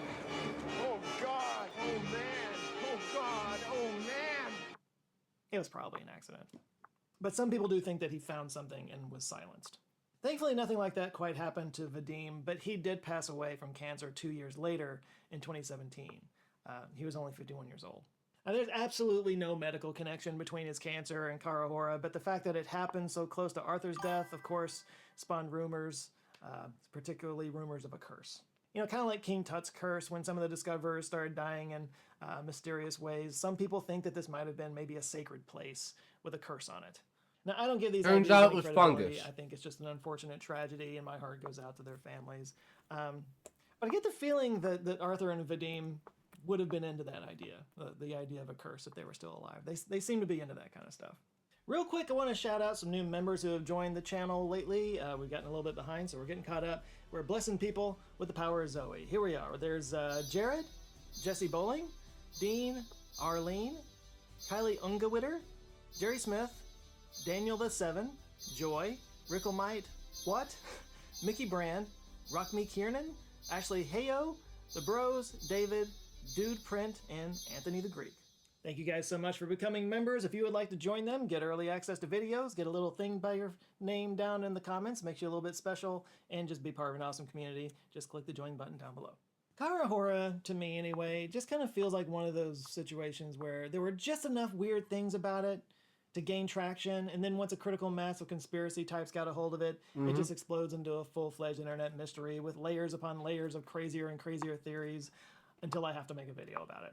I find it interesting as somebody who loves stories and mysteries and whatnot, and sometimes, I gotta be honest, sometimes I love how imaginative some of these conspiracy theories get. You know, like just humans come up with some wild stuff. Like it's kind of amazing. But of course, if you're gonna Occam's razor this thing, it's probably just a natural formation. I know it's not an Answers with Joe video if I don't, ruin all the fun. So remember earlier when I said that the mountain was made of volcanic and metamorphic stuff that tends to break along straight lines as they cool? That's literally what this is. It was a volcanic rock that cracked along a giant fault line and then shifted, leaving this long, wide, and very thin cavern. This doesn't make it any less cool. It's still very cool. But like, you could look at something like Devil's Tower for an example of this kind of thing. So Devil's Tower was an old lava core that's now in Wyoming. And this lava, when it cooled, it formed these weirdly regular trapezoidal patterns. This is a process known as columnar jointing. Like, here's a straight quote from NPS.gov. As the molten rock cools from a liquid to a solid form, it begins to contract. This contraction stresses the cooling rock, which begins to crack. Cracks radiate out from stress points, forming hexagonal six-sided shapes. Like, that's the same kind of thing that we're looking at here, but on a much, bigger scale. And the rocks at Karahora are different types of rocks than at Devil's Tower, but you get the picture. Chemical weathering also plays a part. Like, water could have gotten in to the mountain and eroded down and carved out those large corridors underneath the shaft, and then that can kind of shift the pressure on the rock above, which can cause it to crack into slabs. Slabs that then can break through fracture points in very regular patterns that look man-made. There's actually a good example of this right here in my backyard, my proverbial backyard. Just east of Dallas is the city of Rockwall. They're a suburb of Dallas. They've got their own lake, a 6A school. They're kind of a big deal. And I've lived here for a long time. I've known about Rockwall. I never thought about the name Rockwall and where it came from. Well, just a few years ago, actually, I found out that the name Rockwall came from an actual rock wall. Yeah, farmers in the area in the early days, they kept finding large rocks in their fields, and these large rocks were kind of arranged in straight lines. And when they dug down, they found out that it was just gigantic rock wall, like buried in the soil. And it kind of became this big mystery that the town was famous for. Like, who built these gigantic rock walls? Some of which went on for like 7 miles. Like, this was some kind of ancient mega project. Now, the obvious culprit were the Caddo people, who were here for thousands of years, obviously, and they were known to be mound builders, so they did have, structural stuff that they did, but there was nothing about it in their written or oral history, and it certainly wasn't a practice that they did anymore. They built mounds, they didn't build walls. So maybe it was an even more ancient civilization? Or we could just go straight to the aliens, just go to aliens. It turns out it's a natural formation. It's just a natural rock formation. It's the product of iron-rich sandstone cracking and fusing as groundwater and tectonic pressure worked on it for millions of years. Simply put, boring! Basically just sliced the rock horizontally through different layers, and then the shifting weight caused the slabs to crack at sort of regular intervals and in a way that made it look like they were stones that were, intentionally placed there. And Karahora is the same. Ever wonder idea, that we learn to just on do a this much, stuff much, because it's in much nature? bigger scale. It's not an ancient superweapon, or a lost city of pale people, or proof that humans used to live underground. Agartha! It's Agartha! No, it's Agartha! No, Joe, it's Agartha! I swear, it's Agartha! And really, isn't that enough? Uh-huh. Now, there's a lot of mysterious and unique places in the world, but there's only one oldest place in the world. And I set out to find that in my recent documentary, Oldest and Newest Places on Earth. Ooh. It's an area called the Acosta Gneiss Complex in far north Canada, and it's been dated to 4.02 billion years old, which makes it the oldest confirmed rock formation on the planet. I got to join a team of geologists from the Smithsonian Institution as they searched for potentially even older rocks in the area, and they walked us through the history of the early Earth through the rocks there at the Acosta Gneiss. Geology is great because, we speak about planetary science all the time. Every time you look at a rock, you're seeing a different planet. A planet that used to exist and no longer does. Then we flew to the big island of Hawaii to talk to USGS geologists who were studying Kilauea. While there, I helped to break down rock less than a day old, and I walked across an 18-month-old lava field on the tallest volcano on Earth. What came out of it was part adventure, part educational video, and part existential journey, and a documentary I'm deeply proud of. And you can watch it right now, only on Nebula. Nebula is a streaming service that I'm part of, as well as hundreds of other thoughtful creators, but you can find all of our YouTube content early and ad-free, and find exclusive content that you can't find anywhere else. It's also where we've been creating some awesome original productions that let us stretch our creative muscles and do bigger and better work that has much bigger scope than a YouTube video. And if you want to check it out and go see my feature documentary, you can get 50% off your annual subscription when you click the link down in the description or scan the QR code right here on screen. That brings the price down to only $2.50 a month. It's kind of a crazy price for what you get. And if you really like it, we do have lifetime subscriptions where you pay once and you get Nebula for the rest of your life. Find that on another platform. Hint, you won't. Anyway, go check out my movie. It's over there on Nebula. I'll see you there. Anyway, that's it for today. So they're like, Thank you guys yeah, so much no, for watching. sorry If this guys. is your first time here. I We recommend you know check out we this said video that, where I but talk it's about not the really the Bermuda way that it Triangle. is. It was one of my favorite videos that I did back in the day about a very mysterious place in the world, much like the Karahora Shaft, and which has natural explanations that, you know, throw a nice cold blanket on everything. Yep. They're not conspiracies, guys, unfortunately. Okay, let's do a ball-in video. New ball-in video. Well, I guess we never finished this one. We were on the story of this one, so let's... Thank you to DraftKings Sportsbook for sponsoring today's Oh, episode. DraftKings! I love to place bets during the playoffs. Oh, he's a gambler! Are just awesome. There's nothing like betting on a game when everything is on the line. Just makes it so much better. I Do remember you the love comment said thrill about of live this. betting? Do you want to wager on the next big play or your favorite player's next move? Well, DraftKings has you covered. And there's even a special offer for new customers. Bet $5 and get No 80 one's bonus even talking points about if your bet DraftKings. wins. Minimum minus 500 odds required. Like, they're Stay probably in action happy that and he's use your doing bonus bets DraftKings and he's on not doing DraftKings BetterHelp same-game anymore. parlays for It's like, a thank shot God at you're getting doing big for gambling sponsors if and not for some reason Sports scams. betting is not yet available in your state, don't fret. You can still join in on all the fun with DraftKings Pick 6 and have the shot to win cash prizes. New customers bet $5 and get extra bonus bets if your bet wins. Minimum minus 500 odds required. No, it's The just crown after is fuck, yours. fuck yeah, happy. Download the DraftKings Sportsbook app and sign up using promo code MrBallin. Again, that's promo code MrBallin. Well, we know Ballin's running out of money if he's got fucking gambling sponsors now. One afternoon in the summer of 2006, a 70-year-old man named Ma Qingmao and several of his family members walked out of their house in Luowan Village, which was a very small community in rural China. Luowan Village was known for being this beautiful, historic place, and as Qingmao and his family walked along, they passed by these beautiful, lush fields and saw these tall mountains off in the distance. But they also passed by something that made Qingmao and his family all very sad. The charred remains of dozens of burned out buildings were just littering the landscape. So Qingmao had lived in this village his whole life, and he remembered when it really was this happy, tight-knit community of over 100 people, and it really was just this picturesque place to live. But 3 years ago, that had all changed, and life in this village really became one disaster after another. There had been not one, but two enormous fires, which were caused by faulty wiring, but they had destroyed all these homes and businesses and all these historic buildings. I mean, it really kind of like changed the entire face of this town, and they still hadn't rebuilt it yet. But as bad as those fires were, it was actually what happened after the fires stopped burning that really, really made this place a nightmare on Earth. And it was that, for whatever reason, the mortality rate in this little village in China just spiked like mad. It was like all these people were just dropping dead out of nowhere. And it got to the point where the villagers were scared that like some illness was plaguing them, some unseen plague they didn't even know. And it got so bad, so many people were dying, that they brought in the Centers for Disease Control, the CDC. They came in and actually did a full-blown investigation of this village. And they concluded that there is no connection between all these deaths. All these people that are dying in your village are dying from common illnesses or old age. Like, these are natural deaths. It's just this sort of anomalous spike in the mortality rate, and it's unfortunately, following this horrible tragedy, which were these fires. So it's basically like a tragic set of coincidences that these terrible things are befalling the village all at the same time. But a lot of people, including Qingmao, didn't buy that what was happening was natural. Instead, a lot of people began to think that their village was cursed.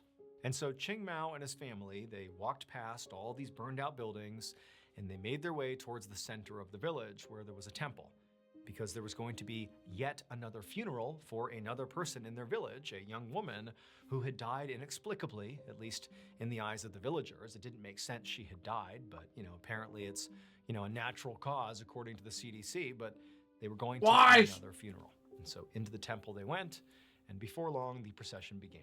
Later that night, Qingmao stumbled his way through the dark streets of the village towards his home. Following that funeral, Qingmao and his family had gone to the deceased woman's family home for this big ceremonial dinner that was typical after these funerals. And Ching Mao's family, they had basically left pretty much right after the meal itself.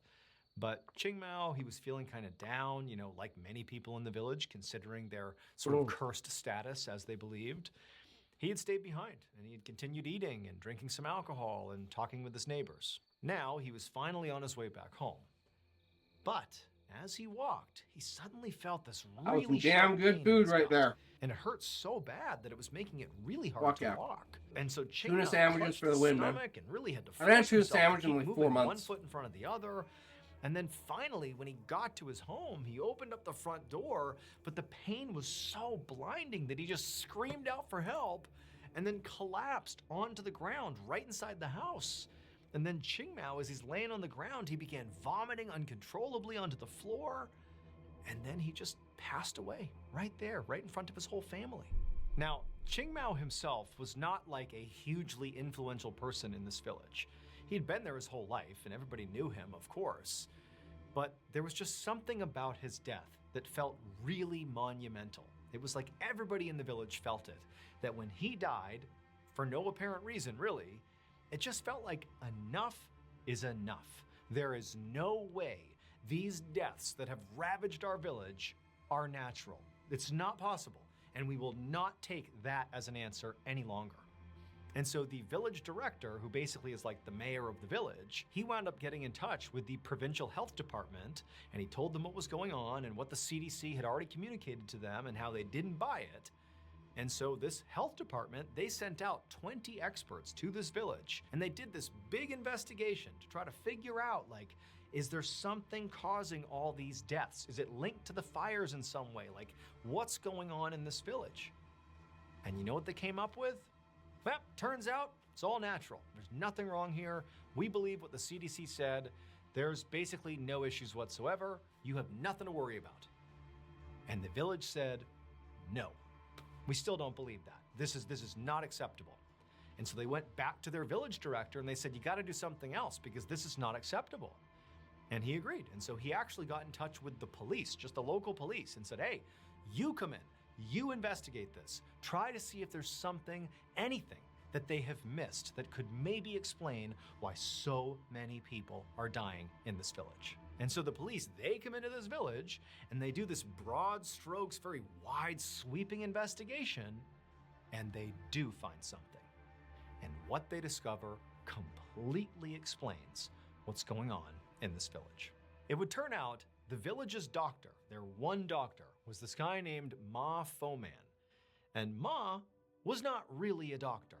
He had basically read a couple of medical books. That was the extent of his training. He was not a doctor. And so he's the guy they're going to whenever they have any medical issues, and he has no idea what he's doing. But he benefited from people getting sick because he's the town doctor. And so you have this guy who can't help you, pretending to help you, quickly making it worse, create the who profits problem, from sell the this distillate. So that's solution. bad. But it gets worse.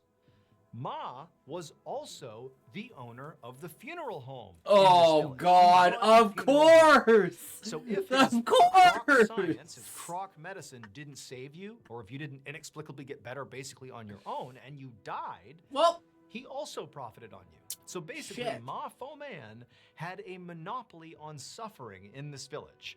If you got sick, he made money. If you died, he made money. The only way he didn't make money is if you lived. And for a while, Ma Foman just kind of allowed this setup to run as is. He didn't influence it at all. He just was a fake doctor and was the funeral director. But in time, he wanted more money, and so he began poisoning the village's water supply with Oh, David the writer, what's up? Getting sick. welcome, how's it going? What are you up to? Makes more money. But even Thank you that for the still raid, wasn't my enough for man. Ma What were Foman. you He doing needed today? more death We were and just suffering. mowing some tuna sandwiches, so we're just watching a ballin' video while we chill out. On Ma Foman's part that he wasn't caught. Let the stomach settle down before we get into finishing today's video. Process.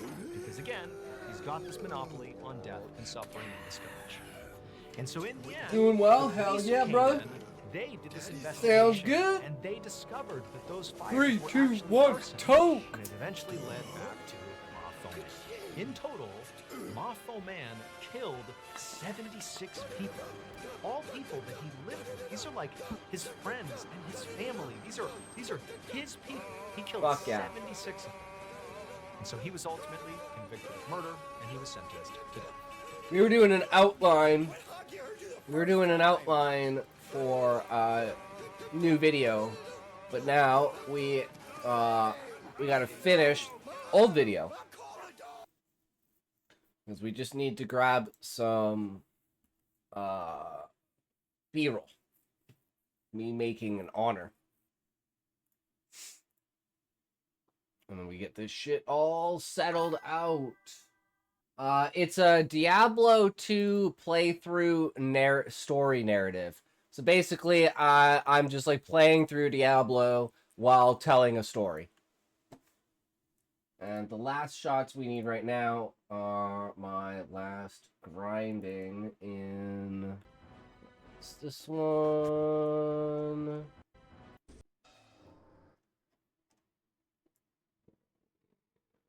This one just winds up in Tristram. I think I also needed Tristram shots for it.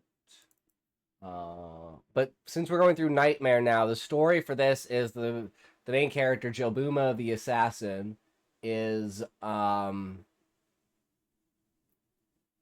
basically tricked into creating a soul stone, and then she sticks the soul stone in her head, so she's gonna become the new Diablo. But it's also that the angels, like the gates of heaven, have been basically invaded, and the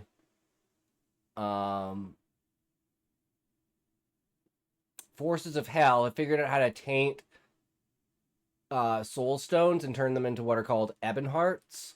And ebon hearts can trap angels inside them, the way that soul stones can trap... Okay, so this is the right one. Soul stones can trap demons. And so this character is basically trying to go on a quest to see if the ebon heart is a real thing and if you can do it. Is the story related to Diablo, or is it your own? I'm not very familiar with Diablo. Oh, it's my own. I'm just making up random-ass lore. Random-ass lore. Comes out of nowhere. Just because. That's what we've been working on for now. But we've been doing this like a mini series. They got like seven stories in it now, so we're gonna have 15, one for each act, and then for each difficulty.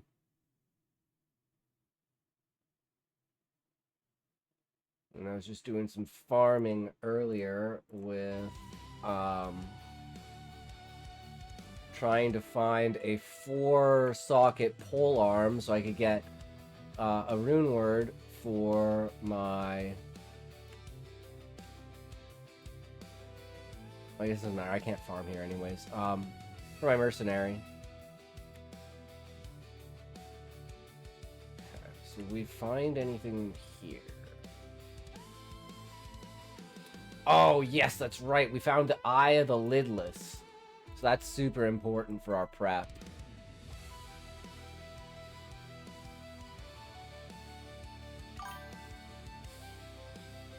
Alright, they are ready. They're ready, Happy? Alright, we'll have to read the next chapter.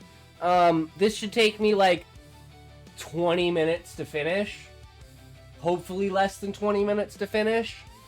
And then we can watch this, and then we'll read your next chapter.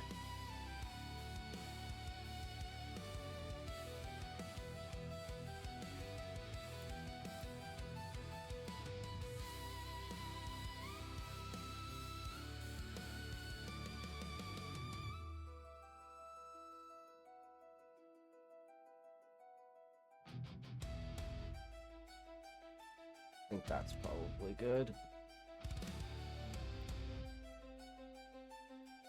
Now we have our new shield. Do we find any pole arms? We're looking for pole arms specifically.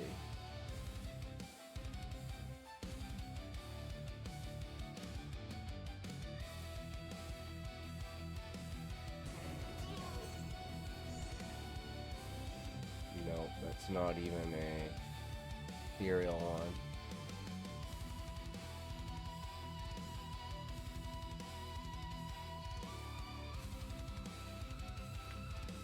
Okay, are we doing cows yet? Is this cows? Yeah, this should be cows. We should find plenty of pole arms on the ground for cows. Oh, right, I find the flail for black. Because I need black as well, but I need to get an Io rune. Io rune.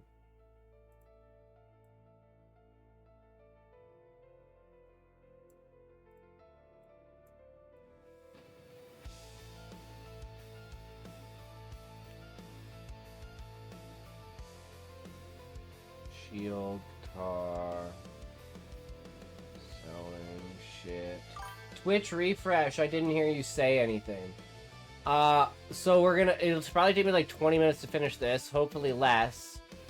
And then from there, we'll read the rest of your story after we watch the video.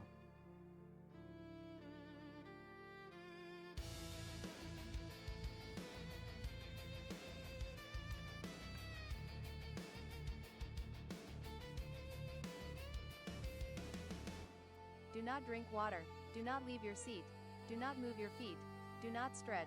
Do not go to the bathroom. Thank you, Press another Happy. toe. I really need that. This is stressing me out, man. You know? Watching myself play video games. It's brutal. You know? You gotta unwind sometimes. So I thank you. Because I get lost in the sauce, right? I'll sit there for hours and I'll be like, shit, I haven't had a toke in like 2 hours. What the fuck am I doing with my life? What the hell is wrong with me? Such a retard!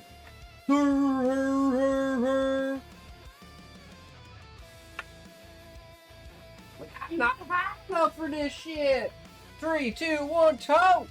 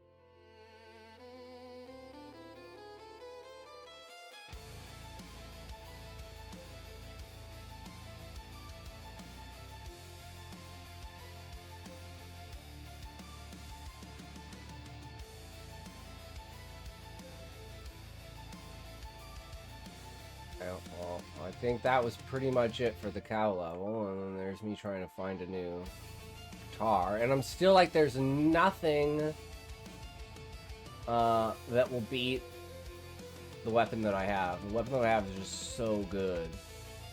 It's ridiculous. Okay, here's me all doing all the runes and everything.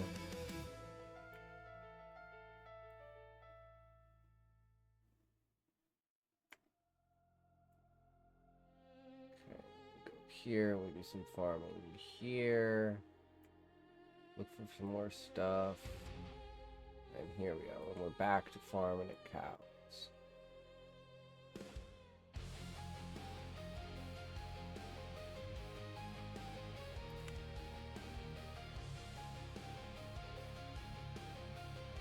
I don't think there's... Oh, I found the unique Vulge, right. As soon as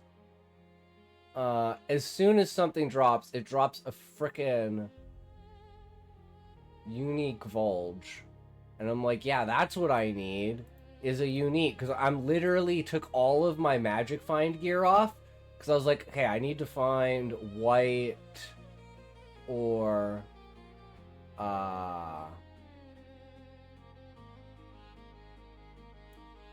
socketed pole arms. And it's like, nope, you're only gonna get uniques. I got like 4 uniques in this run, and I was like, I took off all of my magic find. Why am I getting uniques? Okay, here we go. So this is what we grabbed, what we had.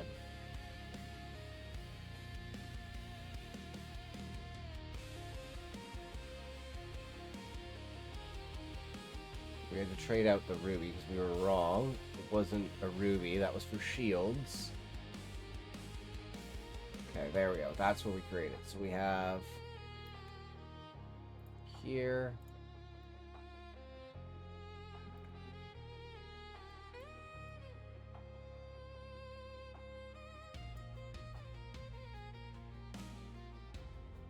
Take the 5 socket. And then we're going to put in the rune word honor.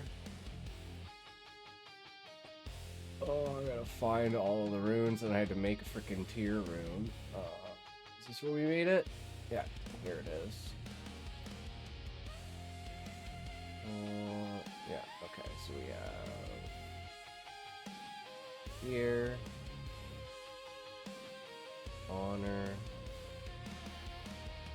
give that to the mercenary. Okay, and I think that's everything that we need aside from like a couple of random shots.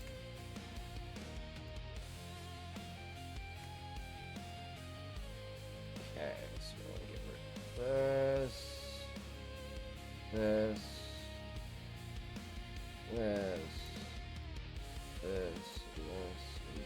and this should be. Ooh, yes. Okay, it does cover all of it. So get rid of the outro. So we have the lidless.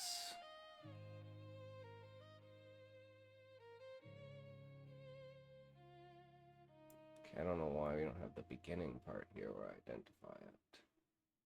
So do you want like, so we killed the guy. Dropped a unique bone shield. We picked up the bone shield. We look at the bone shield. And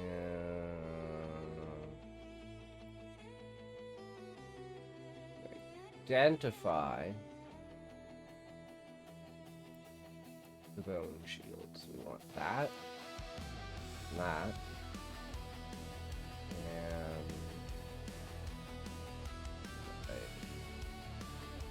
that. Get rid of those. And that. Cow level, that's black. So we'll be turning that into our black.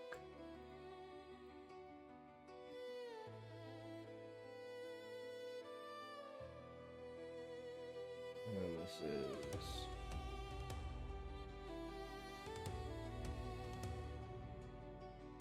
looking at a random glaive. Okay, that's not the one. And then we're gonna get fucking ads.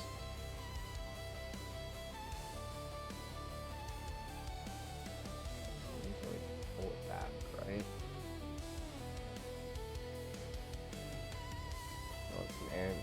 So it's like we already have it. Where do we pick this motherfucker up? There it is, Fulge.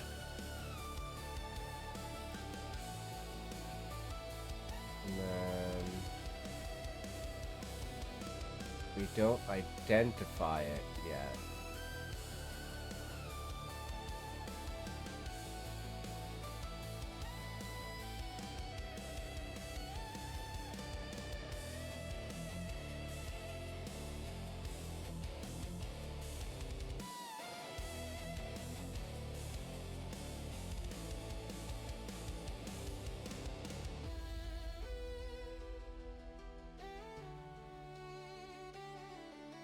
Wait, what is this? Yeah, it's just like random killing and shit.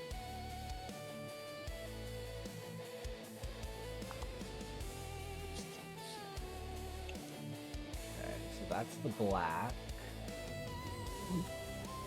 That's what I want. And then this, and then we want the full on making of the rune word, or is this, no, this is just like finding another 3-socket pole arm.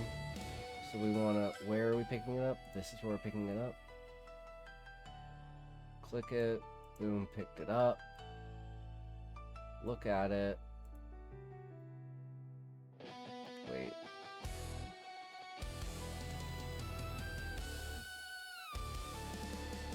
Three socket, and then throw it away.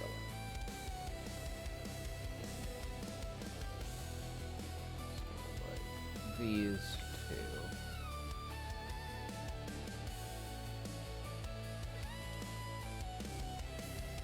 Okay, let's line this up. What is this that we're getting rid of? Oh, this is just the looking at the lidless eye. So we need, this is all preparation gear, and then the rest is making this.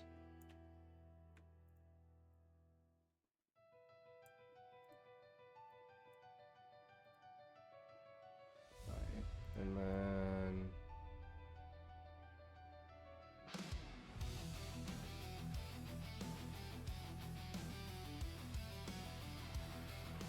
making honor. That should fill up perfectly the rest of the story.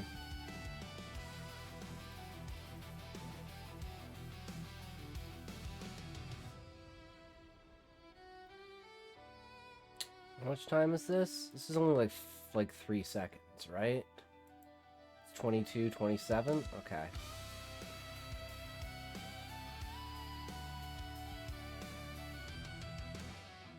Wait, this is doubled. I don't need that. This is that. Which means, okay, we can bring it all back. And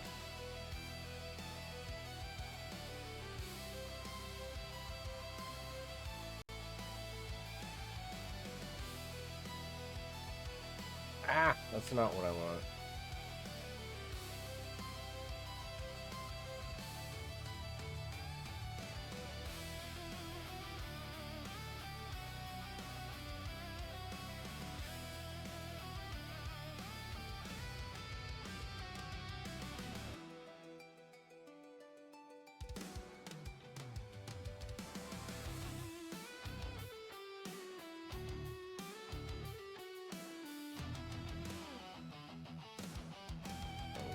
Rid of that.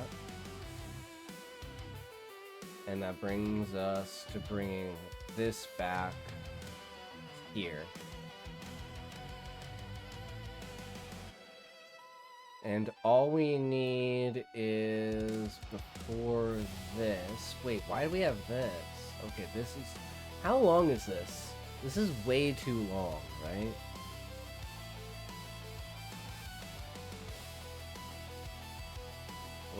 Pick it up. This is taking too much. I pick it up, I look at it, that's all I need. Look at it. There. Then, just need this. Camp seems to be back to normal. The forces of hell in this... Yes, okay, and then this is rogue encampment and prep, so actually what we want here is going to... so everything else is good, we can get rid of all of this. We need going to Act 2. I think all of this is good too, right? Yeah, so like... Wait, what's this? Yeah, no, all of this should be good. And this is the outro. All we have to do is get standing in front of Warren. So where do we go to Act 2? Should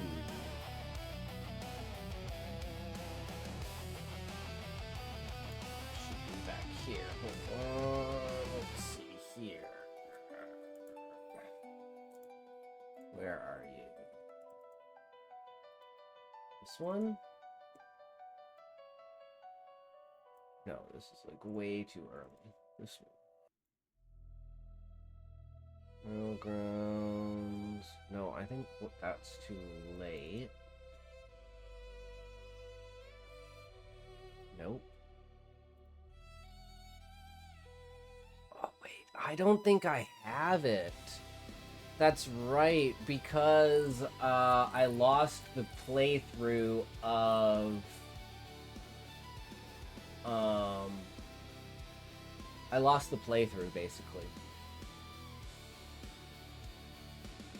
So we'll have to just get this B-roll really quick here.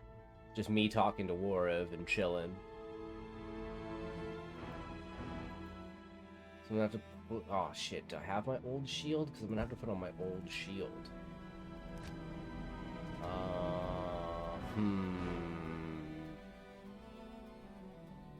Continuity errors are bullshit.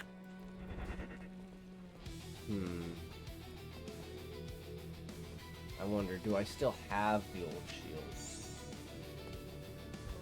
That is the question. I mean, it's all resistances, but is this one all resistances? No, this is not all resistances. There's a good chance I kept it. Okay, I do have it. Good. Okay, so we just put this on. Okay, so we've just come back to the camp. We're chilling. We don't want to see Geed because Geed's dead, so we need to turn that off so you can't see him on the minimap. We're gonna come straight out of the portal. And we talk to Kane. And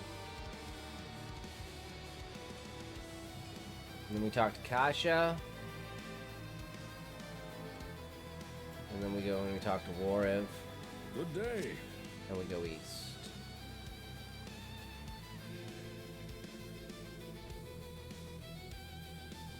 And we've entered Luco Lane. Okay. That should be good.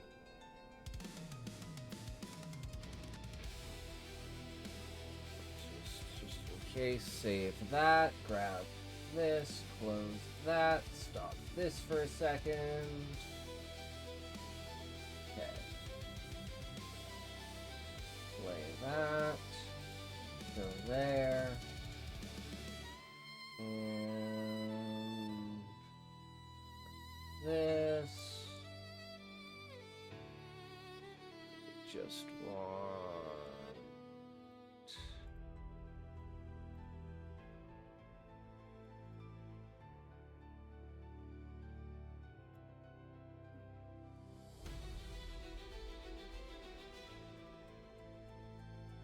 No, I think we just want Warriv.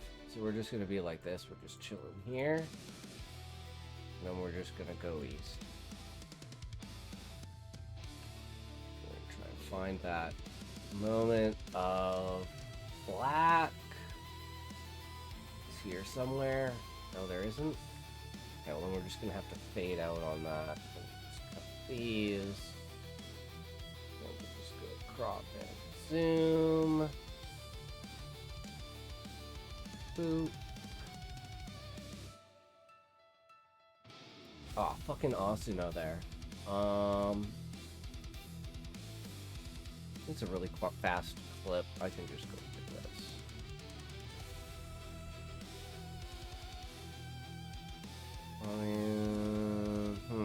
I can do like a purposeful... Okay, I do like a purposeful zoom in specifically on this just because it's a...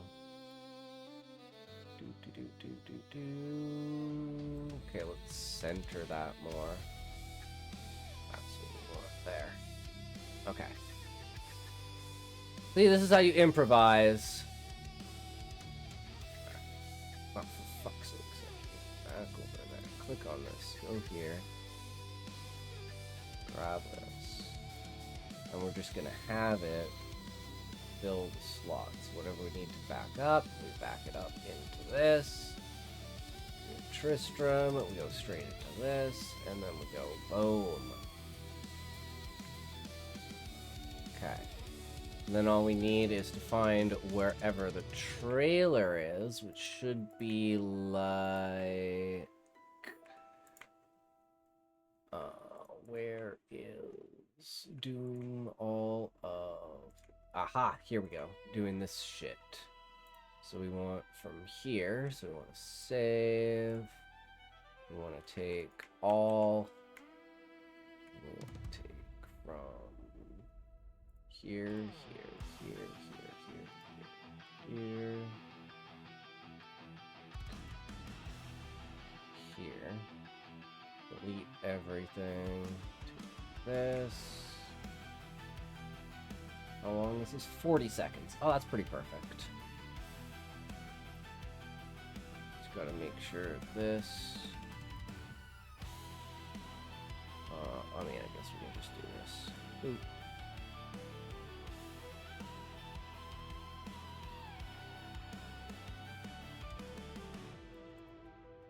Okay, save project as.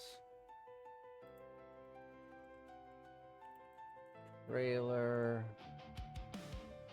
Okay, how long is the intro on this? Okay, this was only 27 seconds. That's perfect.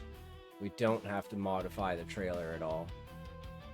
Okay, so we want to get rid of this. Send out the trailer as a prep.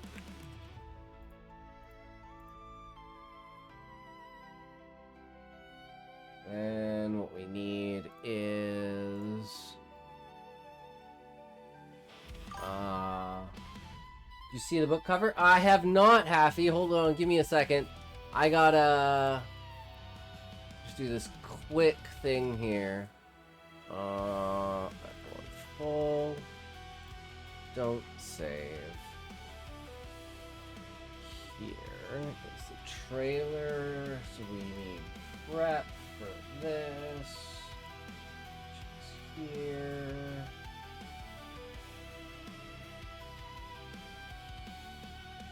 Wait, this is Act 1 prep? It's supposed to be Act 2 prep, or whatever.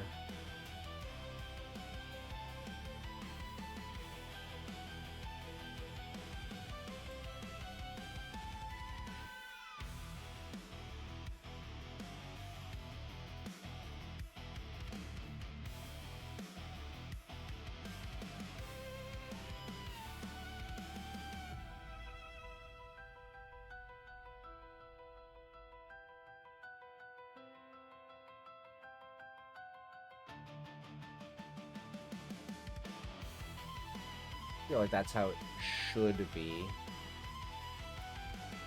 And then the main thing to do is we want to take all of this.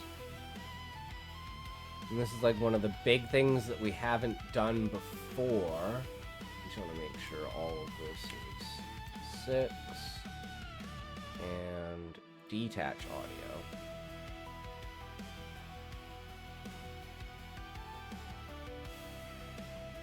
Might take a second for it to do what it needs to do.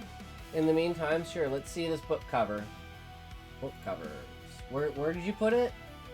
Oh, is it on the Wattpad? Is the cover on the Wattpad?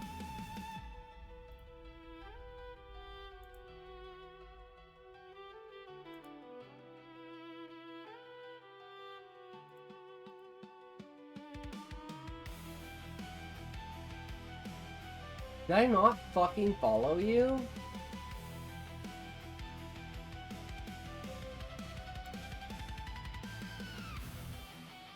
I'm so retarded. How do I do this?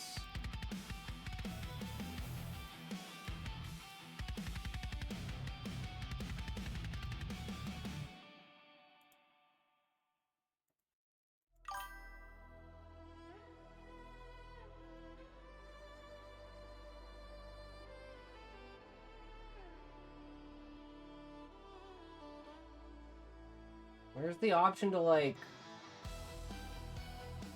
Oh, I guess I have to go to your profile. Follow you.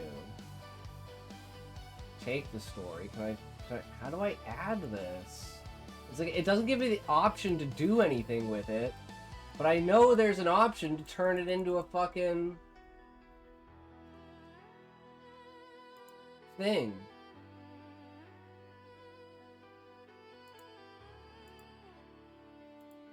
I just don't like that part of Wattpad.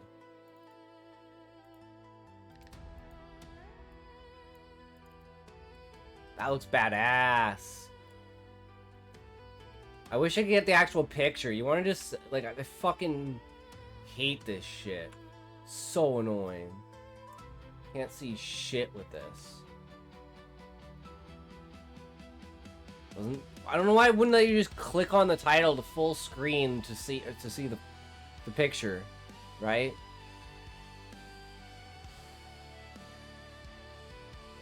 Yeah, it looks badass. Yeah, that's pretty much what I thought Jade would look like, right?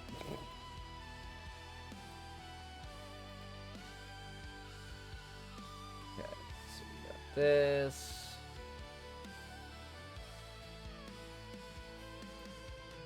And now what we need is...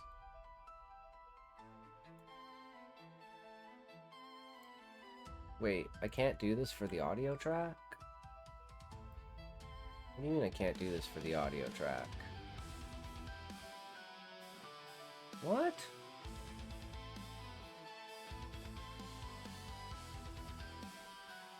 Okay, well I guess that doesn't work. Okay, so undo that, undo that, undo that, undo that.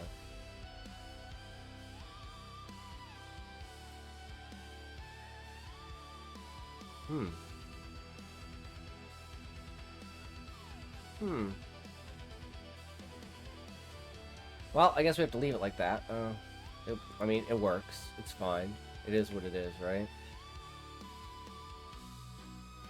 Okay, and then we have Act 2, which then we are...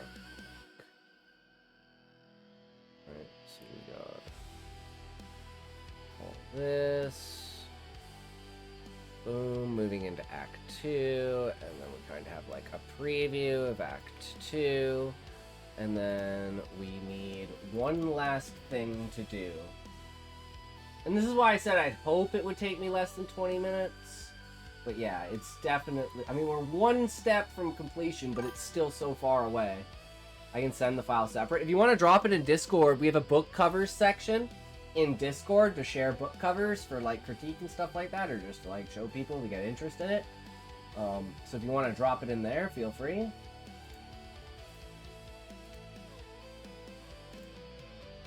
So we want this.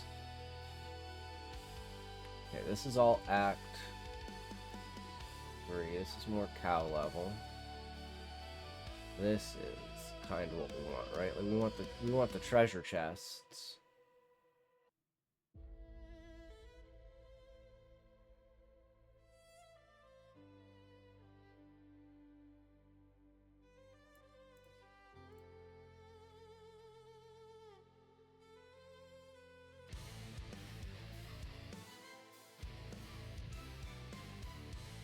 We need to fill like 14 seconds or something like that.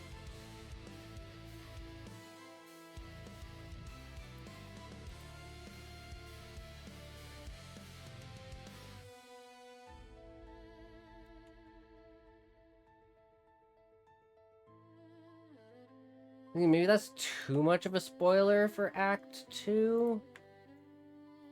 Okay, maybe let's not do this one. Let's do... Oh.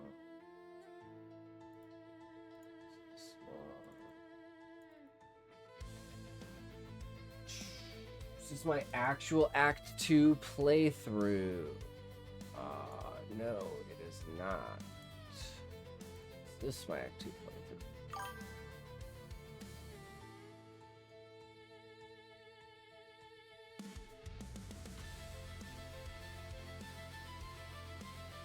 Okay, yeah, this one's fine. And then this one we can just go through and grab a random boss fight.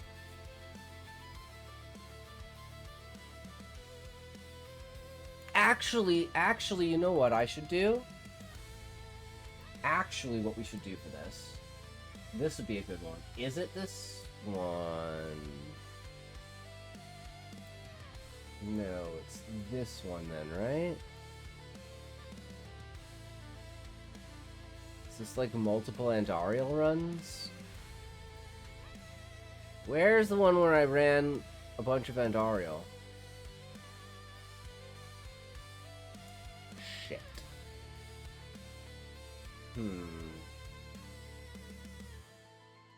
Okay, maybe that's not a... What can I do? I mean, I guess this is the best thing to do. Fuck it, we're just gonna do the tomb runs. We're just gonna do the tomb runs. Because I already have all my gear and everything. So it's like, fuck it. We can just, like, do some really quick fucking bullshit here.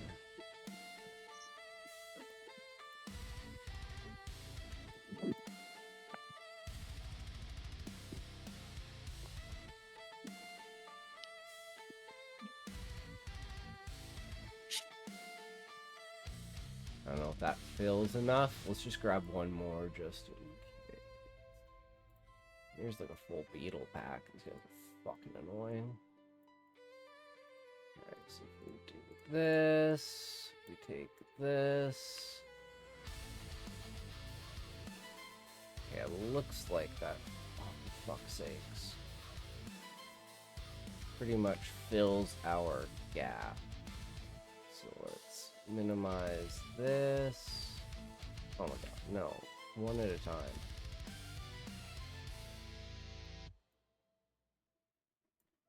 So it's middle of battle. Middle of battle.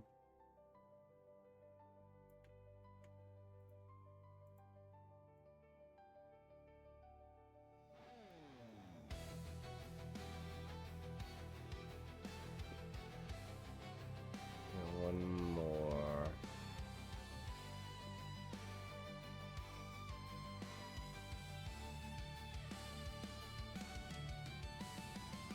Do that.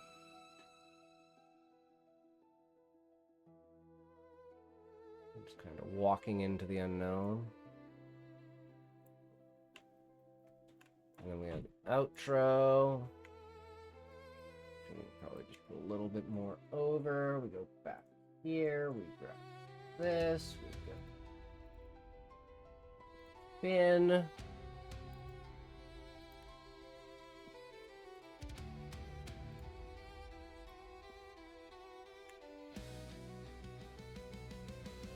Drop this. Take all of this. Detach the audio for that. Take a second here.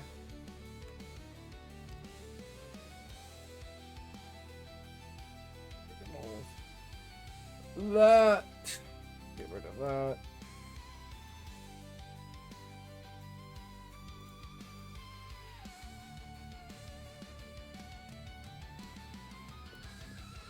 And we'll just show a little bit of the Duriel fight.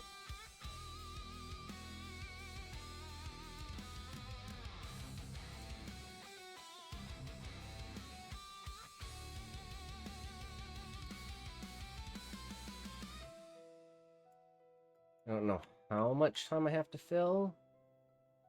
But I think this... Oh, it's not quite enough.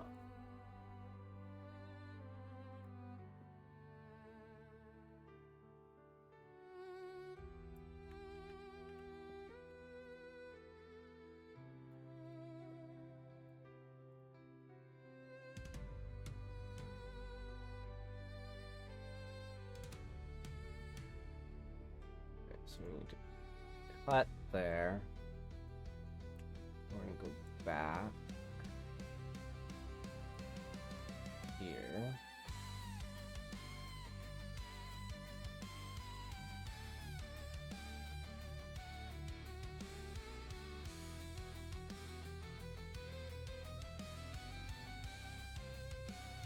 I just want to do... The problem is, do I want to spoil the Duriel fight?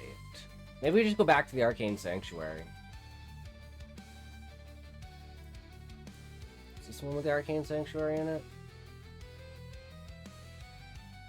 No, this one's like way back. Arcane... This one should be it. No, it's the one after this. Fuck! Where is it? Video. Should be the last one that I did here. We go through the Arcane Sanctuary.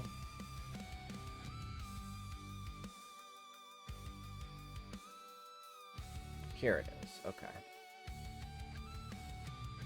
Where's me going to the portal? There it is. Here's the summoner.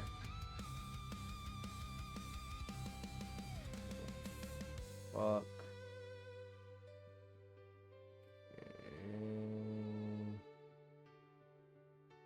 Where's the... Okay, there he is. So I'm gonna go from here.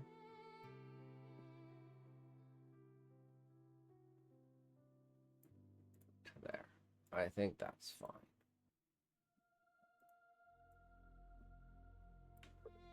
I'm gonna do like, again, like finding the lidless eye, but it's like we've already done that.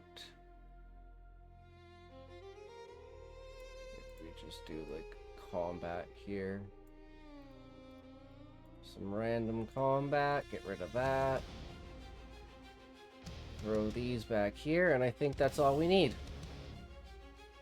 We just need to fill this tiny little gap here.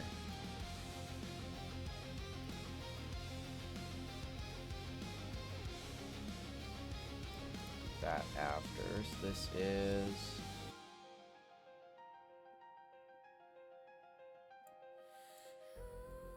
from here to there. That's fine. Get rid of that. This should be good there. Put this there.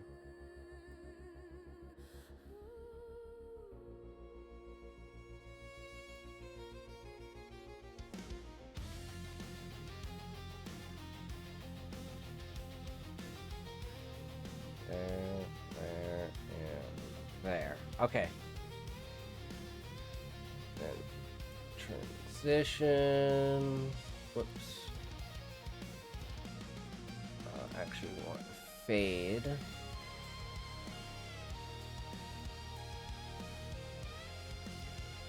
And we want a fade here at the beginning. We want a fade.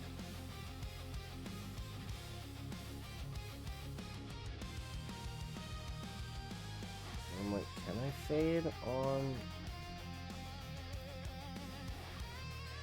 There's ones beside each other. Apparently I can't do that on sound, so I have to do all the sound individually if I want to do that, so that's actually kind of fucked. So that's not gonna work. But it is what it is. It's not perfect, never gonna be perfect. Doesn't have to be perfect, just has to be done. Right? And there we go. Now we just need to get rid of all of this extra shit. Okay, 24 minutes and 57 seconds. Save that. Export that. And we're done. Are you guys ready? Once it's rendered out, then we can watch it. And you guys can see my masterpiece at its fullest. And tell me what you think about it. Because it's trash! Trust me, it's ass and it's trash. But hey, I enjoyed making it. I had fun, you know. That's what's important.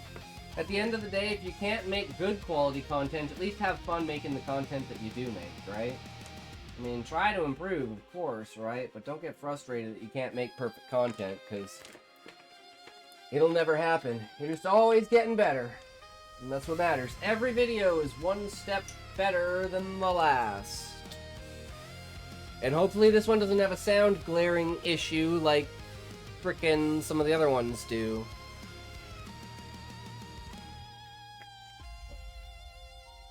It happens sometimes. Well, in every video, there's at least one error. Actually, it's not at least. There's always just one error every video when it comes to at least the sound of me narrating the story and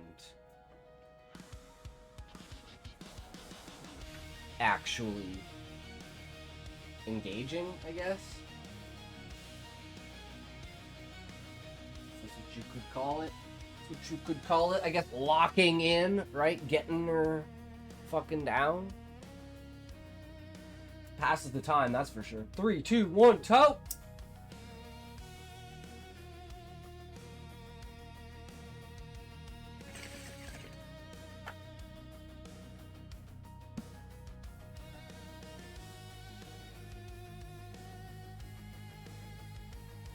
Much better. Much better. Oh, fuck yeah, that's epic. I love, like... Is this supposed to be like a burning city, or is this like a city of light? Like, those don't look like fires. Those look like... something that's like, you know, like reflecting light or creating light, like portals, maybe? Or just like shining beacons of divinity? I don't know. And it's like, clearly this... And this looks like all fucked up and broken and like kind of, you know, messed up. So it's like, is this like, you know, him going to reclaim his like ancient home or something like that? Like the Belmonts or something like that? Who knows? Find out next time on Dragon Ball Z! Now, let me close all these extra fucking windows that I have here. Under do these fucking things open? And this way we get a pre-run, because I never usually have time to do like a pre-run of it. So this will be a good pre-run to show if we have any mistakes, and then we can fix those mistakes as we go. Because like there's a couple of things that are like a little bit off, and you're just like, what? But hopefully the story gets you into the story enough that it never becomes stale. Even if like if the story gets stale, then there's good. That's the chapel. Oh, the broken down destroyed. Okay, yeah, no, that makes 100% sense. Yep, that makes sense. Where the goddess is, or yeah, it's the goddess, right? The goddess is entombed, or is it the god? One's the goddess, Solana. Is the other one a goddess too? Venarum? I think? Fuck, I don't know names, man. My bad. My bad, I don't know names.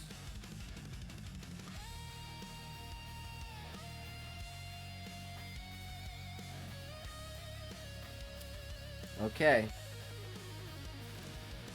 I think this is it.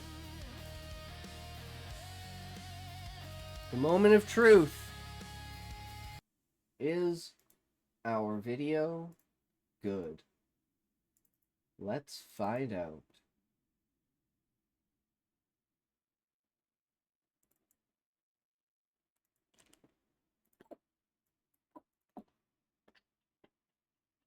At least this way it's easier to set the volume. Welcome to ShortStories. Today is the continuation of Jill Booma's journey through Sanctuary. We are now on to Nightmare. What will this journey entail for Jill Booma?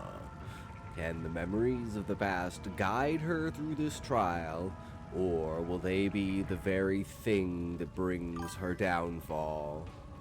They're known as the twin gods. Today's story. The trials of this new land have brought me a sense of foreboding that something is wrong with the world. Something is wrong with me. Dreams have taken me of late. Even Jamali is setting a further distance. The shadow of my heart is growing. The very land seems to suck the virtue from my soul, pleasure from my bones, the elation from my head. Then the nightmares were broken by a voice. Material spoke of a new power rising in Sanctuary. He's almost in a panic. The gates of heaven have been breached. A new weapon emerges from the sacrifices of the angels. It has brought new cause to this war, and now the rules have changed. The angels have entered Sanctuary. I was told to go to the depraved monastery at the edge of the Teom Highlands.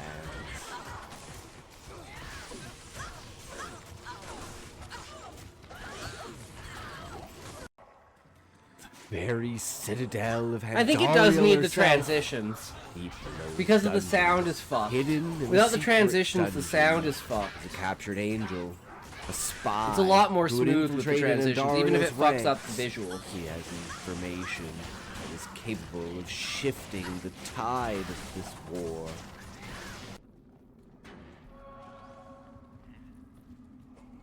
And I think maybe turning down the game sound a bit. Until I find this angel, I cannot know these are not dreams, but visions. An Nephilim blood calling out to the light. My heart denies it. The only thing that gives me pleasure is the slaughter. I'm losing myself in the fray. The presence is seeping into my mind, holy and filled with light. A power that almost brings me to my knees. Without thought, my body moves on its own.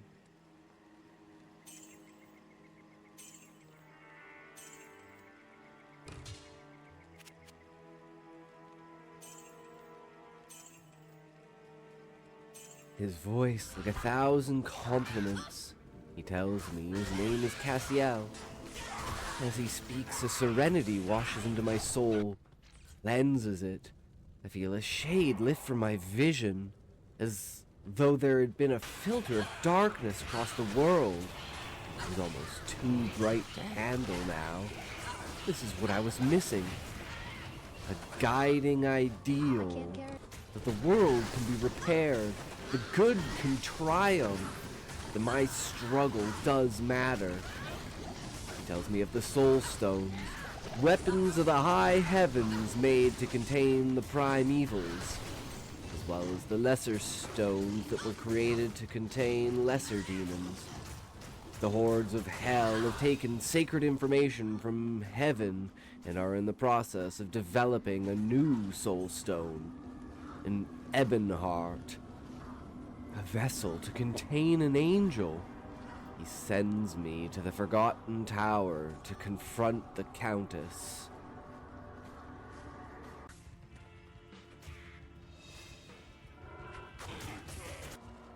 Defeat the Countess and interrogate her soul. Hell has tasked her with gathering the blood of the innocent. First ingredient to the Ebon Stone. The blood of 10,000 victims chosen by the pureness of their heart. Most young. A wine cellar of blood vials preserved and stockpiled for the next step. The Countess tells me of sacred scrolls hidden in magical chests.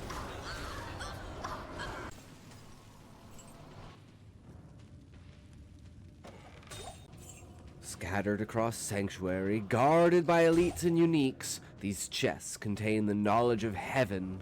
They are sealed. The power of light will destroy the demons, so they must keep it hidden. Once the primevals are free, they will gather the scrolls, and with that knowledge on how to create a soul stone, they will invert it into an ebon heart. I can't carry. Returning to the rogue encampment with the scroll, I speak to Cain. Upon seeing the writing on the scroll, his eyes bulge. He recognizes it. Snatching the scroll carefully from me, he brings it closer to his face. Yes, this is angelic writing, he tells me. It speaks of sacrifice in a prison for the unworthy. Risen, he pauses for a long moment before lowering the scroll and looking into my eyes with a look of horror and terror I've never seen in this ever-enduring soul. Even in Tristram, Jamali says he had not seen Cain so distraught. If the powers of hell gained the ability to seal angels, this war would be all but over. Cain tells me to seek out Gede. He was once a prisoner of the Countess. He may have some insight into the next step.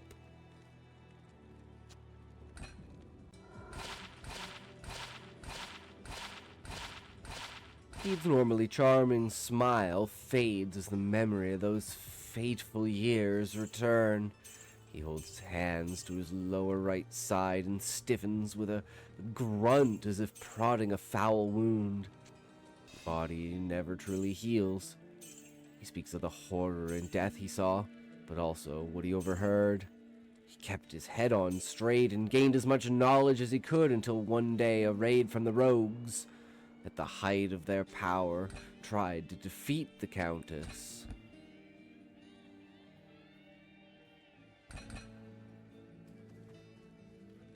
He kept his head on straight and gained as much knowledge as he could until one day a raid from the rogues, height of their power, tried to defeat the Countess. They saved many lives. See what I mean? That was the one. More. The fucking double sound. So that's around 7 minutes and 15 seconds. Slowly over time, he regained There's a sound sanity, error. and eventually became a productive member of their society. And It's so he said, 7:15. "Go to the barracks in the monastery. There you will find the smith. Return with the hammer from his forge. I will prepare what is needed on my end." He calls me young champion. Says he can feel the fate of sanctuary weighing on my shoulders.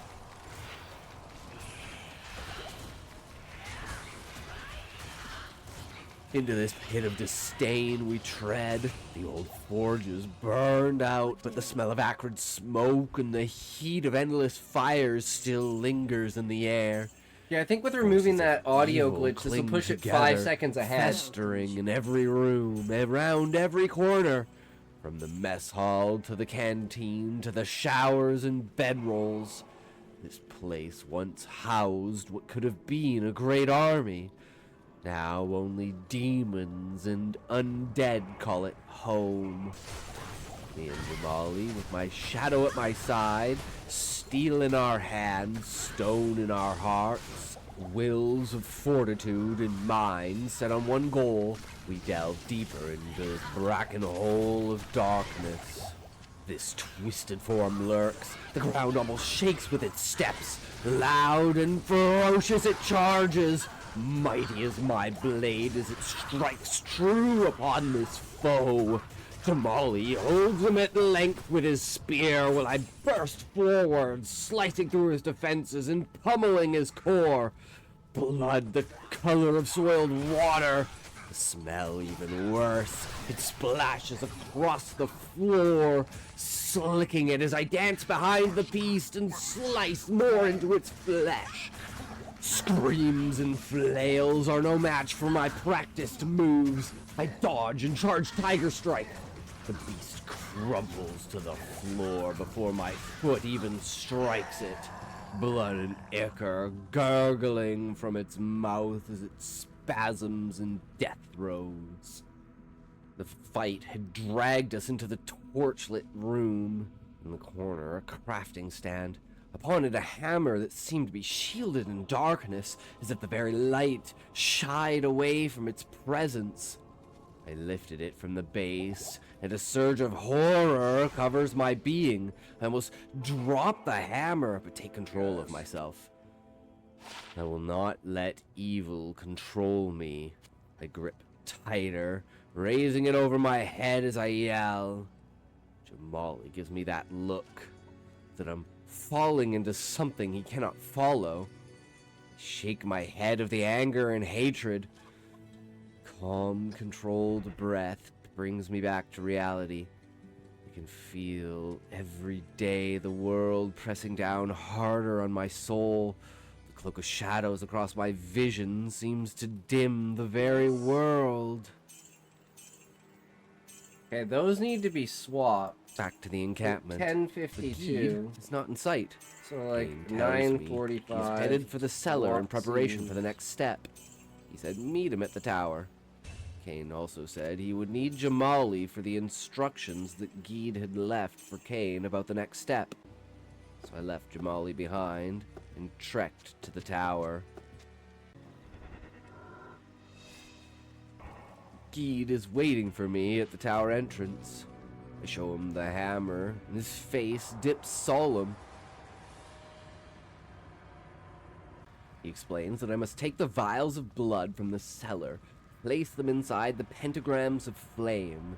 Using the hammer to smash the vials inside the flames will coagulate and harden the blood into blood essence. Once this has been done, with 5 vials, take them and use the Herodric Cube. Then he shooed me off and said return once I had the next product. His words and mannerisms felt out of place, but I chalked it up to him being back where the memories of those foul days would be within sight. It is strange, as if the hordes of hell want me to complete this task. It is as though they cleared the very tower just to give me free rein. I'm starting to get the feeling something is wrong with all of this. These thoughts strike me far too late. As I pull the soul stone from the Herodric Cube, my face goes pale. My hands begin to shake and my vision blurs and darkens. My muscles spasm and my hand quakes. I scream and cry out. There's no one to hear. I tremble as the realization of what is about to happen hits me. I clutched the soul stone in my hand, the point aimed at my forehead. With a strength I did not know I had, my arm thrust the stone into my skull.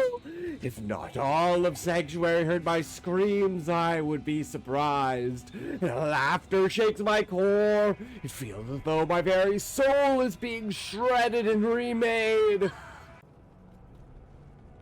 I struggle and climb to the top of the tower, and Keed is nowhere in sight.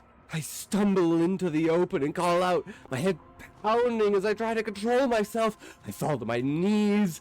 I cannot return to the encampment like this. Thought strikes me. Cassiel, I can return to the angel. He might know what to do. I cannot risk the innocent. I've become corrupted. Stumbling through endless shadows. Feels like days as I travel to the jail. The only thing keeping me going. If this can be fixed, an angel is my only hope. Cassiel gives me a grim look and places his hand upon my head. The light of the high heavens sinks deep into me. Feel my mind coming back. My head clearing of the screams and the fire and the pain. I fall to my knees, tears in my eyes, begging and thanking him for showing me the light. He tells me that this is all he can do. The rest is up to me.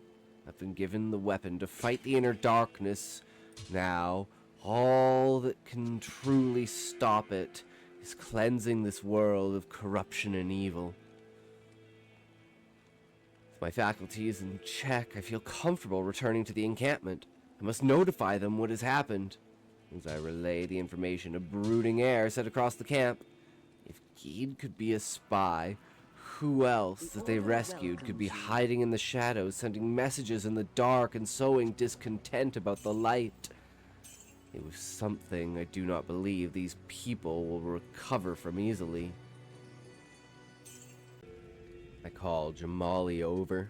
I do not want to alarm the rest of the camp of my new condition, or how far off the path I've fallen due to trusting Geed. I show Jamali and his face never changes.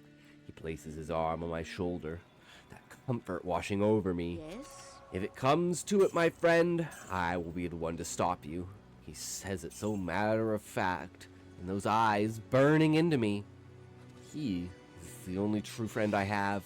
The only person I can trust. Together, we will fix this and defeat the foes that invade this land. There is only one way to move forwards. Confront Andariel and slay the greater demon, freeing this place from her influence, giving these folks a chance to recover.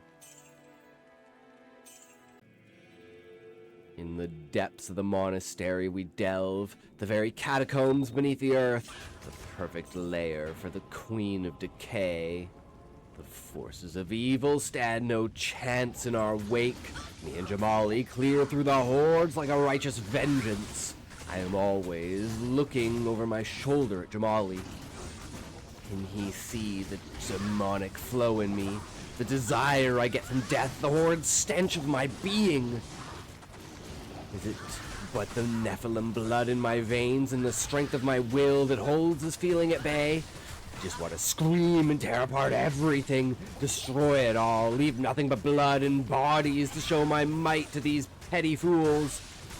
From another level deeper, I've lost count of time and space. All that matters is the slaughter. Jamali's voice calls over the din of blood pounding in my ears. He points towards the end of the room. A figure stands just before the stairs. It's Geed, a smirk on his lips. No remorse, no kindness, but not hatred either. Just simply being.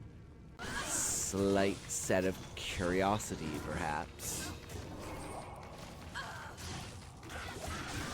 I call out to him and rush him, my blades inches from his face, my hand around his throat. I shove him against the wall. I stare into his eyes, true fear in them now. I whisper into his ear, I will let Kasha deal with you. I open a portal to town and throw him through it. Whatever happens now is out of my hands.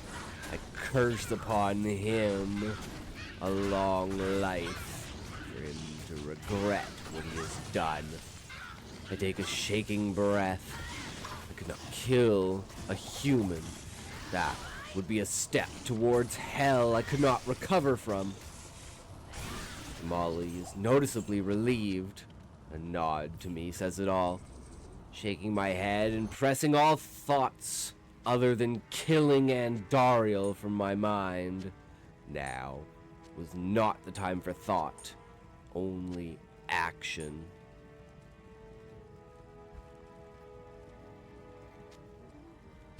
Such a mighty foe, it pleases me to have my strength tested. Blow for blow, strike for strike, poison for poison. I press her back, then I falter. A quick reset maneuver for my footing, and a reposition to strike from a new angle. The defenses are solid, her form looming over me. Shoulder spikes striking as our claws rake for my heart. I block and counter, but she parries, and then I step back, breathing hard. I knew this would not be easy. I knew this wouldn't be a fight for the ages, but I'm losing ground.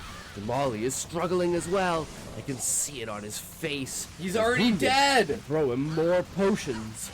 But he's already dead! Stance holding Now my he's own back. as Jamali repositions. Oh, and then he dies Press again. forwards, ignoring the risks Poor and Jamali. strike inside her range. And Dario roars as my blades strike flesh, pressing deep into her. Her eyes stare at me and a smile comes across her lips. She grabs my hand and shoves it deeper, almost a demonic moan from her throat. She tosses me to the wind. I stumble, rolling across the floor. Cough up blood, my heart pounding.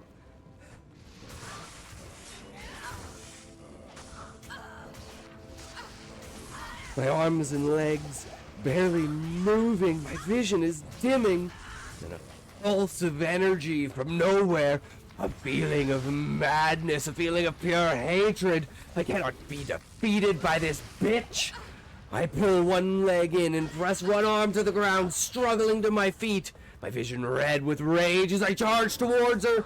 Jamali blocks her counter and I thrust blades in, a flurry of slashing, building all of my charges. Then a series of thunderous kicks, knocking Andariel to her knees, her arms folded in front of her defensively, trying to block the kicks. The sound of shattering bone and tearing flesh as her arms explode under the force of my boots. Her howl turns my heart to ice, but my muscles carry on their mindless assault. As my eyes begin to clear, my breath ragged, my muscles burning, my legs shaking as I could barely stand.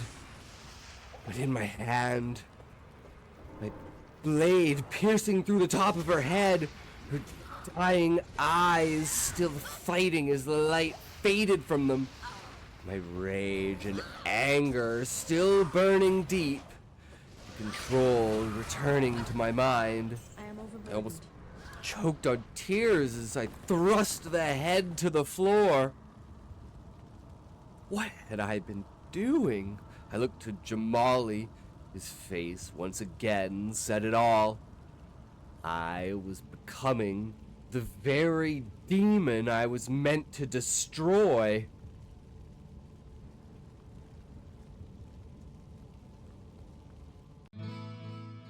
A voice calling from my very blood pulls me into darkness. Visions of a lost time before the evils of hell broke through Sanctuary, when there was peace in the land. There was a man in a town with a crown, his son and daughter playing and laughing. Then darkness like an eclipse, the burning and the death and the horror. The son mad, the father dead, the daughter missing. Then a woman. My mother? A baby. An angel. I cry out and rise from my bed.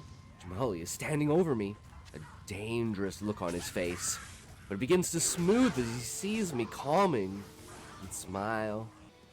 I tell him not to worry. We talk to It was but a Kasha. nightmare. He Ah, helps shit, me I up forgot and to look mute around. it, too. Camp That's right, I was seems supposed to be change back the to sound normal. on this. The forces of hell in this part of the 23. land have lost their leader. 2250, change the Scattered sound and out. scared, they That's what I forgot. flee and hide. The sisters can rebuild this land into something good, something worth fighting for. Jamali tells me that Warev is prepared to take his caravan to the east if we wish Okay, to and I follow. also need to change the towards lidless desert eye. and the jewel city of Loot Lidless eye, Golain. change, dot, one With the more. marshes and plains behind us, the green turns to brown and then gold sands. Into the desert and the unknown we travel. The destiny we will create unfolding before us. What do you guys think? Better than the last one? Hey everyone, thanks for sticking around to the end. Really appreciate you guys. Thank you so much. I really hope you enjoyed today's story. We're taking a slight twist on the road through Nightmare. Will Jill Booma succumb to evil and become a vessel for a prime evil? What secrets of Hell's weapon will they discover?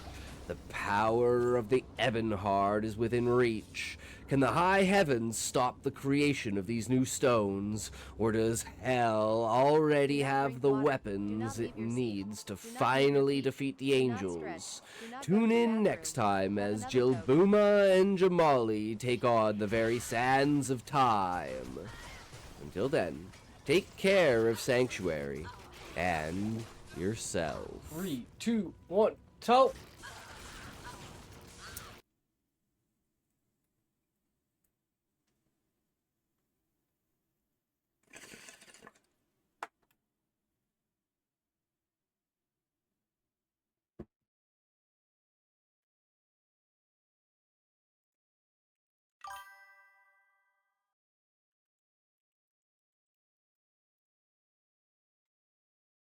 And the final shot should be attacking Duriel.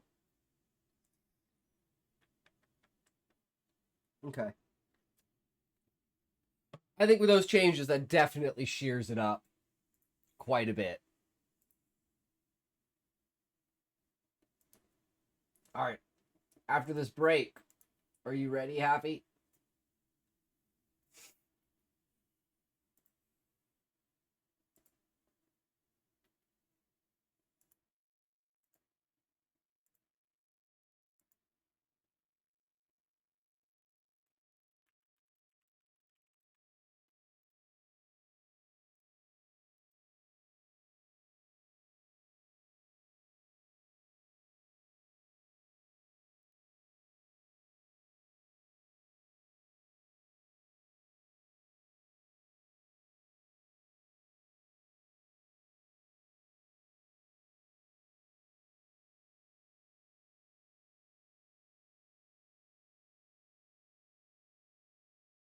I know it's here.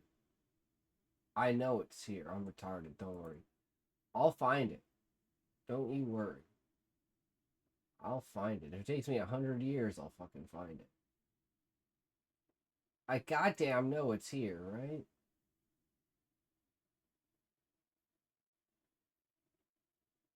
Am I retarded? No, there it is. It's a go! Here we go.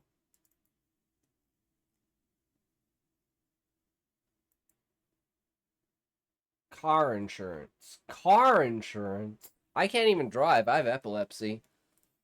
I can't legally drive because it's dangerous in case I have a seizure. It hasn't had seizure in 3.5 years now. Yay!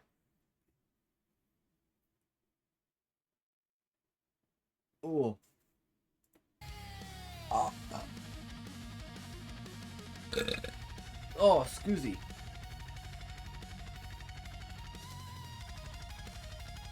Yeah, you can tell it's not hard to write a better story than me. See, I have good ideas, I'm just not a good writer. Geico! Geico! Gecko the Geico, or sorry, Geico the Gecko! Geico your gecko with a gecko Geico Gokai. You heard that right. I can't even say it again. A gecko Geico Gokai? I have no idea. It sounded cool the first time I said it, but once words leave my mouth, that's what my brain does. Alright, are you ready for chapter 3, Happy?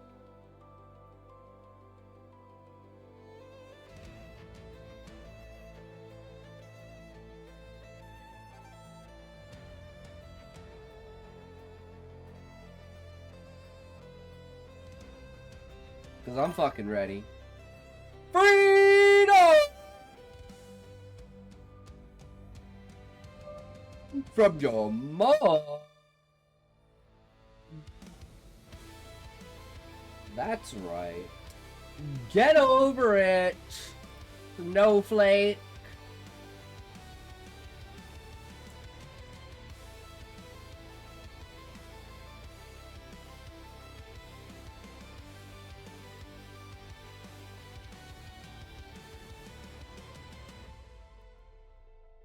Okay, here we go. Jade moved like a shadow through Shiftera's twisting streets, every sense alert and anchored on Levi's trail. She had never minded chaos. Disorder was easier to predict than stillness, but the way he vanished left a jagged edge in her mind. The way he vanished left a jagged edge in her mind. The festival still pulsed behind her, lights and laughter echoing into the night, but to her it felt distant, like a heartbeat out of rhythm. The longer she walked, the more the chatter faded, replaced by a cold, focused quiet. Her wolf padded silently at her side, ears forward, breath misting in the air. Jade's breath was shallow, one foot in front of the other, boots skimming stone and earth as she left the city's heart. The scent of Levi was stronger here, fear tainted and raw, but disordered, like someone scrambling blind through brambles. She didn't have his name to whisper, only that scent and a rising pulse of worry. It would be stupid, she thought. He already was, but she couldn't let him be alone out here. Every twist in the path pulled her deeper from this festival's warmth, the light of lanterns shrinking behind her until only the moon ruled the sky. The forest edging back around Shiftera was thicker here, branches crossing overhead and casting skeleton shadows that stretched like fingers. Jade's fingers grazed the hilt of her blade, not drawing it, just resting there, ready. Some instinct told her the world had teeth tonight. The ruined chapel lay ahead like a half-forgotten memory. The spire was broken, moonlight leaking through its gaps and fractured beams. There was no warmth here, only stone and silence, and that strange low hum beneath everything. Jade stepped forward, eyes narrowing. She knew this place, not just in knowledge, but in feeling. It bore old magic, heavy, layered, like dust settled into every crack. Even the daylight, she would have felt it. Rars! Oh my god, Miss Shadows, I'm so glad you're here. Guess what we're reading, Miss Shadows? If you can read the title up here.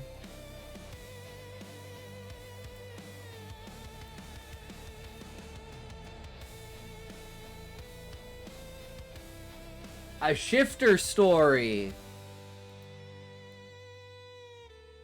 Another one. I already pointed out your book to him, so if you want to drop the links for your Amazon, if you want to see if Haffy wants to go check it out.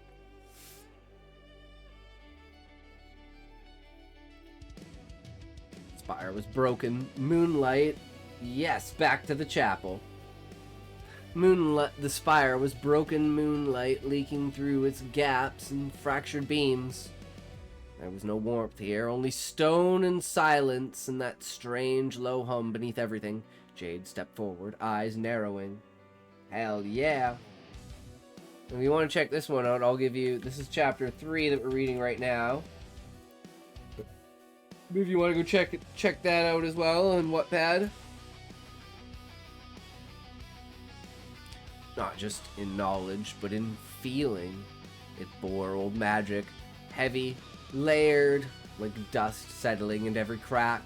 Even in the daylight, she would have felt it, but under moonlight, she felt alive, watching, tracking, waiting. So, Miss Shadow, are you going to be here for a while? You want me to read another chapter?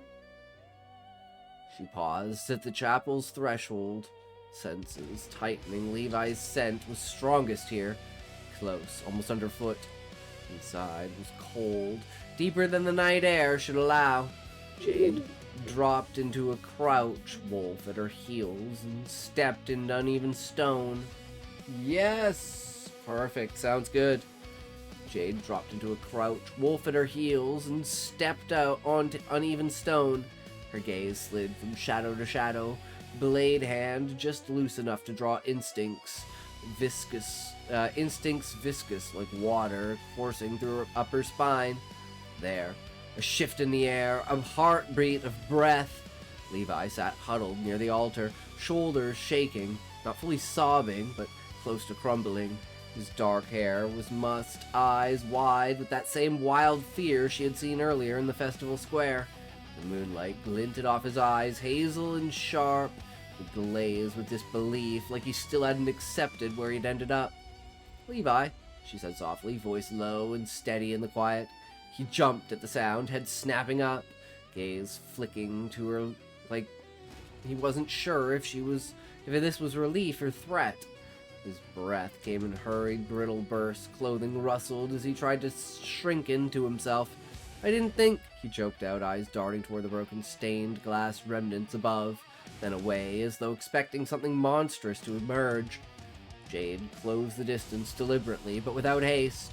Every step was measured, approached with patience, not confrontation. She stopped a few paces before him, blade still sheathed. You didn't think what? She asked, though she already knew. He hadn't thought, not once. He had reacted. His voice was raw. They were all looking at me. Jade blinked once, slowly, as if absorbing the weight of that. She crouched down across from him, eye level, gaze steady. I tracked you. Levi's eyes widened even more. If that were possible, and his breath stilled in a shaky uncertainty that comes when someone finds out they're not alone as they thought. His voice was smaller the next time he spoke. I got scared. Jade didn't laugh. Not here. Not now. Her gaze softened, not exactly tender, but sharp with a hard-won understanding. He was scared. And with good reason. Things had touched his fate tonight, and most shifters spent their lives trying to avoid. The world isn't kind to people who don't know what they are, she said carefully. but running blind doesn't keep you safe. He stared at her for a long moment, breathing, gathering himself back into shape like someone righted a tipped pot. He was wondering whether to stand or run again. Finally, he exhaled, a slow, deliberate release, as if his fear was something physical he was letting go of in measured fractions. His shoulders slumped, less tight, less tense. Jade watched him for a heartbeat more, then nodded once. Eyes on him, focus intact. "And you won't be alone," she added. He didn't answer, just blinked, slow and heavy, like someone waking from too deep a sleep. Jade pulled to her feet, motioning with a tilt from her head toward the forest path back to Shiftera. Levi didn't leap up, not immediately, but he stood slowly, step by careful step, not running, not yet, just forward. And Jade walked beside him into the night, blade at the ready, heartbeat thrumming and every sense poised for what came next. Ooh, shit! So, like, is he, like, basically, like, crowned a prince? Or is he, like, the new hero? Is he, like, some kind of heir? Is he just, like, the chosen one? I'm still, like, why did the goddess choose him? Is he the one who's, like, destined to, like, you know, kill the other goddess that's, like, trapped? The Voltrim or whatever? Voltarum? Or Vantarum? I can't remember. Find out next time on Dragon Ball Z! I gotta take a piss and grab a drink, but I will be right back, and then we will read another chapter of Echoes of the Sacred Territory.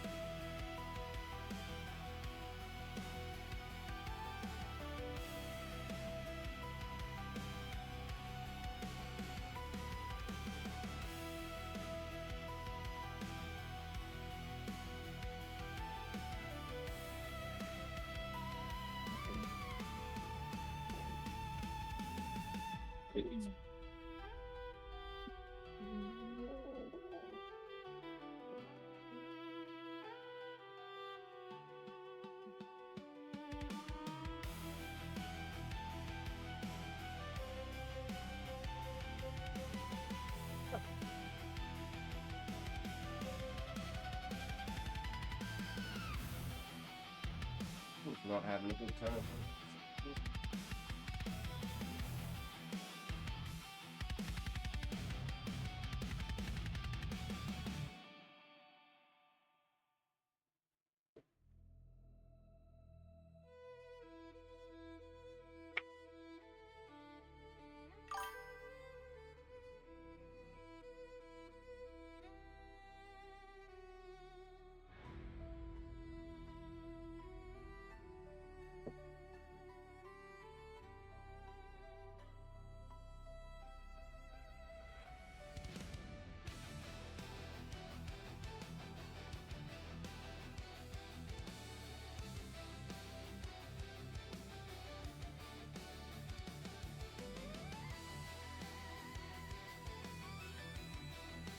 Right, that's fine. Sorry.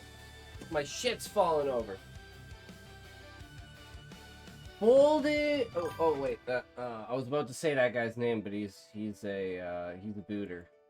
He's a booter batter bought in boots. Okay, I'm waiting for pain meds to kick in. My book next? Yes. I just need to take a toke. I got one more chapter. Oh fuck yeah, we'll have to read that tomorrow because we're gonna probably gonna read Shadow's chapter and then we're gonna call it a night. Because Shadow's chapters tend to be pretty long, so we'll see how much time it takes for us to read through it.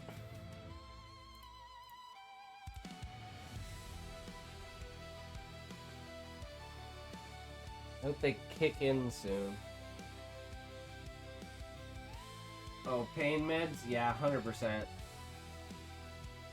I hate that waiting period, right? Where it's like, oh my god.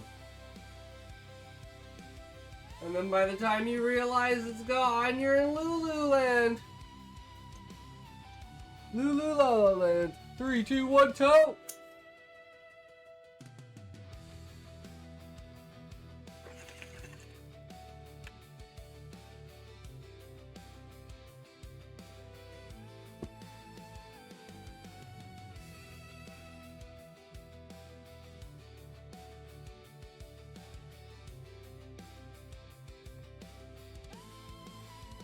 Okay. Chapter 8. Humanity. Ooh. Ooh. Interesting. Interesting. Alright.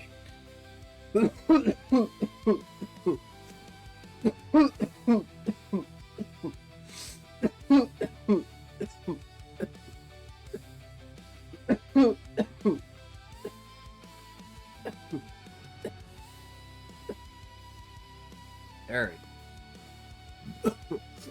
Chapter 8, Humanity.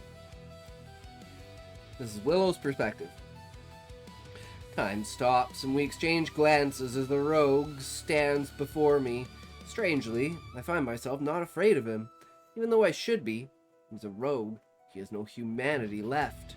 My wolf takes in his scent. Why do I feel so drawn to this wolf? His fur is a mixture of browns and reds, with white markings on his face and legs.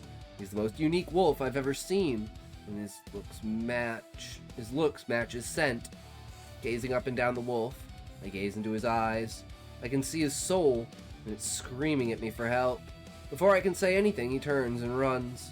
My pack leaps after him, but my inner wolf shouts at me to chase. Oh shit, that's right! I totally forgot what happened in the previous chapter! They're about to have a mate race!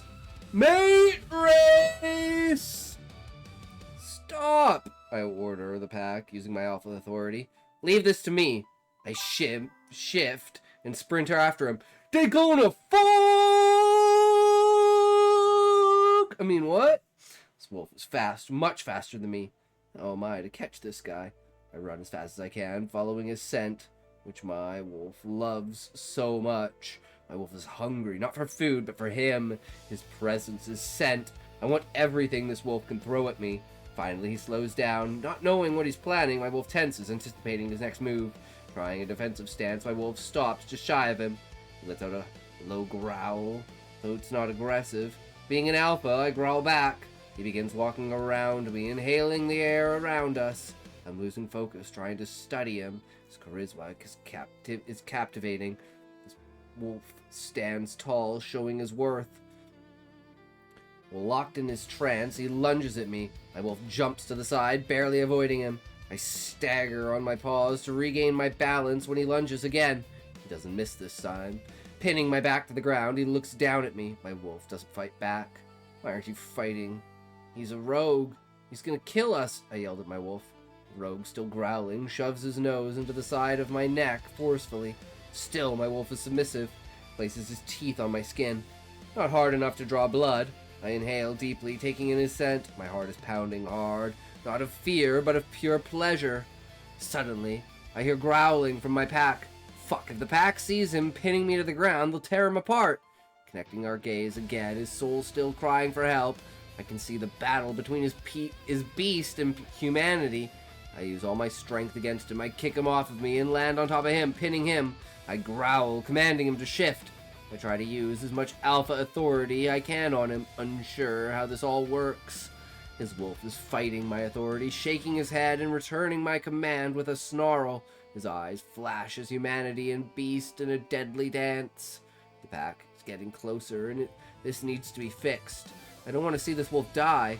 He can still be saved, but how? Closing my eyes in frustration, I try to think of anything that could work. Jake was able to force me to shift. Why can't I? With that thought, I carry out the unthinkable. As fast as I can, I stick my teeth into his shoulder. I marked him as mine.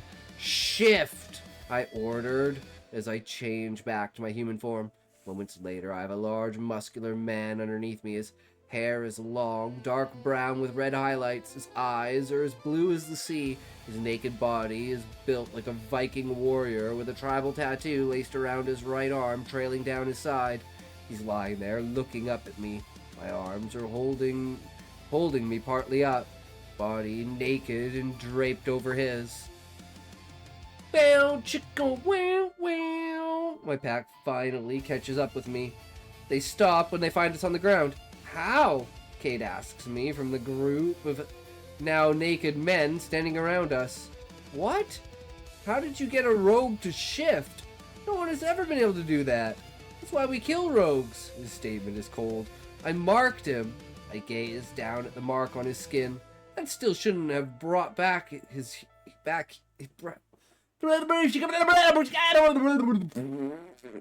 That shouldn't have brought his humanity back, he growls.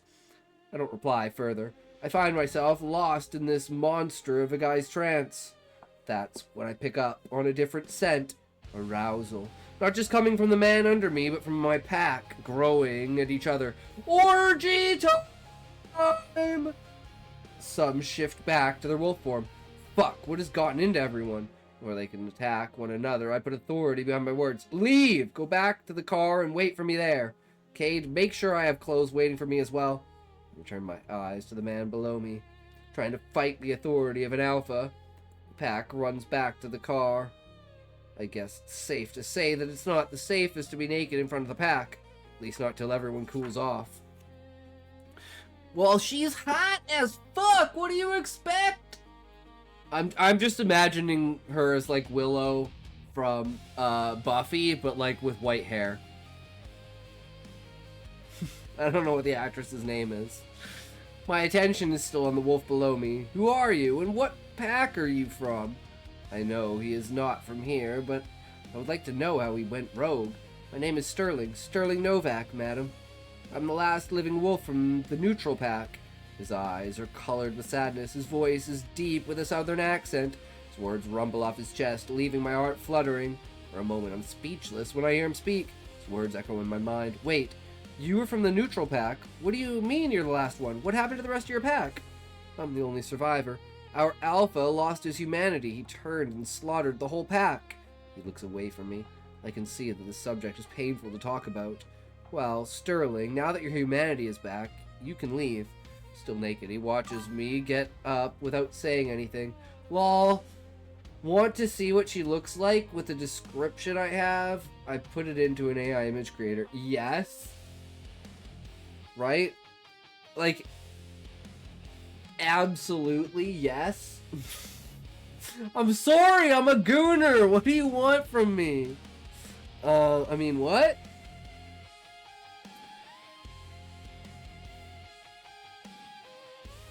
Still naked, he watches me get up without saying anything at first. His eyes are observing every aspect of my body. I find myself becoming shy at his gaze, strict daze on me. His eyes speak to my soul. I don't understand the words. I'm not leaving here. I'm not leaving you. He grabs my leg so I can't walk away while he's still on the ground. What do you mean you're not leaving? This is not your pack. I'm yours. You marked me. I'm not leaving your side. He got up to stand next to me. Fuck. How did I manage to mark a stubborn wolf that's not taking no for an answer? When Jake marked me, I wanted nothing more than to run away and never look back. Why does he want to stay? Well, 'cause you're a good girl! Jake was a piece of fucking shit, douchebag, piece of ass. Fuck. Fuck Jake. He's like the main villain, right? Damn, that's badass.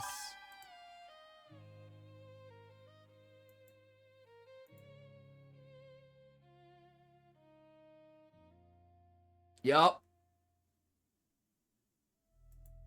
100% jizz.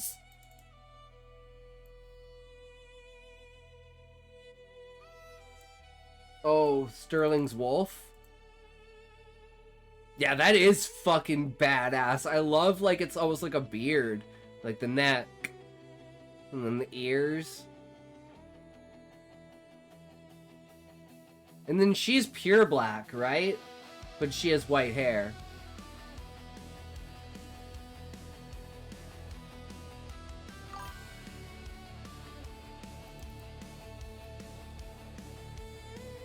Fuck yeah.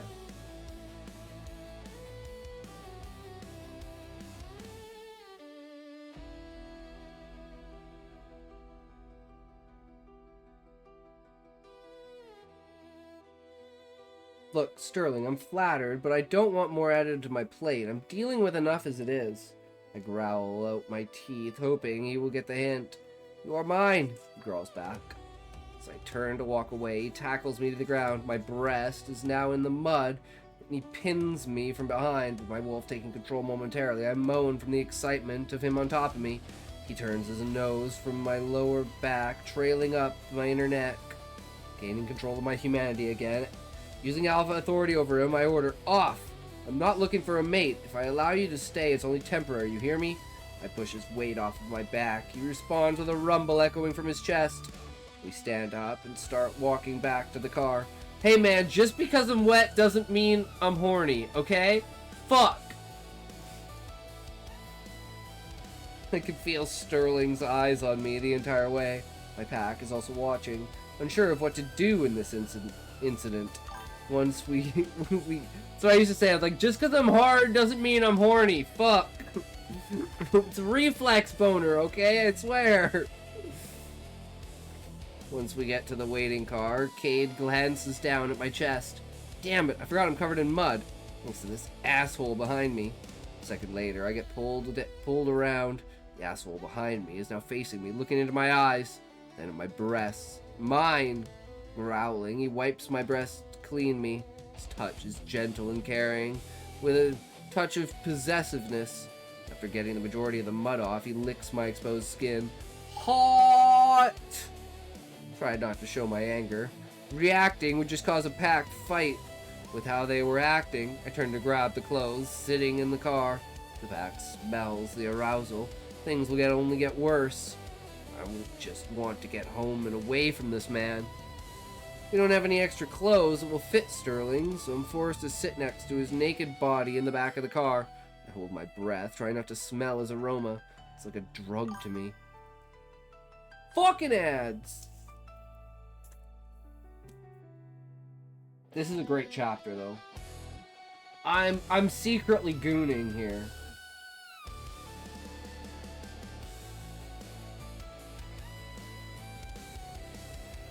Had some ads and they went bad. Now I have food. You can say it's bad, but they were just ads. I don't know what to tell you. I got full. Who says ads are bad? When you do what I do to ads, you'll never know what's at the end.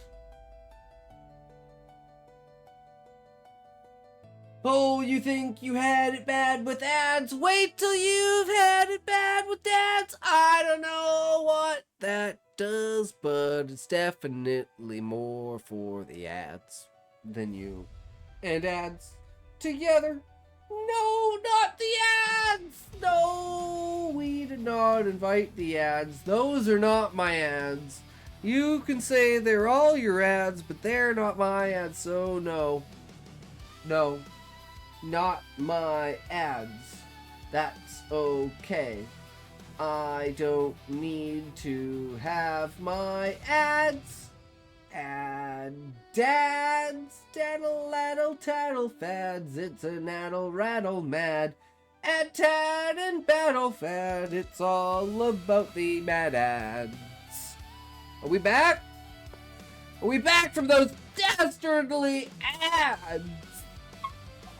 They ruin everything. Why, ads? Why?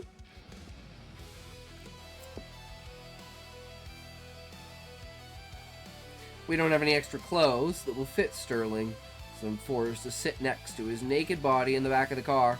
I hold my breath, trying not to smell his aroma. It's like a drug to me. Trying to distract myself, I stare out the window. You are going to pass out if you don't breathe, Missy. My name is Willow, not Missy. I try to catch my breath without him noticing. He smirks at my light gasping. Finally, we pull up to my new house. Sterling opens the door to get out of the car. And where do you think you're going? You aren't staying with me. I growl at him. I told you I'm staying with you. I'm not leaving you. The hell you are? Well, Miss Willow, we don't have any extra homes now that you put Sarah in your condo. Cade interrupts cautiously. Fuck, he's right. Fine, for now. But Cade, I want you to start looking for extra homes we can buy. Once there's another house, he's out of my home. I reply, slamming the car door behind me. Why did I have to choose to save this one?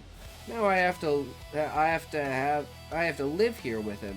My wolf wants him. For the life of me, I don't understand why. I get he's got the looks, but I have higher standards, right? It's not just how good they look, it's about what kind of personality they have. Right? Right? I'm talking to you! Fuck, he's not listening to me, guys. He's literally got a mind of his fucking own. I don't know what to tell you. So, you know, there's like left half of the brain, right half of the brain, where there's like the upper part of the body and like the lower part of the body, right? They have two different completely agendas. Like just, yeah.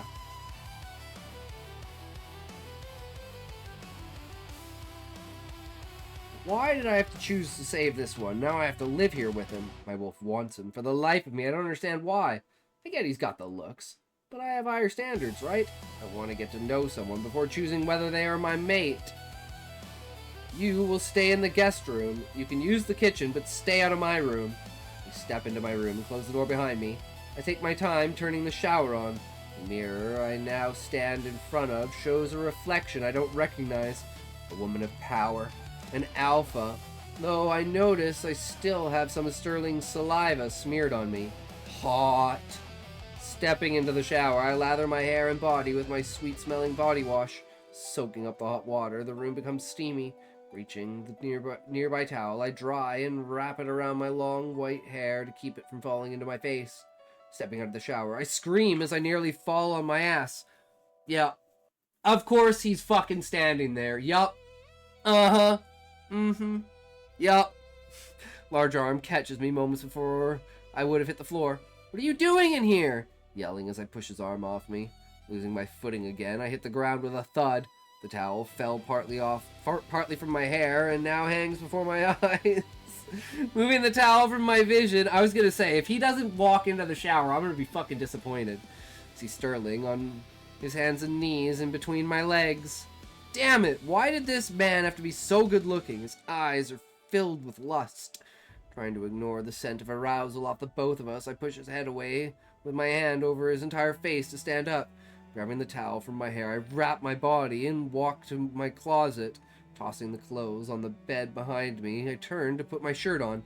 I grab for my pajama pants and notice them missing from the pile I had just made. Looking over at Sterling, he has my pants in his hands. This cocky asshole just stole my damn pants, really. He doesn't reply. He just gives me a devious smirk, teasing me with his look. Not just the look on his face, he's still naked.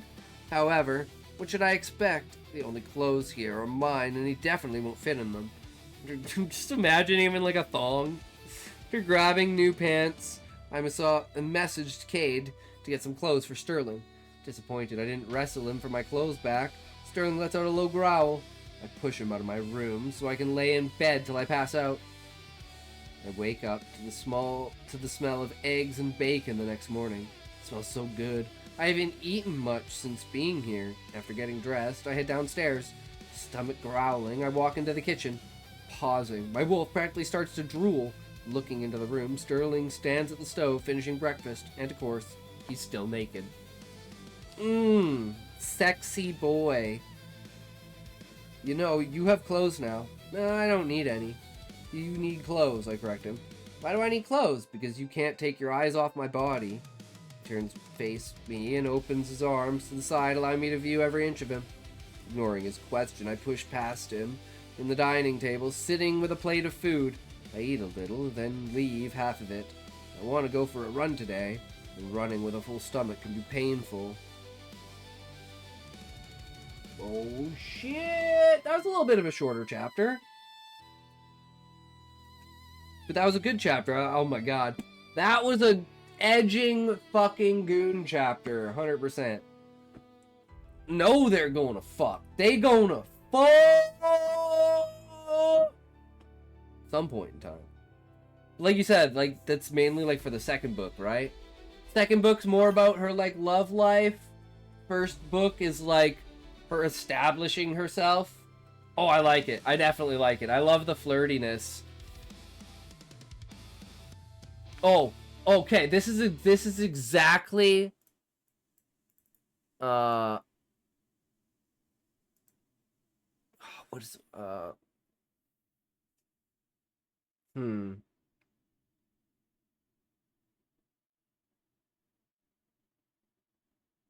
the fuck is her name?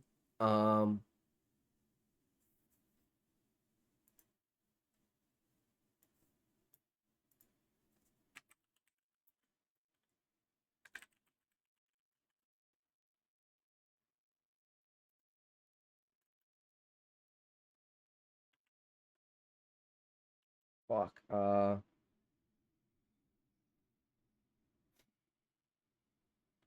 Tone.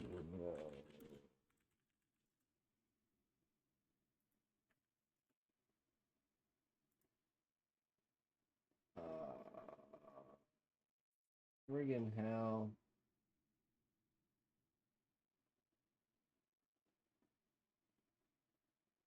God damn it.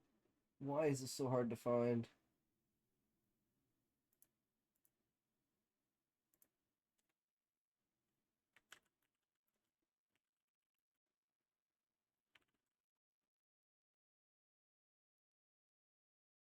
Okay, yeah, here we go. This is basically what it reminded me of. This is what, like, I miss a lot in film. Good morning, senorita. Give it back. What? Whatever it is you have stolen from my father, I want it back. Give it to me. No.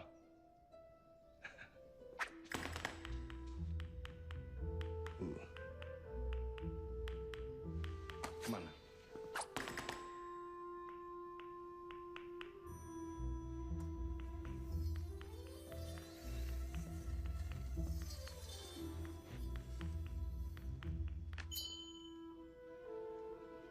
I don't have the time to give you the proper instruction.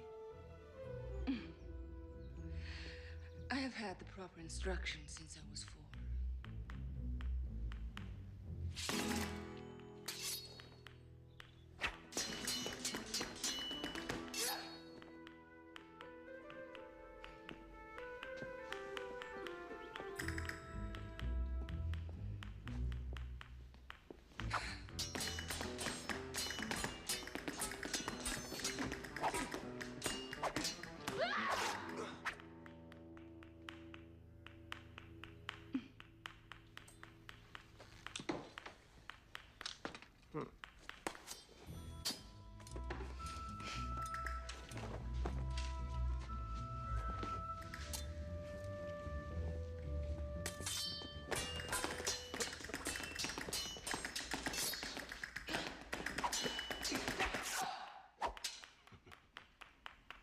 Not bad. Not bad at all.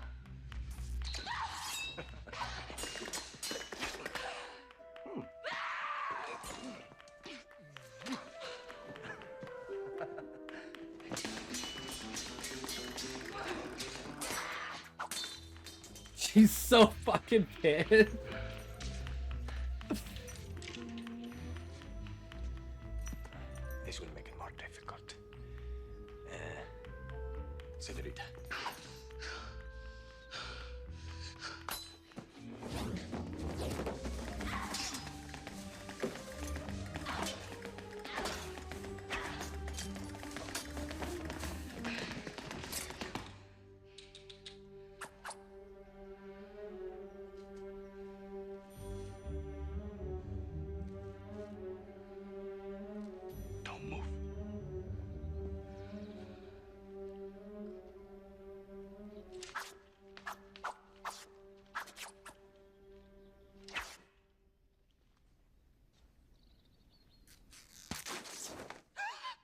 Do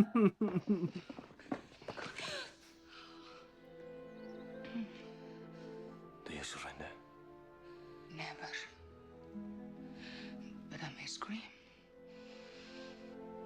I understand.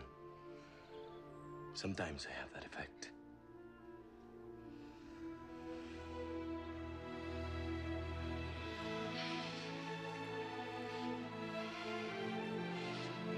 But it's just like that totally like charged energy, right? Of like you don't want it to happen, but it's like you're screaming for it to happen, right? Hey, I'm a video editor and I'm looking for clients to try my skills. Are you interested? Sure, Theodore. Absolutely, bro. Sure. 100%, man. Yeah, that absolutely help a lot.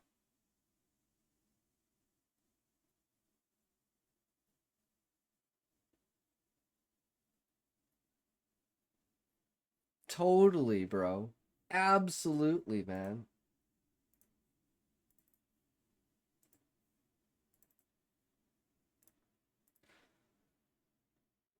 Anyways, yeah, so again, thanks for sharing your story. I thoroughly enjoyed it.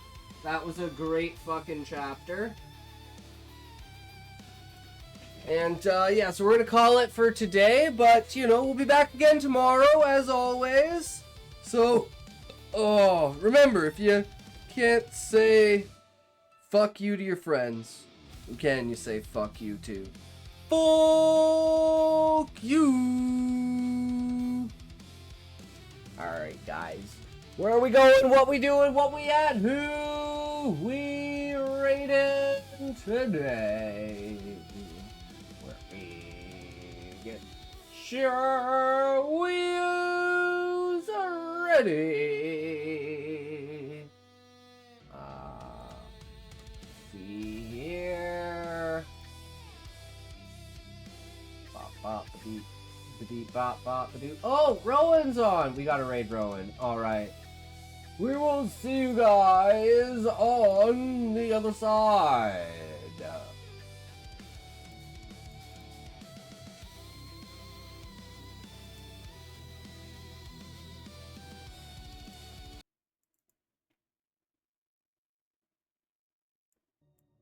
I'm gonna write. Rights? Raiders, welcome in. Hello. Great timing. I just discovered another fuck up with my my word guess game. Olives, please. Yes, I was gonna say. I'm so proud. Toxie, how was your stream? Where the fuck?